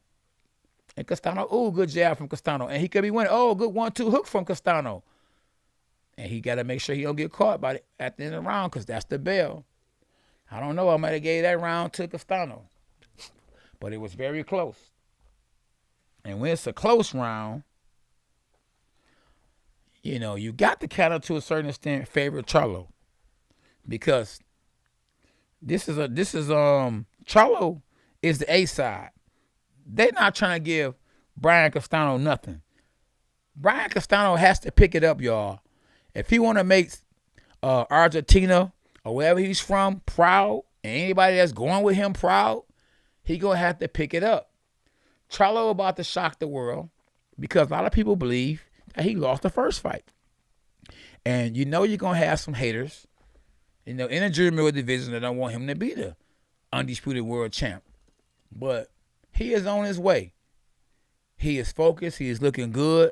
And this is the fight I thought that we would have the first time that Charlo will be displaying. But, hey, you know how they say, better late than never. We're in round 10, and what a good left hook comes out from Brian Castano. So Brian Castano is saying to himself, I'm going to have to go out with a knockout. Either you get me, I'm going to get you, and that's what he's going to have to do. Because if he don't, he's going to lose this fight, because he is down. by at least 2 rounds. And he needs to fight with urgency. He needs to fight like he's got nothing left, that he's trying to do it for this country, because they not going to give him nothing. And he's fighting with urgency. Like, he is fighting finally like he needed to fight 2 rounds ago. The fight was a lot closer than it is now. But now he's putting that pressure on Charlo because he knows that he is down. And he there. He owns Charlo now like a K9 t-shirt. But would that be enough? Because I believe Charlo is big enough. Good body shot from Charlo. And then a good left hook. A good body shot from Castano. Oh, good left hook from Castano. Oh, good 1-2 from Charlo and left hook from Castano. Now both guys are putting it on again. This is a great junior middleweight fight. And on the unofficial scorecards, they got Stephen Farhood got Charlo losing. Good right hand from Castano. He needs a 10-8 round. He needs a knockdown. Huh? He got Charlo winning, my bad. And looks like if Castano can't get a knockdown, Lil K not gonna owe me some push-ups. Charlo is fighting a good fight, y'all. I'm not gonna lie. He's winning. He's fighting a great fight. He's fighting. He's fighting when he needs to fight. He's boxing when he needs to box. So he's doing both. And Castano can take a punch, but taking a punches don't win you the fight. He's taking a punch, but he's getting caught with punches all night, and he just came back with a combination, and he might be winning this round, but they're not giving him nothing. They didn't give him the last fight, even though I feel like he won, and they're not going to give him this fight. And he is down on the scorecards, but he has Charlo up against the ropes, but one thing he don't have is one-punch power.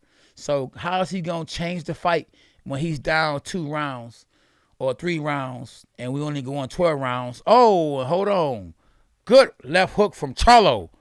And down goes Castano.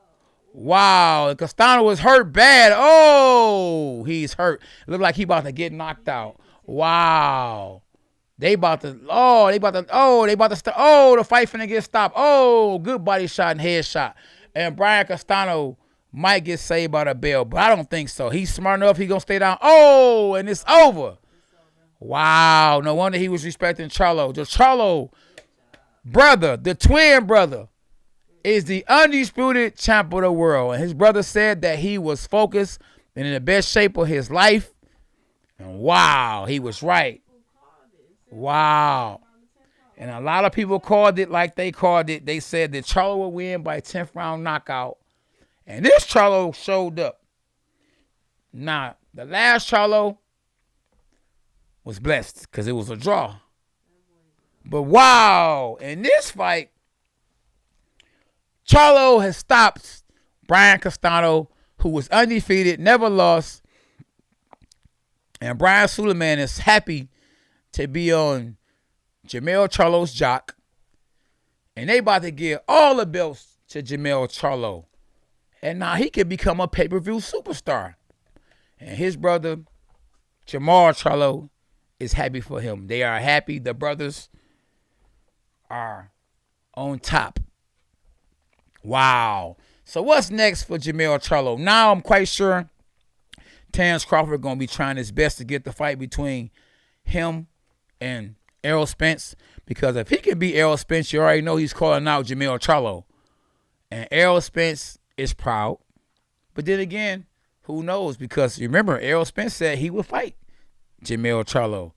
So you just never know. You would think because two people have the same trainer that they will be actually really happy for each other. And maybe that's the case. But I don't think nobody is happier for Jermell Charlo more than his brother or his wife. And man, he put on and he did real good. And something I'm going to say, I never thought I would ever say, is I'm proud of Jermell Charlo. He put on a good fight. He showed the world that he is definitely in the top 5.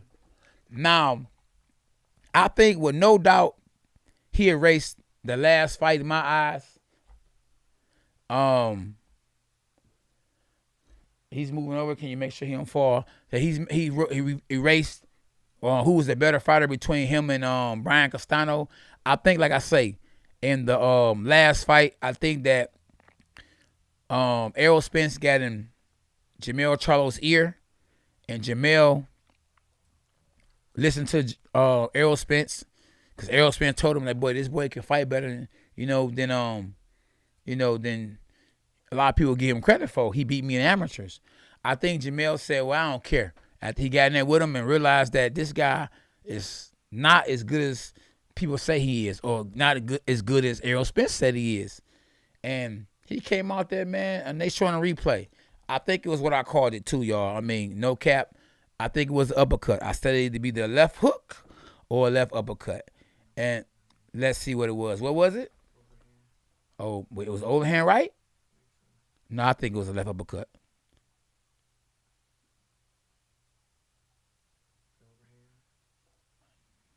We watched. No, it was a left hook, just like I called it. Wasn't no overhand. It was a left hook, just like I called it. So, give me my flowers, or give me my 10 points. Or matter of fact, just subscribe to the channel because I called it. I said what was open for Brian Castano or for Jermell Charlo was a left hook, and he caught Brian Castano in the later rounds with a great left hook. And see, what he did is he didn't throw the left hook where the hand was at. He threw the left hook where the hand wasn't at, right in front of his face. And in doing so, he stopped Brian Castano, who was hurt bad. And remember, no matter if you're taking steroids, how much you run, if you keep getting hit in the same spot, if you got enough power and you believe in yourself, it don't matter. You keep hitting a guy in the same spot, in a good spot, or where a spot he can't take, and you train and you believe in yourself, anything can happen. Castano just lost his belt, and the undisputed champ of the world in the top 5 pound-for-pound fighters in the world is Jermell Charlo. And I might have to say Jermell Charlo might be number 1 pound-for-pound best fighter in the world, because I don't know. I was thinking it was Errol Spence. But Errol Spence ain't got all the belts. Errol Spence needs to beat Terence Crawford to be number 1. Josh Taylor got all the belts, but Josh Taylor, to me, in my opinion, lost his last fight. Jermell Charlo, before this fight, lost the fight between Castano, in my opinion. But this round, in this fight, he stopped Brian Castano to win all the belts. So I'm on a different kind of high right now, so it's so easy to say the next man, because I'm living in the moment, is the pound-for-pound best fighter in the world. But, man, what a fight. Jermell Charlo, wow, about to get paid. He about to make some Skrilla. He about to get paid. Unbelievable. What a good fight. Cam C say, I appreciate the commentary, bro. Appreciate you, Cam C. Thank you for the super chat. And you definitely going to get a bark, and a bite, and a growl. Team K9 in the building. Always, champ. And I appreciate everybody for tapping in. Y'all make sure y'all hit the like button. Y'all make sure y'all subscribe. Be a part of Team K9 and hit the notifications. So whenever we go live and we commentating the fights, y'all can tap in. Y'all can be notified. Tomorrow we going live. It's going to be Lil K9. But then again, Lil K9, shout out to Lil K9, because he finished the fight a lot sooner than Jermell Charlo did tonight. He finished it in round 2. Shout out to Pete. I heard they robbed my little dog. I can't wait to see the video. Man, Team K9 in the building. We got an undisputed world champ. That boy worked hard. And we got to say Lions only tonight. Oh, wow. So if Jermell Charlo just said thank you, Jesus, then I'm happy. And I think this guy done changed for the better. And that's the reason why he won. And he's the undisputed world champ, because you just heard him say thank you, Jesus. And I remember when I fought his brother, I had them boys say Jesus for life. Yeah, so we gonna y'all hold on for a second. We have to listen to what Jermell Charlo has to say.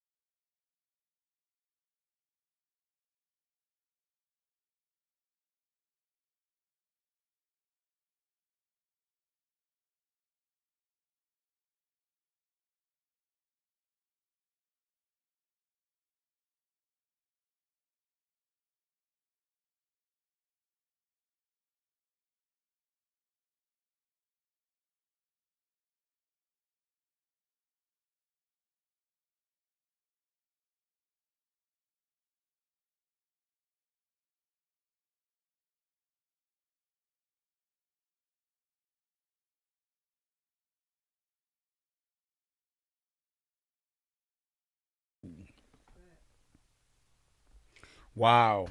So, man, listen, we got an undisputed world champ in the 4-belt era for the first time. Now, not a 3-belt era, not a 3-belt era, in a 4-belt era. We have Jermell Charlo, better known as Twin Charlo. I don't want to say with the upset because I felt like he was a favorite and that he would win. And I knew that if he was going to win, it was going to be by knockout. I thought that if the fight went to a decision, that Brian Castano would win because he would throw more punches. But I definitely knew that the stronger guy was Jermell Charlo. Now, I said all along that Brian Castano was open for the left hook. And I was right. And Lions only tonight.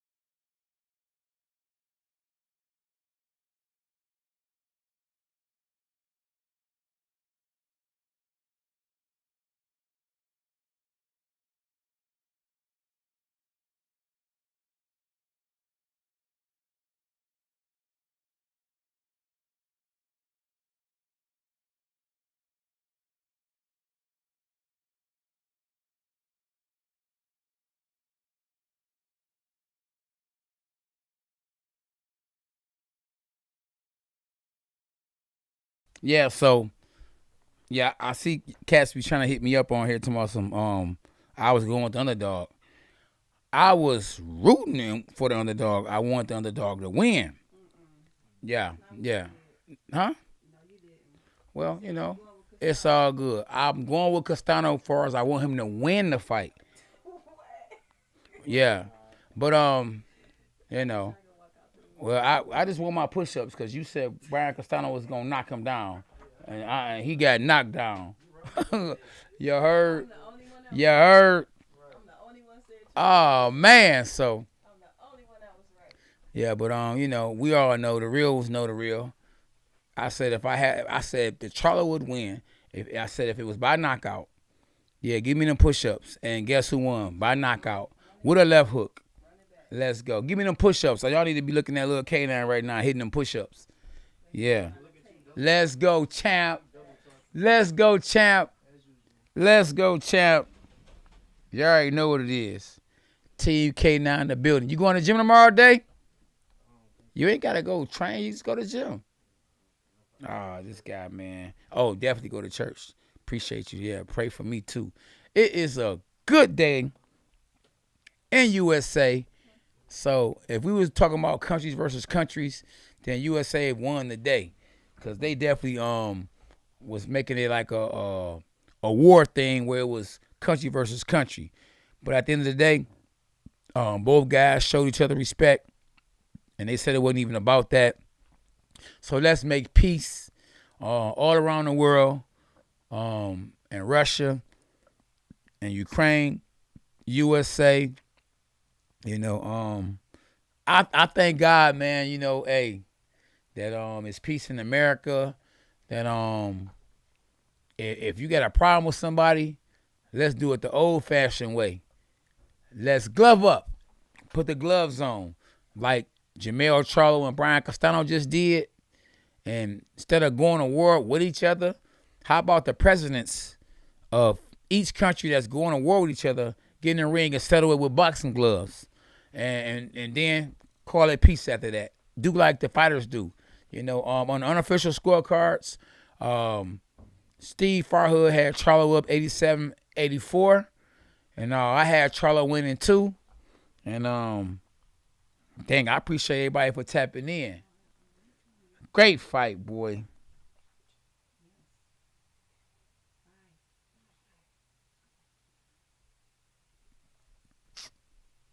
Great fight, man. I appreciate everybody for tapping in.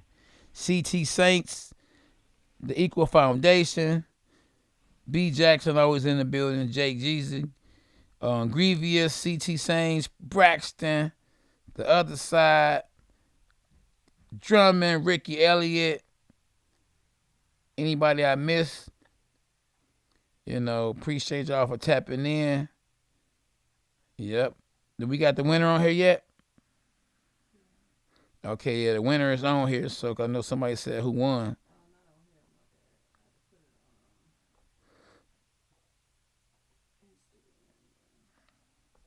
Yeah, so yeah, we about to definitely put up who won, because the winner really was the fans, because it was a good fight. I ain't gonna lie, that was really a good fight. It lived up to what it didn't get. It didn't get any hype. Well, nobody really talking about the fight like that until maybe the last few days. But it definitely lived up to the hype. It was a great fight. Jermell Charlo. I think that was Jermell Charlo. I think they switched men at the very last minute, because he seemed like he changed to his brother, and he started fighting with more power. And he ended up stopping the game, but littler Brian Castano. You got the winner up here yet?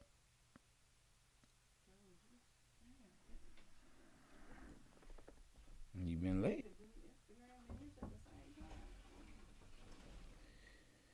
Yeah, so yeah, the winner was Jermell Charlo. Jermell Charlo stopped Brian Castano in round 10. Yeah, in round 10. In a great fight. And he seems to be humble. He talked about God, something that I'm so happy that he did.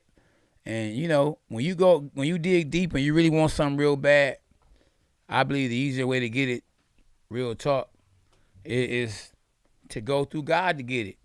And he said in an interview that he did something he hadn't did. He went to God. So, shout out to Jermell Charlo. Happy for him that he won, especially putting God first, because that's what it's about. With God, all things are possible. Now, this young man is sitting high, on top of the world. And in a full belt era, he has all the straps, every belt. So definitely I'll be doing a video called Hot Potato. Definitely showing y'all what happened and how we got to where we at today. In the greatest division in boxing history and today, it's the junior middleweight division. Just think about it. Everybody has fought everybody. And that's how Jermell Charlo ended up with all the belts.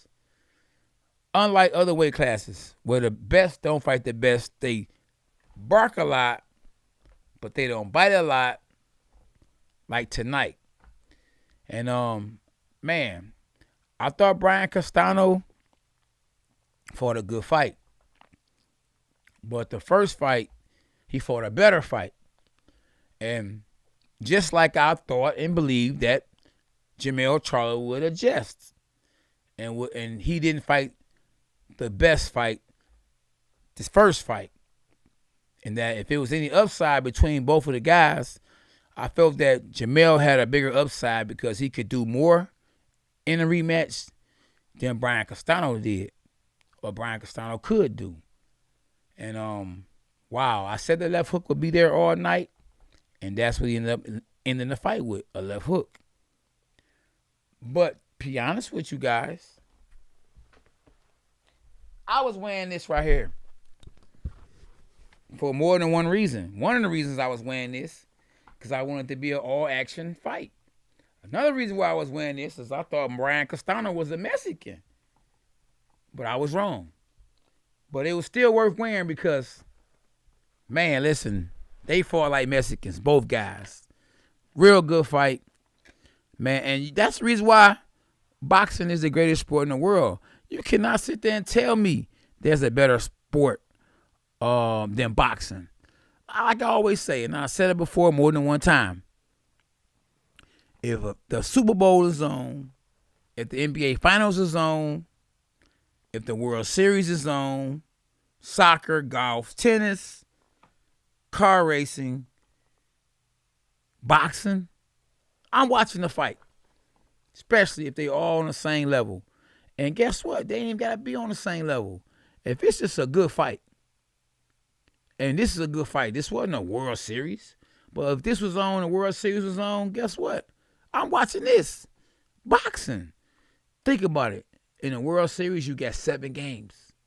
In a boxing match, you got 10 to 12 rounds. And it's over. And guess what I was saying? Stop it! Because my man got stopped. And am I surprised? No. Because I said it all night. If there was one person who had one-punch power, that would be Jermell Charlo. That Brian Castano would have to be alert. And Brian Castano did show that he was getting tired. And Charlo got tired too. But in the last 2 rounds before Charlo stopped Brian Castano, Brian didn't look the same. Looked like he was a little tired. Looked like them body shots, them jabs to the body. Jermell got a good jab to the body. Something like your boy K9. That jab to the body take a lot out you. It's straight down the middle. And I think the extra weight that Jermell probably put on after the weigh-in helped him a lot. And we got a undisputed junior middleweight world champ for the very first time in the full belt era. And his name is Jermell Charlo. Now, next weekend, we got another great fight. We got David Benavidez versus the Mew. And that should be an all-action out fight. And I'm going to go with David Benavidez, who's been calling out the big brother of Jermell Charlo. So we got a lot of fights coming up. But then a week after that, we got Gervonta Tank Davis versus the Rollie on my wrist. And not quite the Rollie on my wrist tonight. And I'm rolling with Gervonta Davis, who will be in his last fight of the Mayweather promotions or contract. So, yeah, it's a lot going on. And you know me, I could talk boxing forever. As long as I got breath in my body, I can talk this boxing. And rest in peace to my boy Lights Out. Jermaine McKenzie. Today was his funeral. Good friend of mine, former pro boxer. Wow, died. I don't know. It was a sudden heart attack. Rest in peace to my stepdad, who seemed like he died of a heart attack. Man, protect yourself at all times. Eat right, train, work out. Stay out the way. Don't be violent. Man, God is good, man. I appreciate everybody for tapping in. Appreciate all the likes. Thank you for all the new subscribers to the channel. We lit, y'all. We stay lit. Man, what a fight. So like I say, y'all, if you're new to the channel, y'all make sure y'all subscribe to the channel. Hit the like button. Man, we lit, boy. You hear me? We got a new undisputed junior middleweight world champ. Now, SB, you say you got what's the dealie? This right here is what's that called? We got what's that cherry juice? We got apple juice. I mean, yeah. Energy, something to keep you up. And a little coffee. So, yeah, we definitely going to be live on here tomorrow, boy. So, SB, you trying to go off this boy now? Oh, champ, give me 5 minutes. All right, well.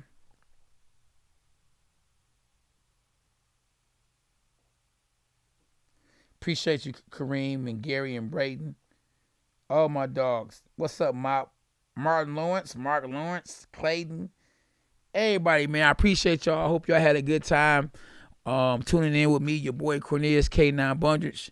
Y'all make sure y'all share this video. Tap in next weekend. Tap in tomorrow. Tap in Tuesday for the dog pound. Follow me on Instagram at K9 Boxing. If you haven't already followed me, have a good night. See y'all tomorrow, 1 p.m. Eastern Time at K9 Boxing. Let's go.